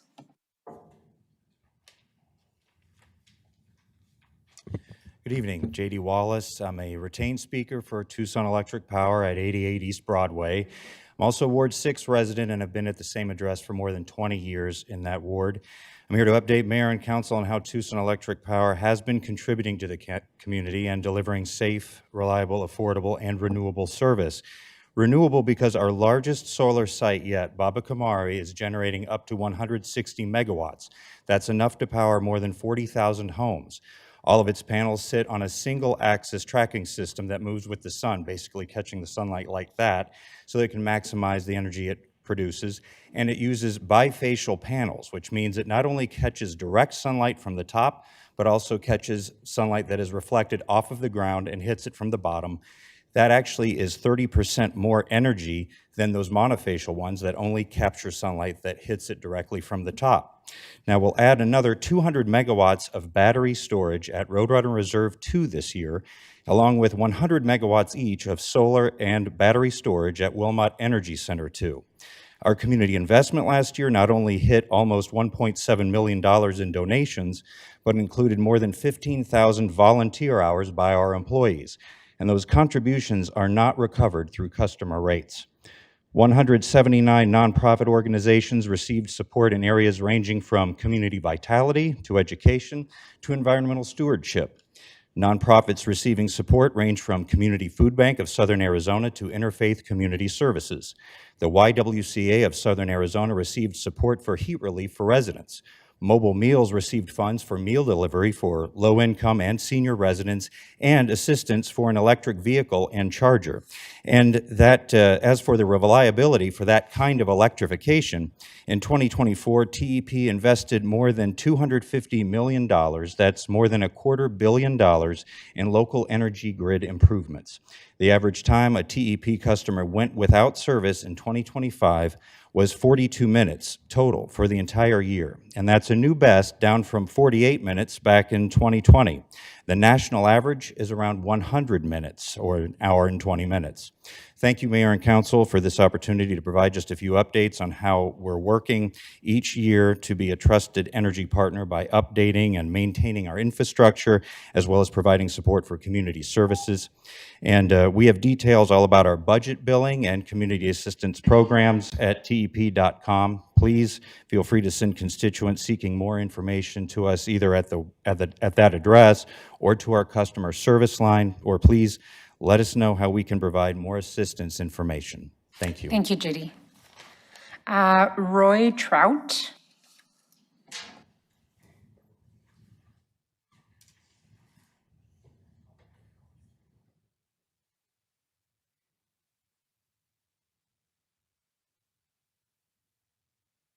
So I'm kind of here to address the city's homelessness issue because I'm one of them. And while the city talks about how much they're doing to help the homeless, I see a lot of us just being arrested for sleeping, which is sad.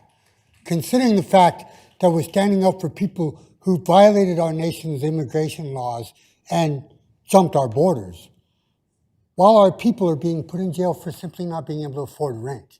When are we going to address people being suffering in homelessness in our own nation before we address people who jump our borders illegally? That's unheard of and disgusting. It's a human rights violation if I've ever heard of it. Our nation, I support immigration, I really do. I support people coming here legally, I do. I'm an immigrant because none of us are here legally, right? I mean, none of us. We all were migrants. But the fact is, I'm here legally with an Arizona ID, and I simply can't afford rent, but I'm arrested for sleeping for trespassing. And I find that just totally nasty. I mean, you guys talk about all this crap that you try to do, but why are you arresting homeless people? Why is there a citywide camping ban against homeless people? Why is it we're being arrested for being unable to afford rent? I have an income. Why don't I have housing? I'll tell you why. Because it's called selective help. People who speak out are less likely to get help than people who just shut up and take whatever abuse is laid out before them. And that's not cool either. I think we need to make a system where people are helped equally and rightfully. People who deserve help.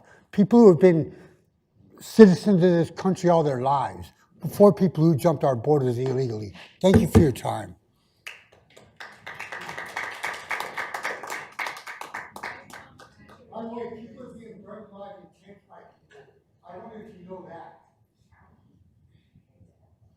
Valerie Gowdy?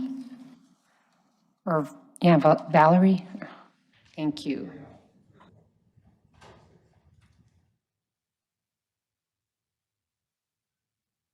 Hi, good evening. Thank you so much for the opportunity to speak with you. I wanted to express that I feel it's incredibly wrong to utilize tax dollars to support ICE. We are very well aware of the fact that they are willing and enthusiastic about shooting people in the street.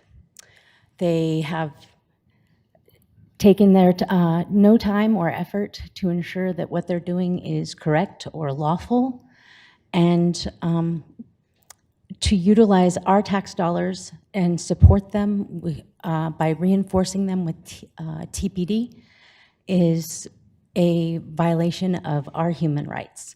Please don't use our money to kill us in the streets. Right now, it's more important than ever to have documentation that helps you prove that you are a US citizen. There is an organization, Vote Writers. They are quite willing to help you obtain your ID, your birth certificate, and your social security card. Their phone number is 1-866-432-8683. You can call or text that number.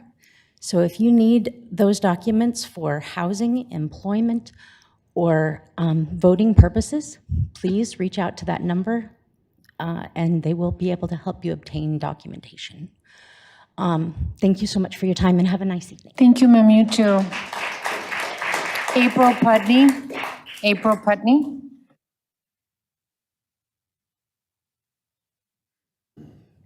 Greetings, Mayor and Council. My name is April. I'm a Ward 1 Tucson resident. I have a lot to say. I firstly want to support the distribution of food and water in any public space at any time. I support public power, and I congratulate you on recognizing the very real fact that homelessness is an emergency in our city, as in so many others. Homelessness is an emergency for every single individual who faces uncertainty about where they will sleep tonight and tomorrow. Thank you, City of Tucson, for finally recognizing that homelessness is also a societal emergency and taking responsibility for your role in it by acting to make way for more humane land use. I support the declaration of an emergency around homelessness with a caveat that I hope it won't be leveraged to increase police harassment of our unhoused neighbors, even in the name of trying to help them through law enforcement. My unhoused friends do not want any more police interaction for any reason. Another critical public health and safety issue is the violent incursion of ICE, DHS, and HSI into our communities. We cannot allow harassment, intimidation, racist profiling, and abuse of power on our streets. I want to address the city's role in resisting and assisting ICE in their brutal, often illegal, and always despicable operations. I support that the city is exploring an ordinance to prohibit the use of city-owned and controlled property by ICE in response to the harassment of a city employee. This is a welcome form of resistance that our elected lawmakers should use. I hope when that law is passed, it will be enforced, but I have my doubts. The City of Tucson is also assisting ICE in their harassment and violence within our neighborhoods. This weekend, ICE officers spent a good part of an otherwise peaceful morning driving erratically and dangerously through the El Super parking lot on South 6th. The clear goal of the two Durangos and the officers within was to intimidate and harass the public, spreading fear and chaos to all members around in the shopping center that day.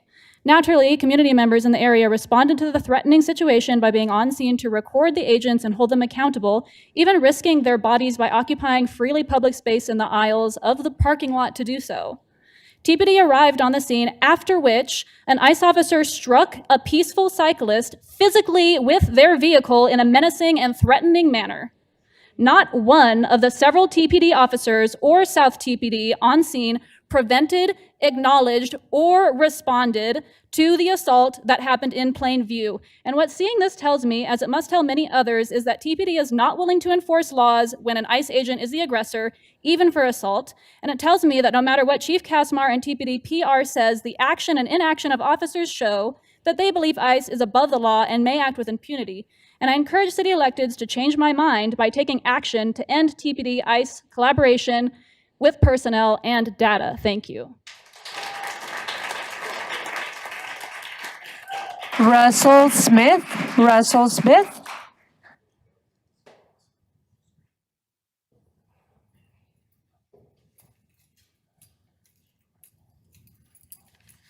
Good evening and thank you, Mayor and Council. My name is Russ, lifelong Ward 5 resident.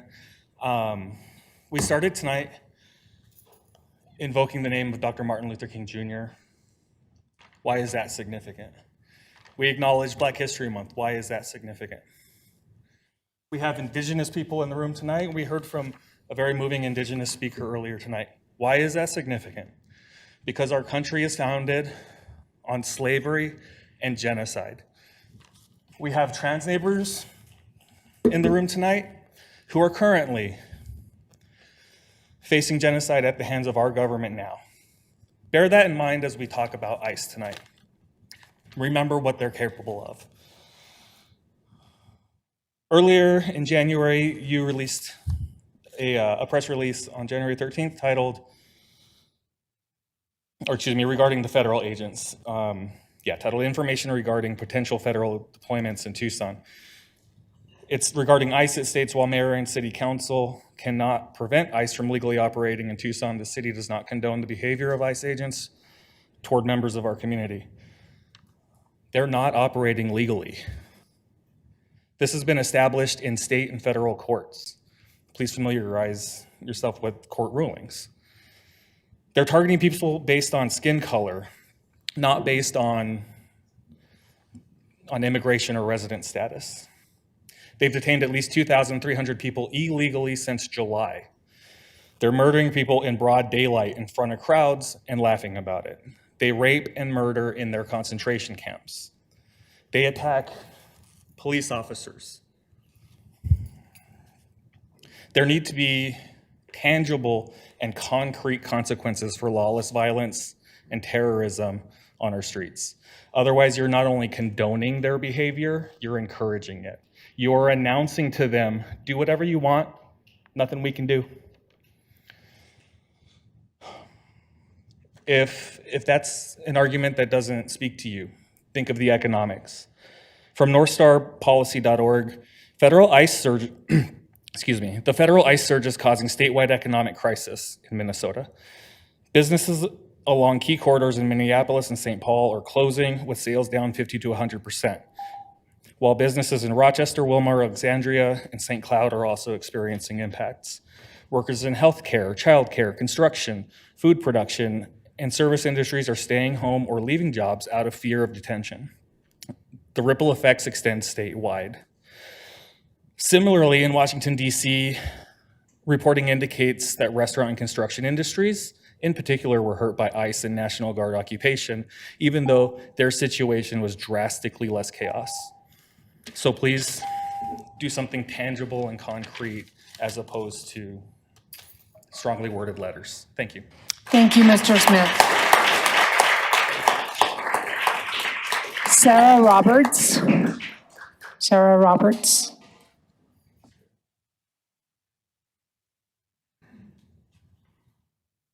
Good evening, Mayor and Council. Thank you for the opportunity. Well, it's been said really well by the previous couple of speakers, but I just want to reiterate that ICE is a rogue agency. We know that. We've seen what's going on in Minneapolis, LA, and Chicago, and everywhere they've been on their surges.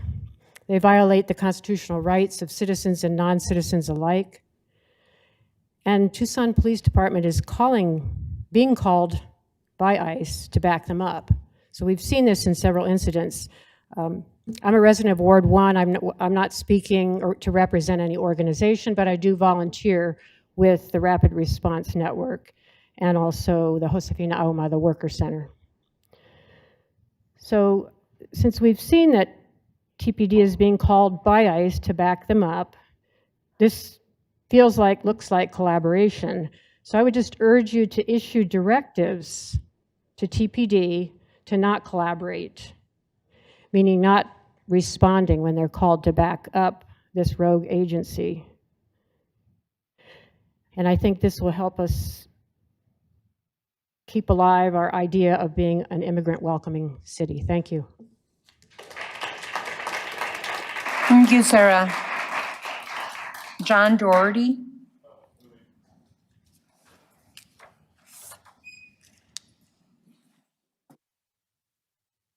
Good evening, everyone. I'm here to stand up for people who can't stand up for themselves because I swore an oath to the Constitution to defend this country. There isn't much I can say that hasn't already been said about ICE. So instead of bitching about them, I'm going to propose some very common sense, reasonable solutions for what we can do from a city perspective. I think it's perfectly reasonable to ask the Tucson Police Department to go around documenting their crimes against humanity. Like, it says to serve and protect on their vehicles, right? Why don't they go and serve and protect the community for a bit? Also, state troopers could go and verify their IDs to see if these are actually federal agents. We don't know if they are or not. I'm all about proposing solutions. So we could start with stuff like that. And also, TPD could treat these guys like what they are, public enemy number one, and actually start treating them like an organized criminal element, because they are. If there was any other gang out there that was doing this stuff and was anonymous, all the resources for TPD would be bent towards dismantling them and holding them accountable. Just because these guys are ostensibly federal agents doesn't shield them from accountability whatsoever. So we got to get serious about holding these guys accountable. As serious as activists like me on the ground are. Thank you for your time. Thank you, Mr. Doherty. And our last speaker today is Ryan Eggleston, I think it is.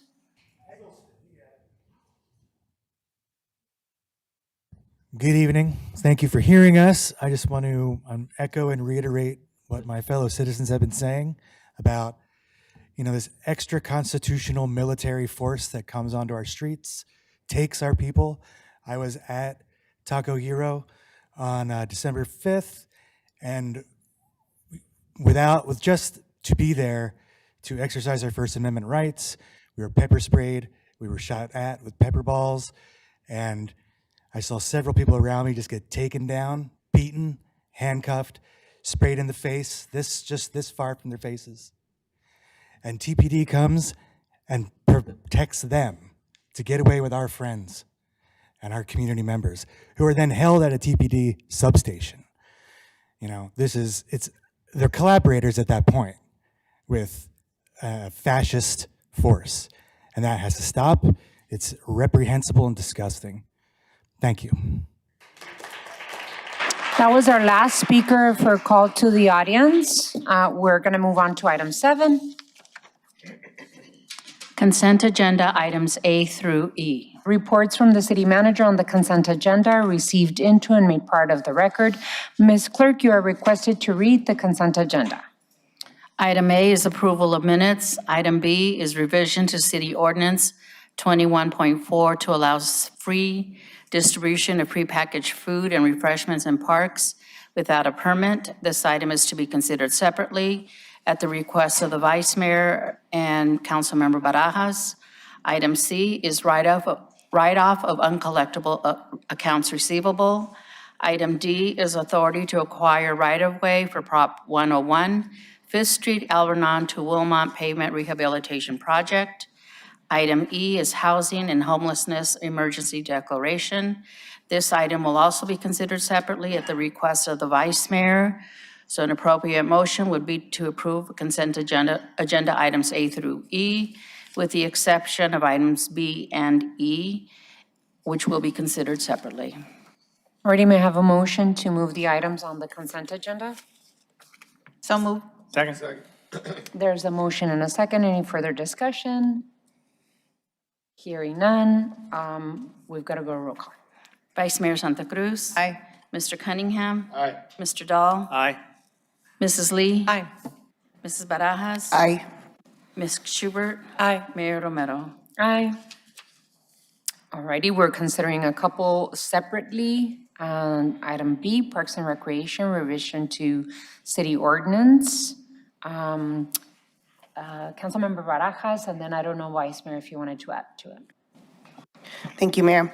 Yeah, I asked for this item to be removed from the consent agenda because I've been receiving some concerns from neighbors about food distribution in our parks and open spaces. And they're asking for more parameters, more accountability from the groups providing these services.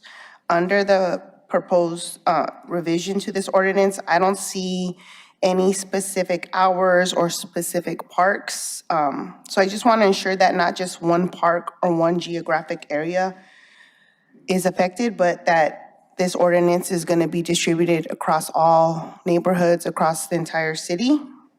I believe in the power of collaboration and partnership, and I would like to see if there's a way that we could discuss this more in depth about how we can partner with our existing local nonprofits, because what I've been hearing from several of our nonprofits is that due to funding, they haven't been able to execute, what they want to fully do.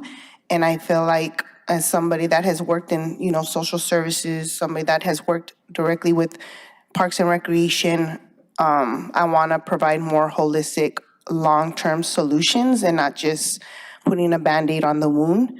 So, I also reviewed the materials from November 5th, 2025, the Mayor Council meeting, along with memos from last September, results from the community engagement that occurred last March, along with the 2022 ordinance. And, just stepping into this role, I want to make sure that we address those concerns. So I propose that we postpone a decision on this ordinance until we can further explore these questions and conduct additional stakeholder engagement to ensure that our neighbors are fully aware, and that way we don't have any existing questions moving forward. Thank you. Alrighty, Vice Mayor, and then I'll go to you, Councilman. Well, this is a little awkward because I was not expecting that from Councilmember Barajas. I know my office has been working with Parks and Rec for the past 2 years on this ordinance, and we did community engagement where we brought mutual aid groups, nonprofits, neighbors to kind of have dialogue around this, and it was a very split process. I do understand the concerns that, like, by limiting, I think part of the challenge was we limited where people could get food, so it was concentrated in certain areas. By rescinding this ordinance, we're taking away that concentration to just one park and being able to spread it out throughout the city so that it isn't just in one neighborhood that we're experiencing this. We had engaged community, I would say for the past 5 years, coming to CAUT of the audience, talking about the frustrations of being able to provide something as basic as food and water to our unsheltered neighbors. And I think that in this moment, especially the city and other nonprofit entities are strapped financially, and making it easier for mutual aid groups and neighborhood groups or anybody that wants to step up and help us carry that load should be welcome. I do think we, as challenges and concerns come up, we need to address them directly. But I think part of the harm of this ordinance was this blanket approach that wasn't working. And so I commend the work of the city manager and staff to say, you know what, maybe we need to back this up. We came in hot with this ordinance. And in the moment where we can't, as a governing body, can't meet the needs of our community, making it easier for those who can meet the need is what we should be doing to move the needle right now. So if I may request from Councilmember Barajas that she reconsider. But what we could do, Councilmember, is pass the ordinance today, but request from the city manager that he put together a plan in terms of how he's going to organize, how we're going to organize ourselves. Because I know that, and I've been, sitting here for the last few years and hearing from the work that mutual aid groups do and nonprofit organizations do. I think that we should be very clear with the community that non-prepackaged food will still need to be permitted through the Pima County Health Department. The Pima County Health Department permits non-prepackaged food because they need to know how it's prepared. But I think that there should be some parameters in terms of how we, allow mutual aid groups, nonprofit groups, there's faith-based groups that want to do the right thing, that want to feed people that are hungry and that need the food. But there should be some rules, right? If you're going to do this, make sure that you clean up after yourself. There should be some parameters. And then we have to make sure that it's also, as the Vice Mayor has said, that it's spread throughout the city of Tucson in partnership with neighborhoods in the area. So just putting it out there and see if that would satisfy you, just to give additional direction to the city manager to come up, and the Parks and Recreation Director to come up with, hey, these are the parameters if you're going to be giving out food in our parks. Yeah, absolutely. I just want to make sure, that it is equitable, as you're sharing, Vice Mayor and Mayor. So the concerning issue is, how are we making sure that it is equitable across all neighborhoods? Because a lot of the neighborhoods that are affected, a lot of the families don't have access to green space. So I just want to make sure that the parks are used, for their recreation as well. So if there is a communication type campaign that we share across the city with our neighborhoods to ensure that, it is equitable and that it is enforced, I'm okay with moving forward. Mayor, can I jump in too? Like, I mean, I know all mutual aid groups are the same and not all nonprofit groups are the same, but there's different mutual aid groups that operate out of different boards. And I think it's helpful if we're meeting with them and talking to them, because the conversations I've had, it is them showing the plan of like how they set up, how they clean up afterwards, how they stay till everybody leaves. And so I think, that took me going a number of times myself to see it for myself. So I just think keeping those open lines of communication is going to be beneficial for us moving forward. Yeah, I just wanted to ask the city manager if you had any plans, Mr. Manager, in terms of how to put some process and protocol together for this. Thank you, Honorable Mayor and members of the council. We're happy to take your direction tonight with regard to the ordinance. We're also happy to make sure we probably socialize some expectations around these distribution events. Part of the reason we suspended the program in the first place because it was creating some unnecessary conflict in an area where we were trying to collaborate. So I think leaning into that collaboration space with some basic cleaning up after the event, things of that nature, also coupled with some monitoring and maybe some follow-up discussions if each side's expectations aren't being met. Happy to do that and put something in writing as well for all of you.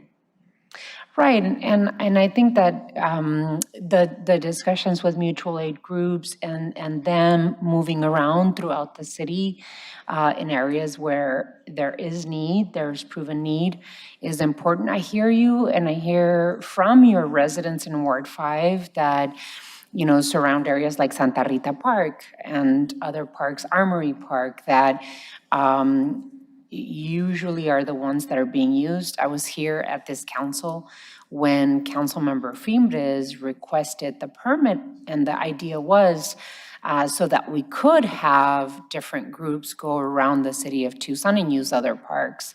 Of course, residents in Ward 5 deserve to be able to use their green space and their parks and be able to feel safe doing so. And so I absolutely agree with you, but I think that we could come up with some protocol to make sure that we are in communication with mutual aid groups, with faith groups, with nonprofit groups that want to distribute prepackaged, and that they should know that if it's not prepackaged, they will need to go to Pima County Health Department.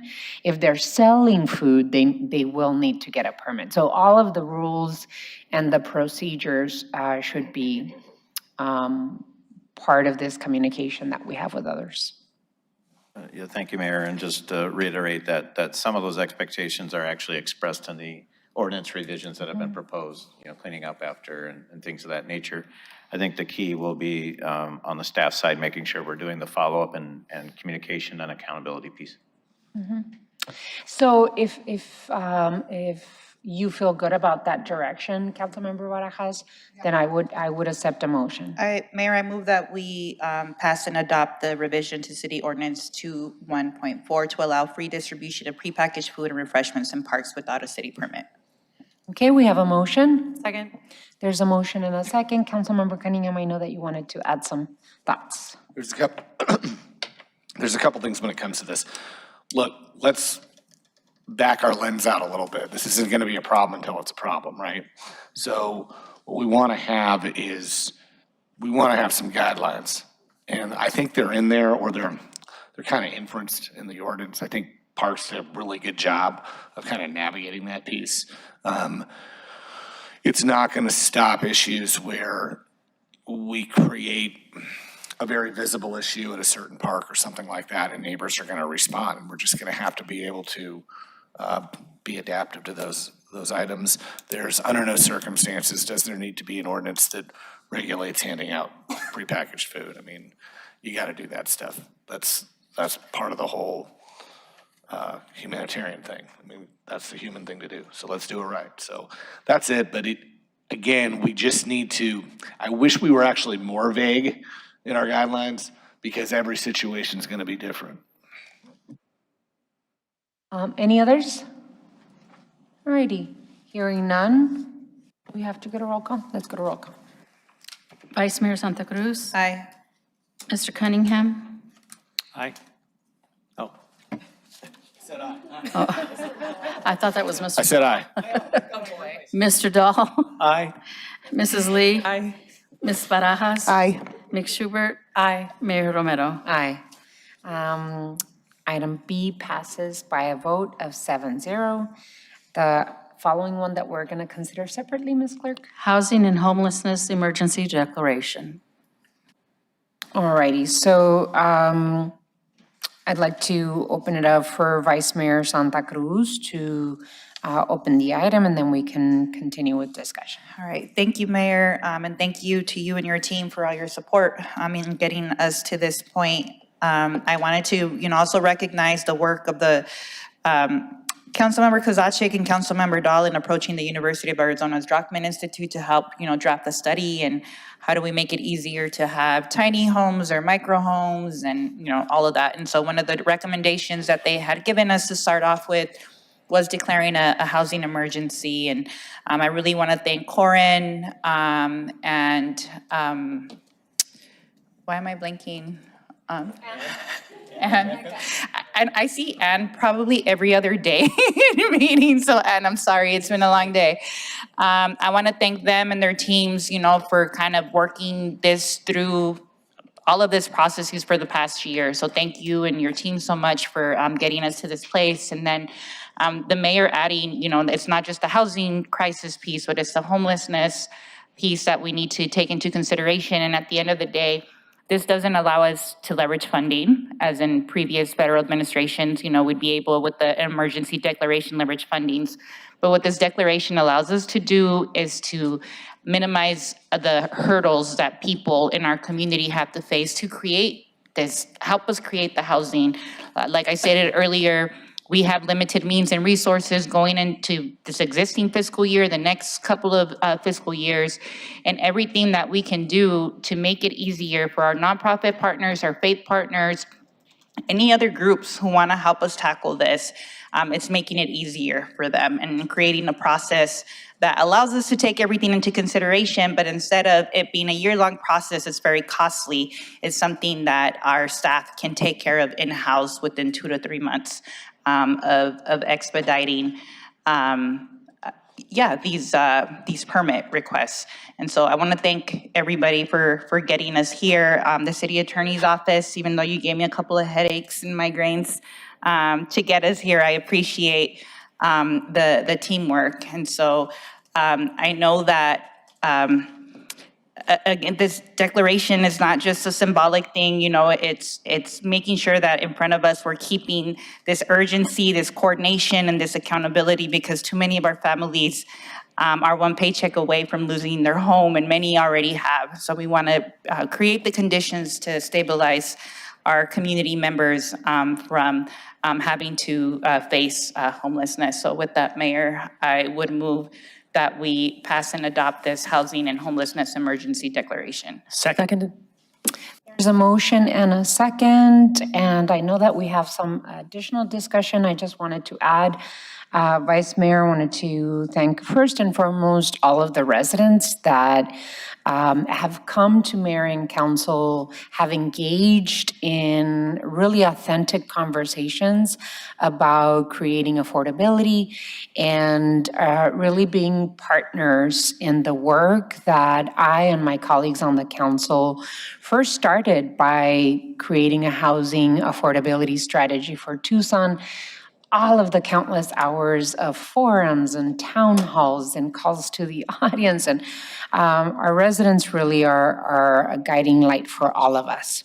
Vida, I want to thank you for coming, sharing your story, caring about this.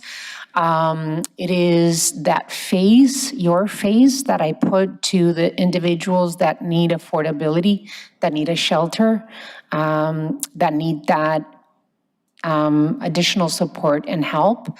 That's why, for me, being innovative, being creative, pushing the envelope on things that we have not tried before really is worth the time and effort because of people like you, Vida. Thank you for sharing your story. Thank you for coming.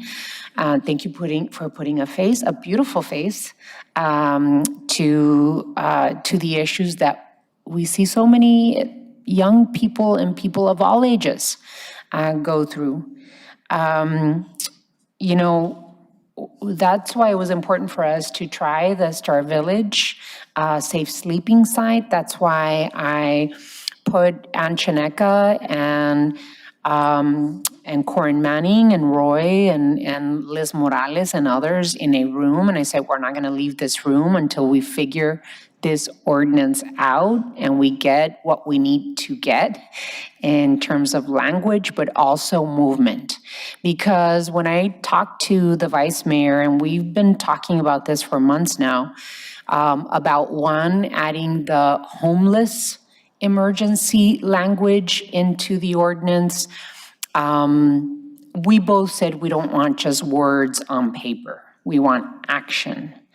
Actionable steps that will actually make a difference. And this particular ordinance will give all of us the flexibility to be able to create additional safe sleeping sites and safe parking sites, as well as creating shelter spaces and moving those along with Planning and Development Services Director special I guess, powers to be able to flex on the land use codes that are preventing from more shelter space to be built. So it really has been a group effort, and so many people, so many nonprofit groups working on this to be able to get to this point. So actionable steps, really good work. I hope that faith groups and nonprofit groups will take full advantage of this. And it's not going to be just a certain area. This is going to be used in the entirety of the city of Tucson. So thank you so much for all of your work. Any additional comments? Councilmember Schubert.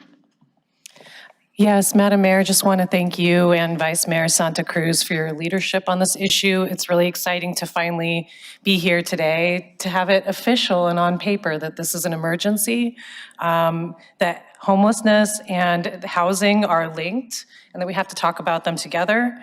And I feel proud to be on a council that recognizes the importance of partnering with the community, not just faith-based groups, nonprofits, other groups doing work on the ground, mutual aid groups.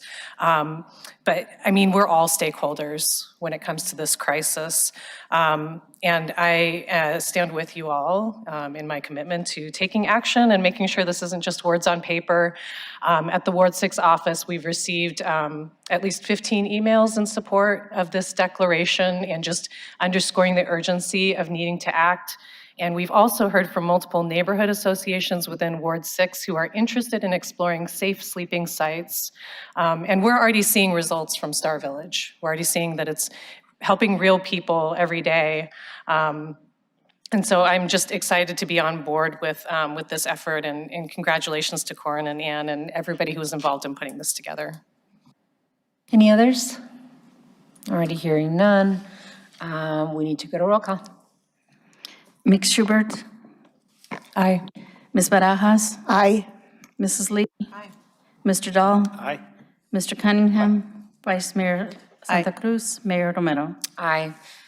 Motion passes by a vote of 7-0. Congratulations. Thank you all so much for coming, and thank you to the entire group of staff that worked on this. Ready, we move on to item 8. City Clerk, appointment of City Clerk. City Manager's Communication number 36, dated February 3rd, is received into and made part of the record. Ms. Clerk, you are requested to read Ordinance 12228 by number and title only.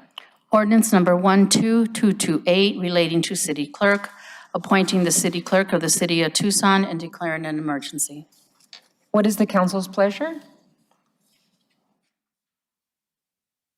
May I have a motion? So moved. There's a motion and a second. Oh, Second. did we get a second? I'll There's a second it. motion and a second to pass and adopt ordinance 12228. Any discussion? Councilmember Cunningham. Congratulations to Ms. Stoller. Welcome to the city of Tucson. Any others? Councilwoman Lee? Well, first, I just want to acknowledge Suzanne for 46 years. I know we said that when she was stepping down, but I also want to honor, sorry, it's been a long night, Yolanda for her amazing service and stepping into this role and doing it with grace and excellence. And for the city clerk team out there in the audience, I want to acknowledge all of your work. Yes, we're getting some whoops out there. And just, I know this is going to be a big transition, and I just want to thank you all for the amazing work that you do every day to keep all of this working behind the scenes, and you all are the engine that keeps everything moving. So I just want to share my gratitude to each of you and welcome Marissa to the team. Any others? I too want to recognize the incredible service that both Suzanne Message gave to the city of Tucson, 46 years, my goodness. And then, of course, Yolanda, for your service as our interim city clerk, the entire team. I believe that the city clerk plays a critical role in our democracy, in keeping mayor and council in line and shape, and making sure that you run clean and fair elections, and keeping records. I mean, it's an important job in all of the work that you do. I know that each and every member of the staff at the city clerk's office does this with integrity, and highly believe that the work you do is important for our democracy. So I just want to thank you all for the incredible work.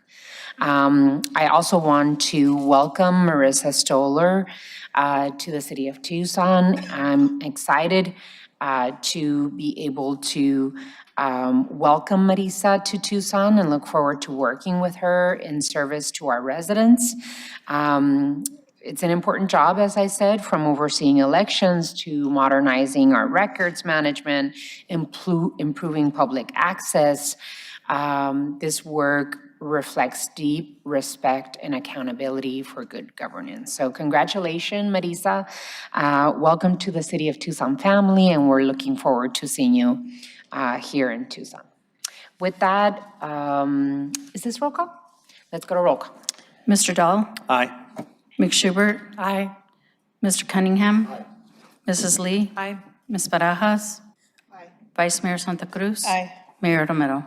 Aye. Item passes by a vote of 7-0. Item 9. Adjournment. Council will stand adjourned. The next regularly scheduled meeting will be on Wednesday, February 18th, 2026, at or after 5:30 p.m. Thank you all so much. Have a wonderful rest of your week.